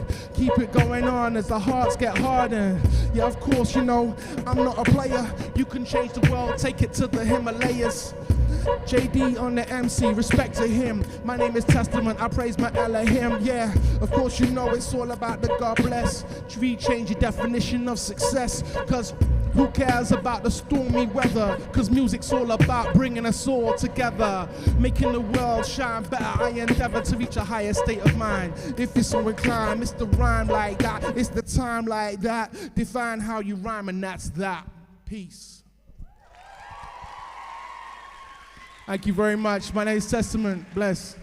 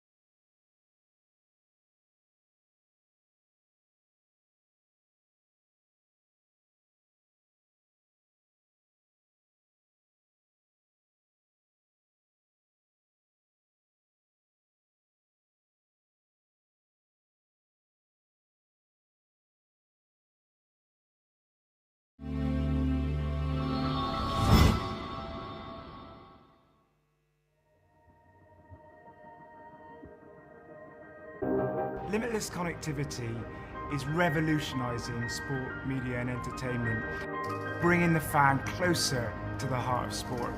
It's an absolute game changer. Sports science is playing an ever-expanding role in giving athletes the crucial edge in their pursuit of victory. We work to help sports reimagine the way they tell their stories. If you look, say, way into the future, more than 5, 10 years, what role do you see nutrition playing? Will it still be about actual food? For the future, I think there's a bit of a hype in the nutrigenomics sort of space. And again, this is really getting to that personalised approach. So looking at what one particular athlete might need. Hi, I'm Landon Norris, and you're about to experience the art of data.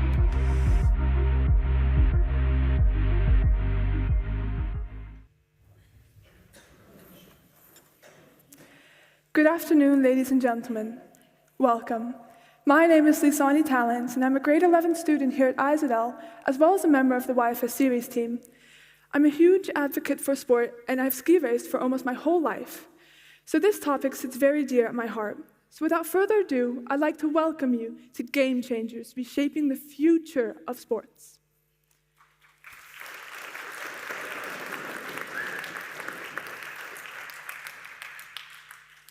Did you know that wearable technology can now track over 3D biometric signals in real time? Or that AI can predict injury risks before they even happen? Technology is revolutionizing the future of sport faster than ever before. But while these advancements are creating incredible opportunities, they also challenge some of the core values of what makes a sport a sport. Topics today will include the advancements in performance-enhancing technology, as well as the integration of sports medicine, personal athletic perspectives, as well as the growing emphasis on mental health. This discussion isn't just about the future of sports. It's about the future of competition, the athletes we admire, and the way we connect as fans. I can't wait to get started, so let's dive in.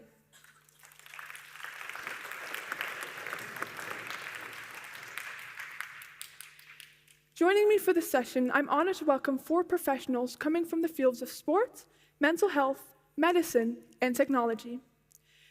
Please welcome Alain Fernandez, COO and co-founder of Aving, a company developing innovative smartwatches and training software, starting with the world of figure skating.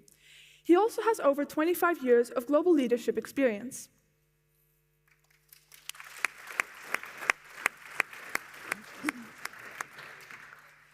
Next, I would like to welcome Francisco Adán Escobar. He's a psychologist, athlete, and coach with a decorated basketball career, including national and Central American championships. He was also named Coach of the Year in 2017. He is also recognized as one of the 50th most influential young leaders by the Global Shapers community and will be participating in this year's World Economic Forum.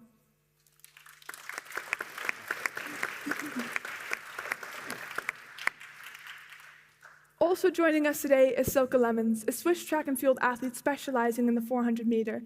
She's a Swiss elite champion who won bronze at the 2021 Under-23 European Championships. She also competed in the Tokyo Olympics in the 4x400 meter relay team. She achieved top 10 finishes at both the World and European Championships. But most importantly, Silke is also an ISDEL alumni.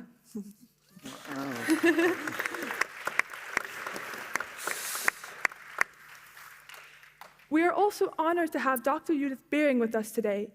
She's an orthopedic surgeon and trauma specialist who is currently deputy leader of the sports medicine and knee team clinic at the Luzern Kantonsspital.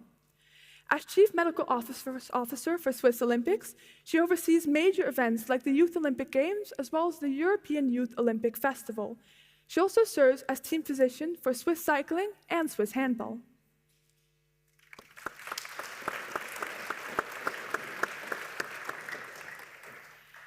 Now that we've met our wonderful panelists, I would like to explain how the session will run.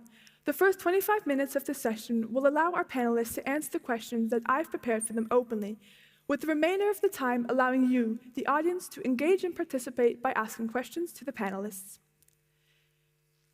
Let's get started. As we know, technology is reshaping the future of sports. So to open up this panel, I would like to ask everyone for the quick response regarding their opinion on the future of technological advancements. Going to everyone, what are your first thoughts on how technology has improved performance and results? Starting with you, Alan. Thank you. Thank you so much for having me and enjoying the panel already.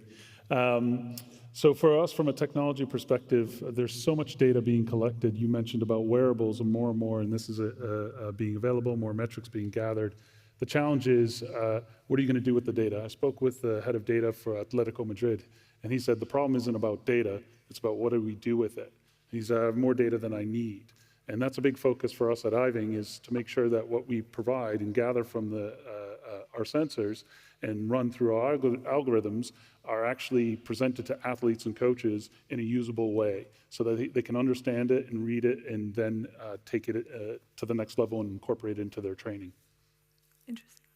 In the mental health and performance area, technology is impacting how athletes perform, because we have to adopt it, like not only the technical part of technology, but also the mental framework we have, because we didn't have these tools like some years ago, and it's changing pretty quickly. So it's important how you can approach it with mental flexibility, and you can adapt it so you can have a higher performance and a higher enjoyment of the game, and not representing it a negative impact into your sports experience. I think for me as an athlete, it's really important to have these different tools that you can use to collect data, not just for the training session itself, to just report like how it's been going, but also to see like where are our weaknesses, where are the strengths, also to help with injury prevention possibly, because every athlete is different. So you need to be able to see what are your own strengths, or where could you improve on, which will ultimately help you throughout your whole journey. Well, yeah, my first thoughts were that it's not only our day-to-day life, which is influenced by modern technique, but it's also the sport. There's more and more getting influenced, and the biggest points are probably development of materials, but also performance analytics or training control and training planning maybe. And from a medical point of view, it's technologies in the medicine, but it's also the data collection possibilities to know more about the athletes, to get faster to information we need, and to have a better connection with the whole supporting or the whole team that is around, like coaches, physiotherapists, nutritionists, the athletes obviously. So there's a lot of possibilities, I think. It's great to hear that technology has been improving not only the company aspects, but also personal athletics. This allows me to segue into the next form of questions, now going to Elaine and Silke. Is sports staying fair with the rapid development of technologies, or do you believe that the feeling of unpredictability has been removed? Starting with you, Alan, as a technology provider point of view? So I think there's two aspects to it. One is, for us, creating affordable access to data that you can actually interpret easily is quite useful and impactful, and creates a sense of fairness. Not everyone has access to the same level of coaching. So our vision is, and mission is to empower every athlete through data. And by doing that and when we say every athlete, it could be at the top of the pyramid of the elites, but also at the beginning levels and learning about sport. So for us, it's a bit of fairness through giving access to information that helps you improve and improve more quickly and accurately. And so from our perspective, that is really, really critical. Interesting. Now moving to Silke, from a competitor point of view.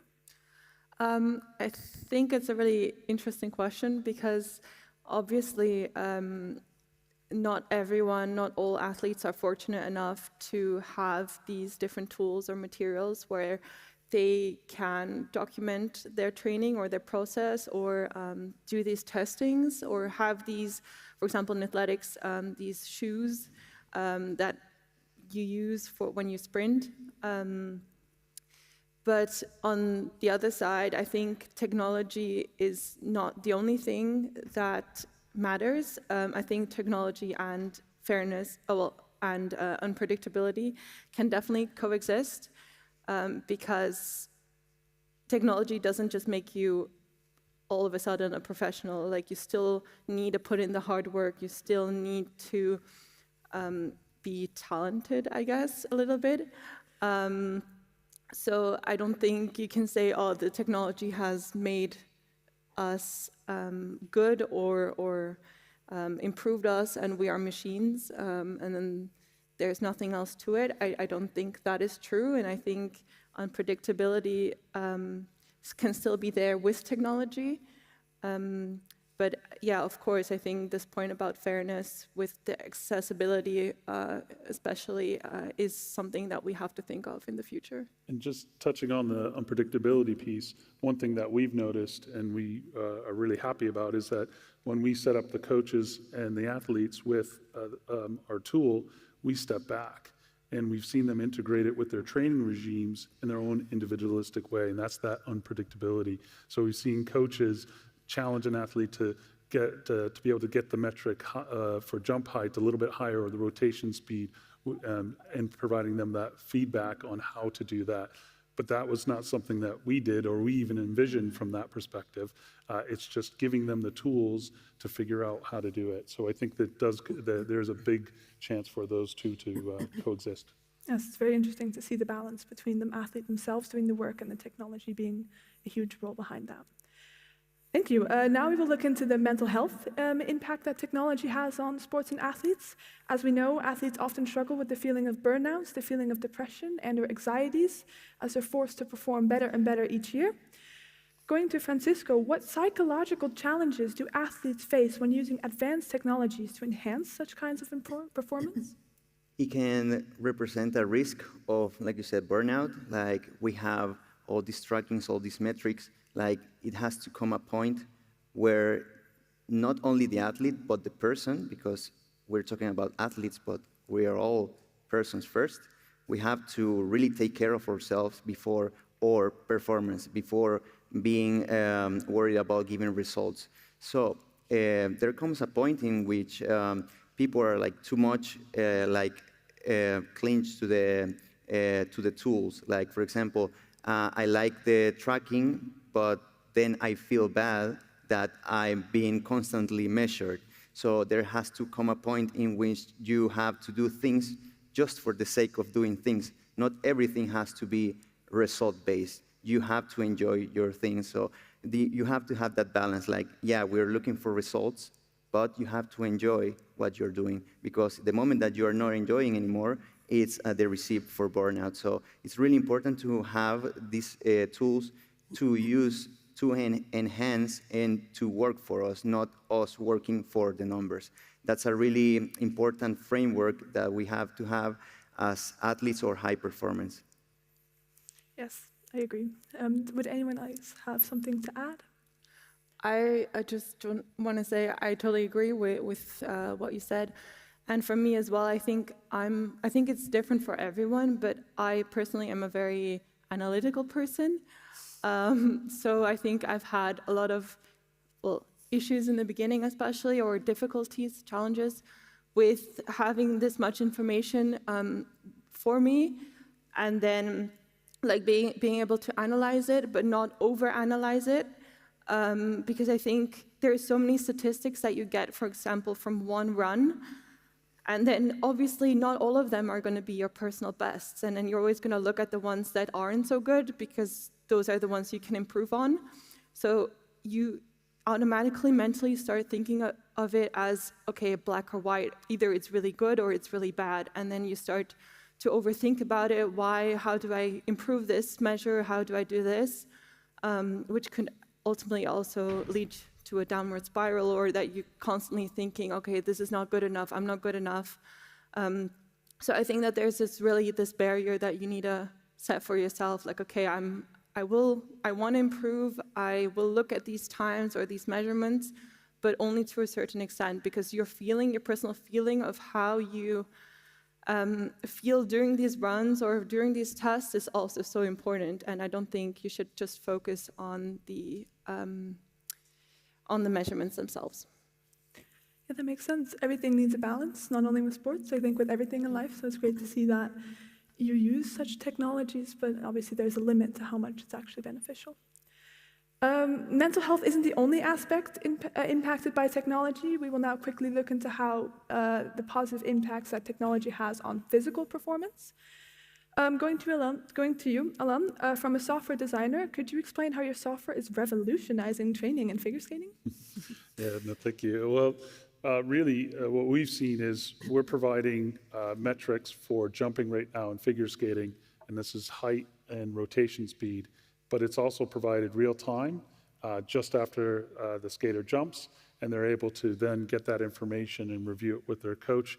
And for us, the key is speed because of the muscle memory, so that the coach can then jump in, provide some technical advice, some changes, try this, try that, and then the skater can do that, and then we see the instant results, whether it's good or bad, and they can actually feel that with that muscle memory. And that linkage builds a certain level of confidence.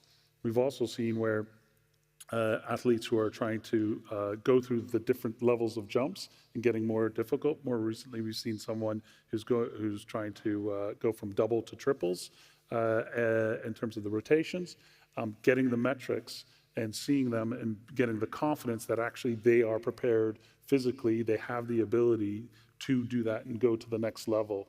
And obviously from an injury prevention perspective, this is really important because you have to also have not just the right mental health, but you also have, and positivity, but you also have the understanding of your body and your fatigue levels and your workload and understand when to shut it down.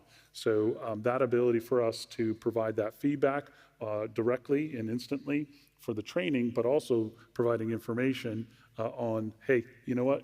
You're starting to dip in your performance and you're going to increase the risk of injury is really helping to change the training technique. Yes, that makes sense. As you mentioned, injury risks. Judith, do you have anything to add? Well, it's super important what you said, and we just had a short chat before we started this session, and I think there is already data available that could show fatigue, for example, which is a crucial factor for possible injuries. And I think if you had a possibility to prevent an injury, it's always 1,000 times better than to treat it. So it would be great if there would be more possibilities. And those data or measurement tools are also used in a complete different topic. Like there is from a company, there is a possibility for patients who get a total knee replacement to train and get their watt, like it's like on a bike, they can get their watt measurements, and they also predicted like an infection because all of a sudden the movement went down or the power they could do. So I think there's, in a big variety of field, there's a lot of possibilities, yeah.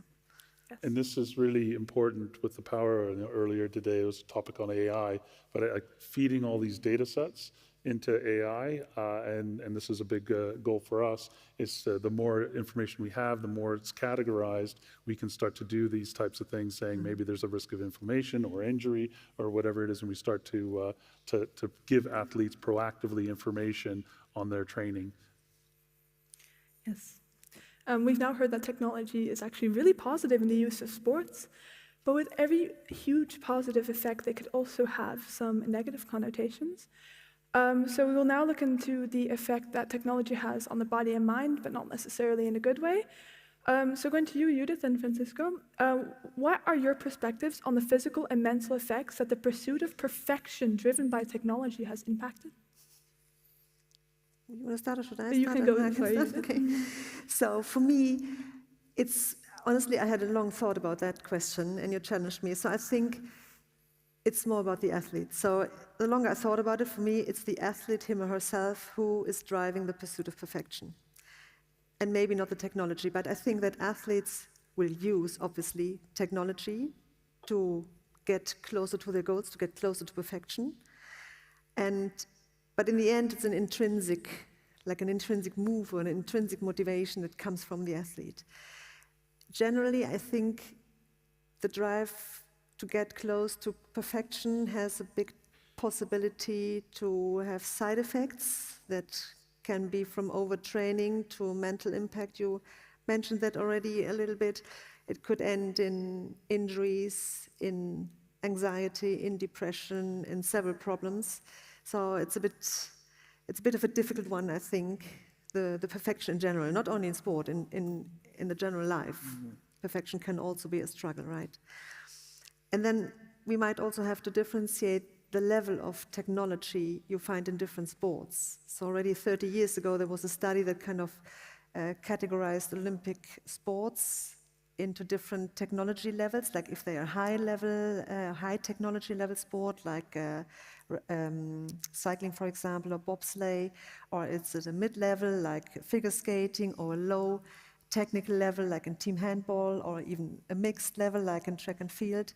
And there's so many factors that come into it that, yeah, there's different points you can look at. But I see also a danger in that it could drive in a complete wrong direction, absolutely, yeah. Very interesting. Would you have anything to add? Yeah, first of all, it's like how to interpret the data. It's like you have a number, but it has to be interpreted. So it's really important that you have backup to really understand and analyze this data, not only in numeric sense or statistics, but the value of what it represents to the athlete or to you. And talking about perfection is also a concept which really in sports or competitive sports, maybe it doesn't exist. Like we try to achieve it, but if we, let's say, if we get to achieve it one time, then we are already thinking, I can do it better. Why could I have done better? Like it's automatically. So perfection is just like something like lasts a second when you achieve it, and then you're thinking about another perfection level, let's say. And that, without you noticing, is instead of breaking your limits, putting yourself in a glass ceiling, because you put like perfection here, perfection, and you say like, I want to have 100% efficiency, but this 100% can be a glass ceiling which you, without noticing, you can have better performance if you don't focus that as the first element like of importance. Of course, it's important to really do the best that we can, but we really have to know that we are people that can make mistakes, and that is not something perfect doesn't mean that it's not good. And I also think, what is the definition of perfection? Yeah. What is it in sport? Is it just because you had your perfect run, maybe, and maybe not your best time, but you had the best exchange in a 4x4 or something like that? So what is perfect? Or you had your perfect training day, everything went super well, but you still didn't gain a new high score in whatever it is. So what is perfection? Is the first question for me also. Yes, I actually would not know how to answer that. I was going to say, I used to be an avid ski racer, right?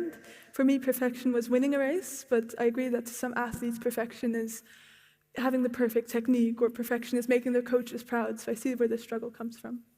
Yeah. I will now like to ask each and every one of you a closing question. So in your opinion, where should we draw the line between human ability and technological advancements in sports? So in other words, where do we separate humans from machines? Starting with you, Ellen. Okay. That's it. I mean, the beauty, like from us, from our perspective, we look at athletes and helping athletes of all levels. And sport is so important for mental health and for our physical health as well. And so everyone has their own, their own loves and own desires out of sports, and what they get out of it is different. And so technology is not going to replace that. Our hope is that what we can do is help athletes of all different levels just be better, because generally they want to be better. As I joke around, is like, I've played lots of sports my whole life, decent standard, and I'm 51 years old. I still want to get better. I still have that drive to be a better skier, or to be a better ice skater, or play basketball better. So that doesn't go away. And if we can give some tools and technology and data in an easy to understand way to people, and they can get maybe just a little bit more enjoyment in that, and feel like they're making some progress. I think everyone, that ability to set some realistic goals, a little bit of gamification of playing with your friends, seeing what you can do, whatever sport it is, it has a lot of benefit. The downside is if there's too much data and it's too difficult, and it ends up becoming more work to analyze the data than to actually do the sport, that's where I think we go over to the wrong side. It's great to hear that there's such a fine line. Now going to you, Francisco. For me, it's the internal, intangible things, like, or the hardest to measure, like, for example, the drive, the passion, the enjoyment. Like, everything that you said, I really agree. And I will say, like, there's a variable or a state in sport performance that is called the flow state. That is like the ultimate experience. Like when I work with clients and they describe me like they were in the zone, that they didn't even notice that time flew by, that they didn't even notice, that means that they're in the optimal performance zone because they were not even thinking about the result. They were so immersed in their performance, in their task, just for the sake of doing it, not because of results, not because of numbers, not because of fame, not because of money, just because they enjoy it so much that they were like really, really immersed, that they even forget about time, about hunger and everything. And it's like, hey, I didn't realize I was doing that. And you see a lot of performers do that, like, I don't know what's happening. I don't know what's happening. That's a really human thing that is not gonna be replicable. So that's really important. I mean, I agree with everything that's been said already. And I think that technology should just be like a tool that we use to get the best out of ourselves. So for every person, it needs to support us so that we can be the best version of ourselves that we want to be and that we can be. And I think the line is just where it starts to overwhelm the athlete, as what you said before as well. I think when you start crossing that line, I think the technology part should be dimmed down a little bit. So I hope we will never see athletes as machines, because they're not. Even if I sometimes can't understand what performances you are able to achieve, and maybe there is no way to understand, and we can't understand everything, I think.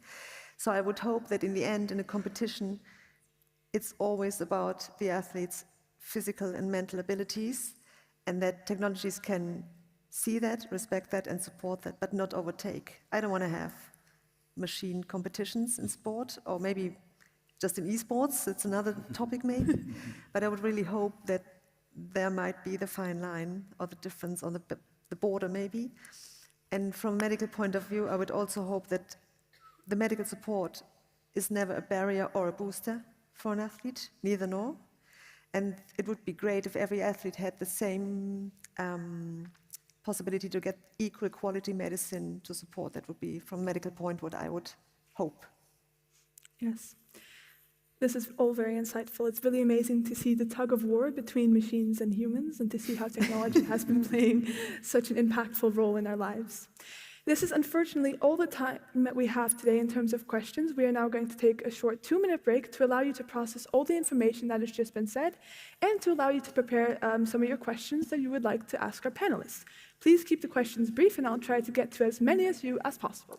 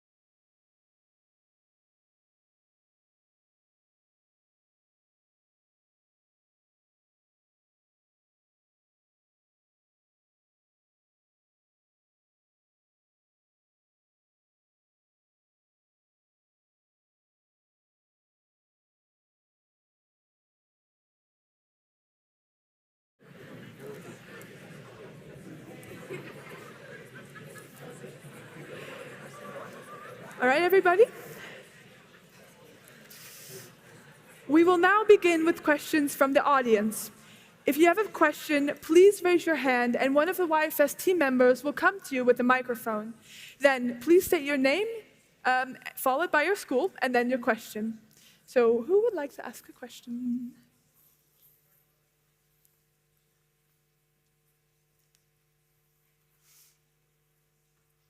My name's Alex. I'm from Hull School. This question is mainly directed towards Francisco. In cricket, a sport I follow a lot, I see an increasing amount of players taking a break or even retiring for mental reasons. My question is this trend going to continue? Or is the improved awareness and handling of mental health going to lead to fewer prolonged breaks having to have been taken, perhaps due to playing schedule being changed? Thank you very much for that question. That's a really important topic because not only sports is changing due to technology, but also business-wise. So there are, every time is more sports going to business model more than sport, and athletes are seen more like they have to perform, not like persons. So that's a really, really interesting topic because you see that as well in the NBA, like load management, they're retiring early, or basically they are saying like, even though they're supposedly living the ideal life, they're not feeling good. So I think that mental health awareness is giving people or athletes that edge of saying like, okay, if I'm not feeling good, all the trophies, all the money or the fame is not worth it. So I think that the trend is gonna maintain. Don't know if it's gonna go up, but it's gonna maintain because there's more awareness to that. People are looking more into gratification, not only in external values, but they are getting that from the inner variables, like enjoyment, like self-fulfillment, and if you're really happy doing what you're doing. So a really nice question, really, and that's a really nice topic for next forum. Yes. Anyone else from that side?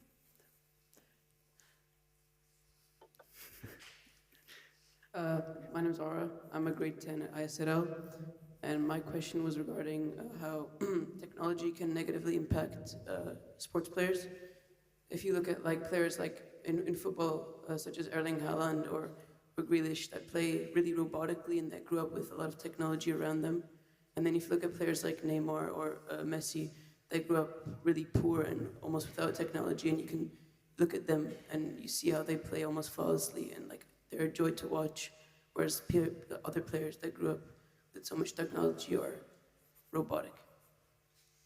I think this question goes to Elaine. Well, I mean, I think everyone will have an opinion on this one, but yeah. I think it actually goes back to your question on the predictability piece, and also from our standpoint, the fairness and the access.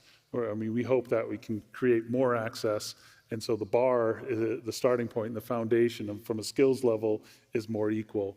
But the love of the game and the creativity and the response to your learning how to play is always going to be down to where you come from. And that can't be replaced. And I think that technology and access to technology will increase, but I don't think it will ever take away or get rid of the chance for the Brazilian style of football, or if I think about growing up in the States and the difference between East Coast and West Coast basketball, that's just from where you come from, so I don't think that'll ever go away. Yeah, I would say that's super important what you say, and data is data, where we're still talking about humans. Data still can't measure exactly how you feel, for example. We just had a short discussion about that earlier, so we're getting closer maybe. But I don't think any technology can tell exactly how you feel today or how I feel today. And in the best possibility, it would be a balance between both, and there's a flow into each other. But I would hope we do not only use data or completely ignore them. So it should be a balance between them. And it's also difficult to find the balance, right? how much is enough, how much is too much, how do we only maybe value a person by its data and forget the person behind, and then we come back to the mental side maybe, or to anxieties because people might not be open with their problems. So this is probably the challenge, or one challenge is, for me at least. How is the balance and where do we find it? Yep. Yet again, the balance in life, the yin and the yang. Any more questions from the crowd? Not from that side. My name is Shona and I'm from the Zurich International School.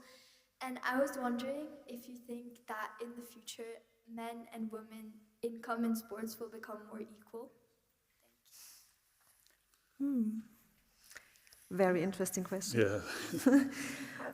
What do you mean with more equal? I think that's the first question. Money. Okay. Oh, money-wise, okay. Maybe Silke, you're an athlete, maybe you have a perspective on this, I don't know. I think I can. You can. Yeah, I really hope so because, for example, in basketball, there has been a rise on viewership and interest and more excitement for people to watch female basketball. And I really think that there's a lot of fun and excitement in either gender, men or women. So I think and I hope that it can reach a level because there is the same effort put into both players, into male and female. So I really think that we should value the effort of players, and then it's coming back as well to the topic like, okay, business-wise, we are demanding performance and entertainment from these players, but are we valuing them for that demand? So in both cases, it's really demanding. And in female sports, for example, and this brought really a big topic, but I want to say, is there's a double standard, let's say, for girls is asked to be really good at basketball, at sports, but not too good because, you know, they don't want girls to be too competitive. There's a double standard there, but I really think that the effort is equal in both sides, so I hope that it does. That was a very good question. Anyone else from the crowd? My name is Tigris. I'm a student here at IZL. How do you see sports evolving in the next 10 years? I think we could get an opinion of each and every one of you for this one. I mean, I think from our perspective is, and we were talking about this earlier, wearable technology is increasing, and that, and we still just on the beginning of the journey of taking that data and feeding that back into people. I think where I see it evolving is access to sports will hopefully get easier. That's part of what we're trying to do. Even for sports that are, you know, if you take Garmin and Strava, they can track very easily location measured sports, so cycling, running, but when it comes to complex movement sports or any complex movements in sport, that's where we don't have that. So the hope is that as technology starts to provide people greater feedback and easy to use feedback, it'll increase access to quality coaching and make sport more interesting and enjoyable for people. Maybe there's also a fact about athlete monitoring and more individualization. So maybe in anything, in training, in dealing with problems, in seeing the responses to whatever measures. So that could be 2 points maybe. Very nice. I think we have time for one more question from the crowd, from my left side, so somewhere over there. Oh. Hello. My name is Bernardo, and I have a question. Where is he? Do you think with enough technology we'll be able to see how much room for growth there is for certain players, for youth players basically, to help with the scouting situation? Where is the availability of youth players? Basically measuring talent. Yeah, so for youth, basically monitoring and being able to track. Okay, sorry. I mean, from our perspective, we look at other sports that will get into, say, ice hockey, for instance. Skating is a big component of that. We'll be able to provide information and data on a player profile, which could make scouting a lot easier and more useful.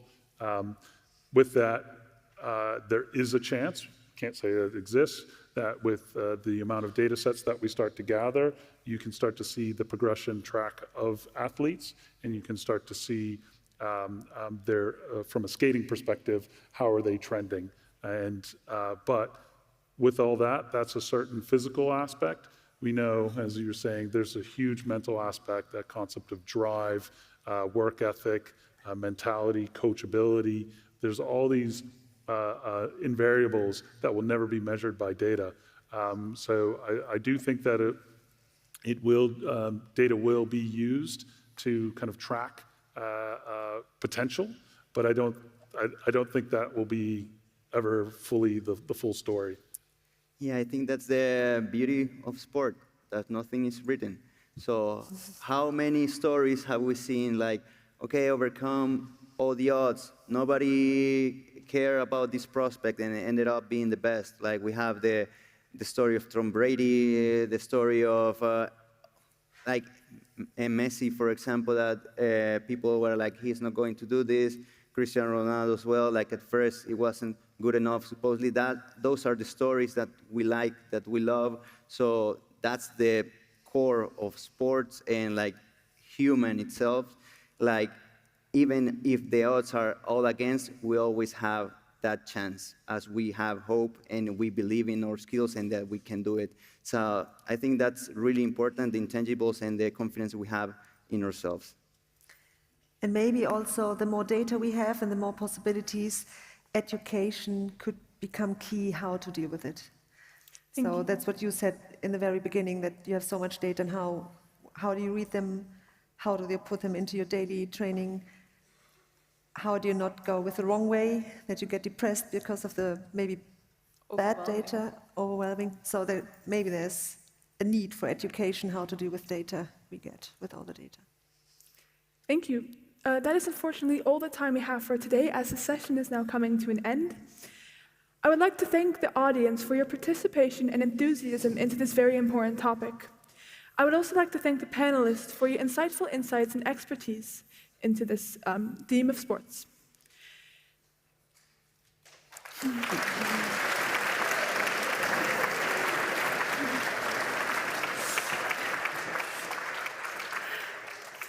I would now like to ask that you'll begin to transition to session 7, which is right here in the gym, so you don't even have to go far. If you do have any questions, feel free to come up to the stage and ask any of our panelists what you're still curious about. That's all it from me. Thank you, and have an amazing day.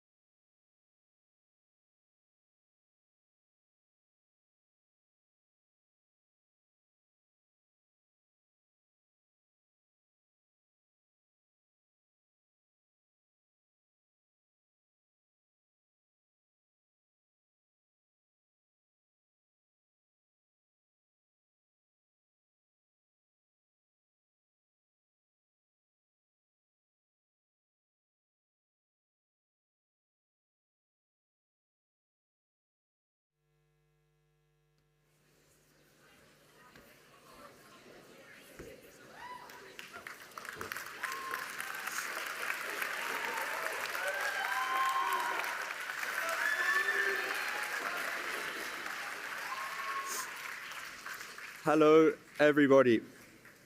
My name is Riley Friedrich, and I'm a grade 12 student here at ISL, as well as a member of the YFS media team. I hope that everybody had a great day, met amazing people, and got ideas to bring back to your own communities. My personal favorite moment from today was meeting Dylan from the Future of Music panel, and also eating the cookies from the YFS student experience team.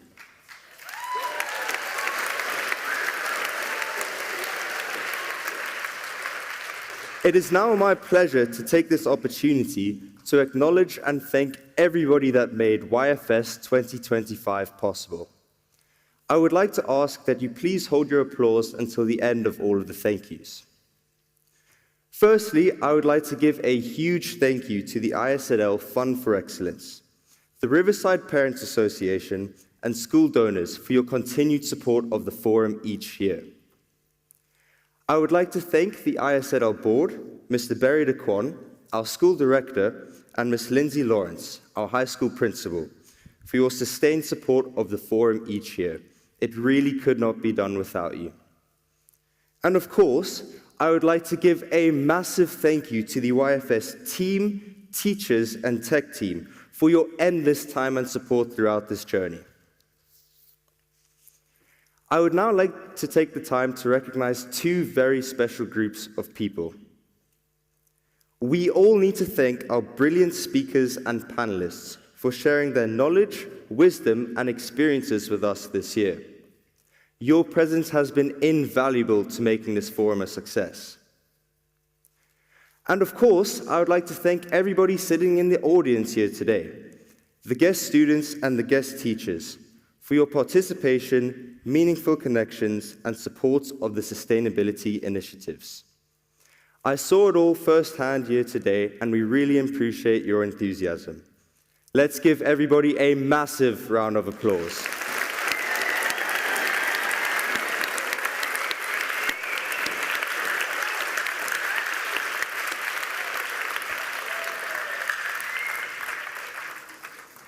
Of course, the forum may be over today, but it's safe to say that YFS is definitely not. We encourage you to please follow us on our YouTube, websites, and social media for upcoming videos, live streams, and media from today's event. I also urge you to please stay connected with everybody that you've met here today. Reach out to them, follow them on their socials, and send them a message, because networking is a tool that we can use for the drive to change in the near future. It is now my privilege to introduce a very special student, Millie Bevan, who is the leader of the YFS sustainability team for the closing student address. Let's give her a round of applause.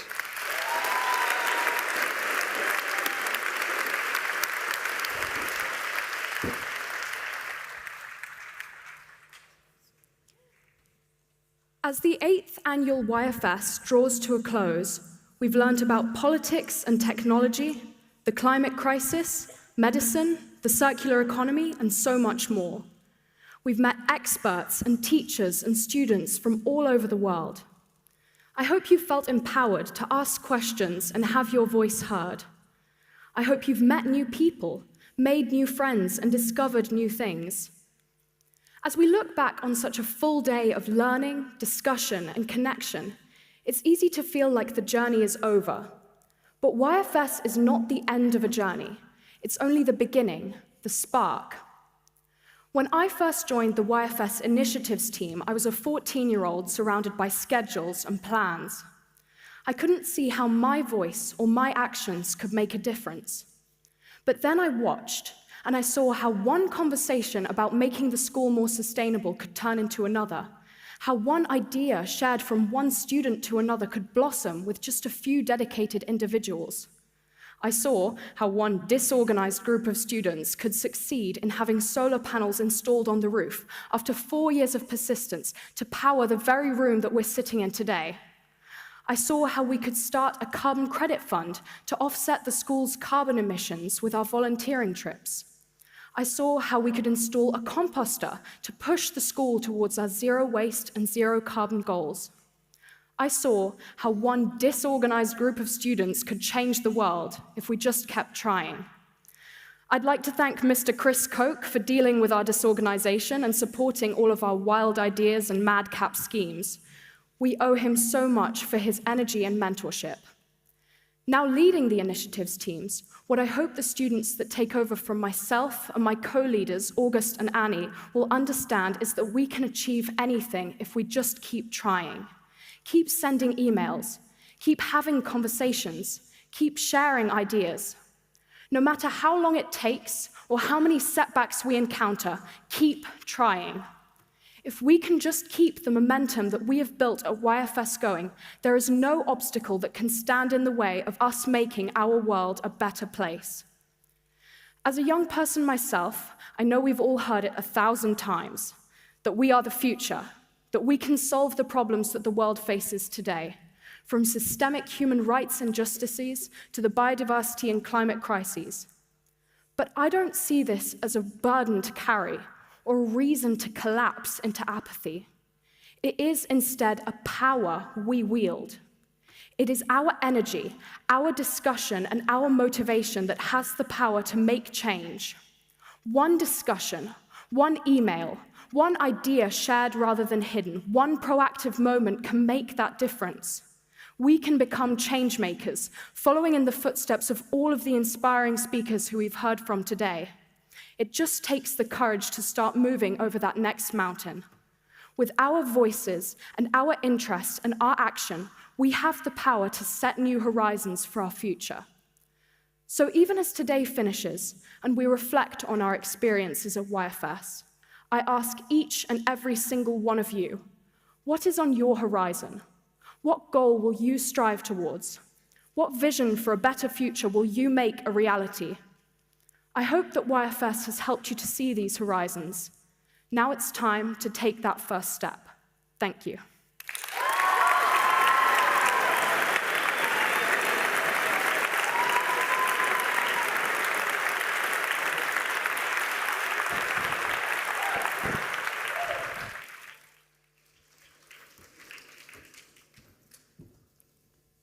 Thank you very, very much, Millie. We can all acknowledge your reflective words and address. Let's give her another huge round of applause.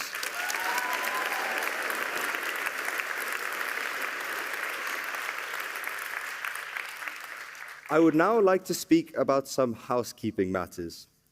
We kindly ask that you could please stack your chairs in groups of 10 against the wall on the right side of the gym. Of course, you are welcome to keep your YFS badge, but we kindly ask for you to please return your lanyards in the boxes by the doors for the reuse in the forum next year. I also kindly ask all the speakers and members of the YFS team to come to the stage after the address for a photo. I would now like to say a very, very special thank you to the lead organizer of YFS, Mr. Fabio Peron, for his impact and dedication of the forum.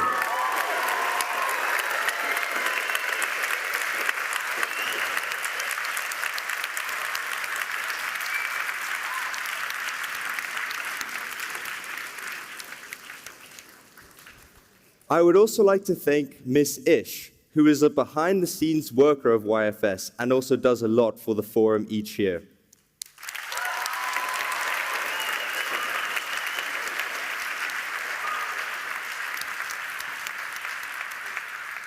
Thank you very much to the two of you, and we really all cannot thank you enough for the work that you put in each year. I would now like to pick on somebody that Millie mentioned in her address. Mr. Chris Koch is one of the co-founders of YFS and a teacher here at ISL, who will be retiring at the end of this school year. We can all recognize his dedication and invaluable contributions to the forum each year. Mr. Koch has been a driving force behind the initiatives team, and it's safe to say that the Koch legacy will live on forever. We wish both Mr. and Ms. Koch a wonderful time in retirement. Let's give him a huge round of applause.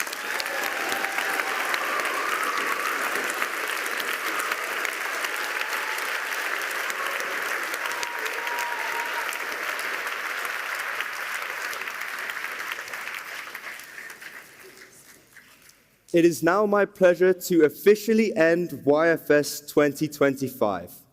I would like to give a huge thank you to everybody for coming and participating throughout the day, and we wish you all a safe journey home. Thank you very much.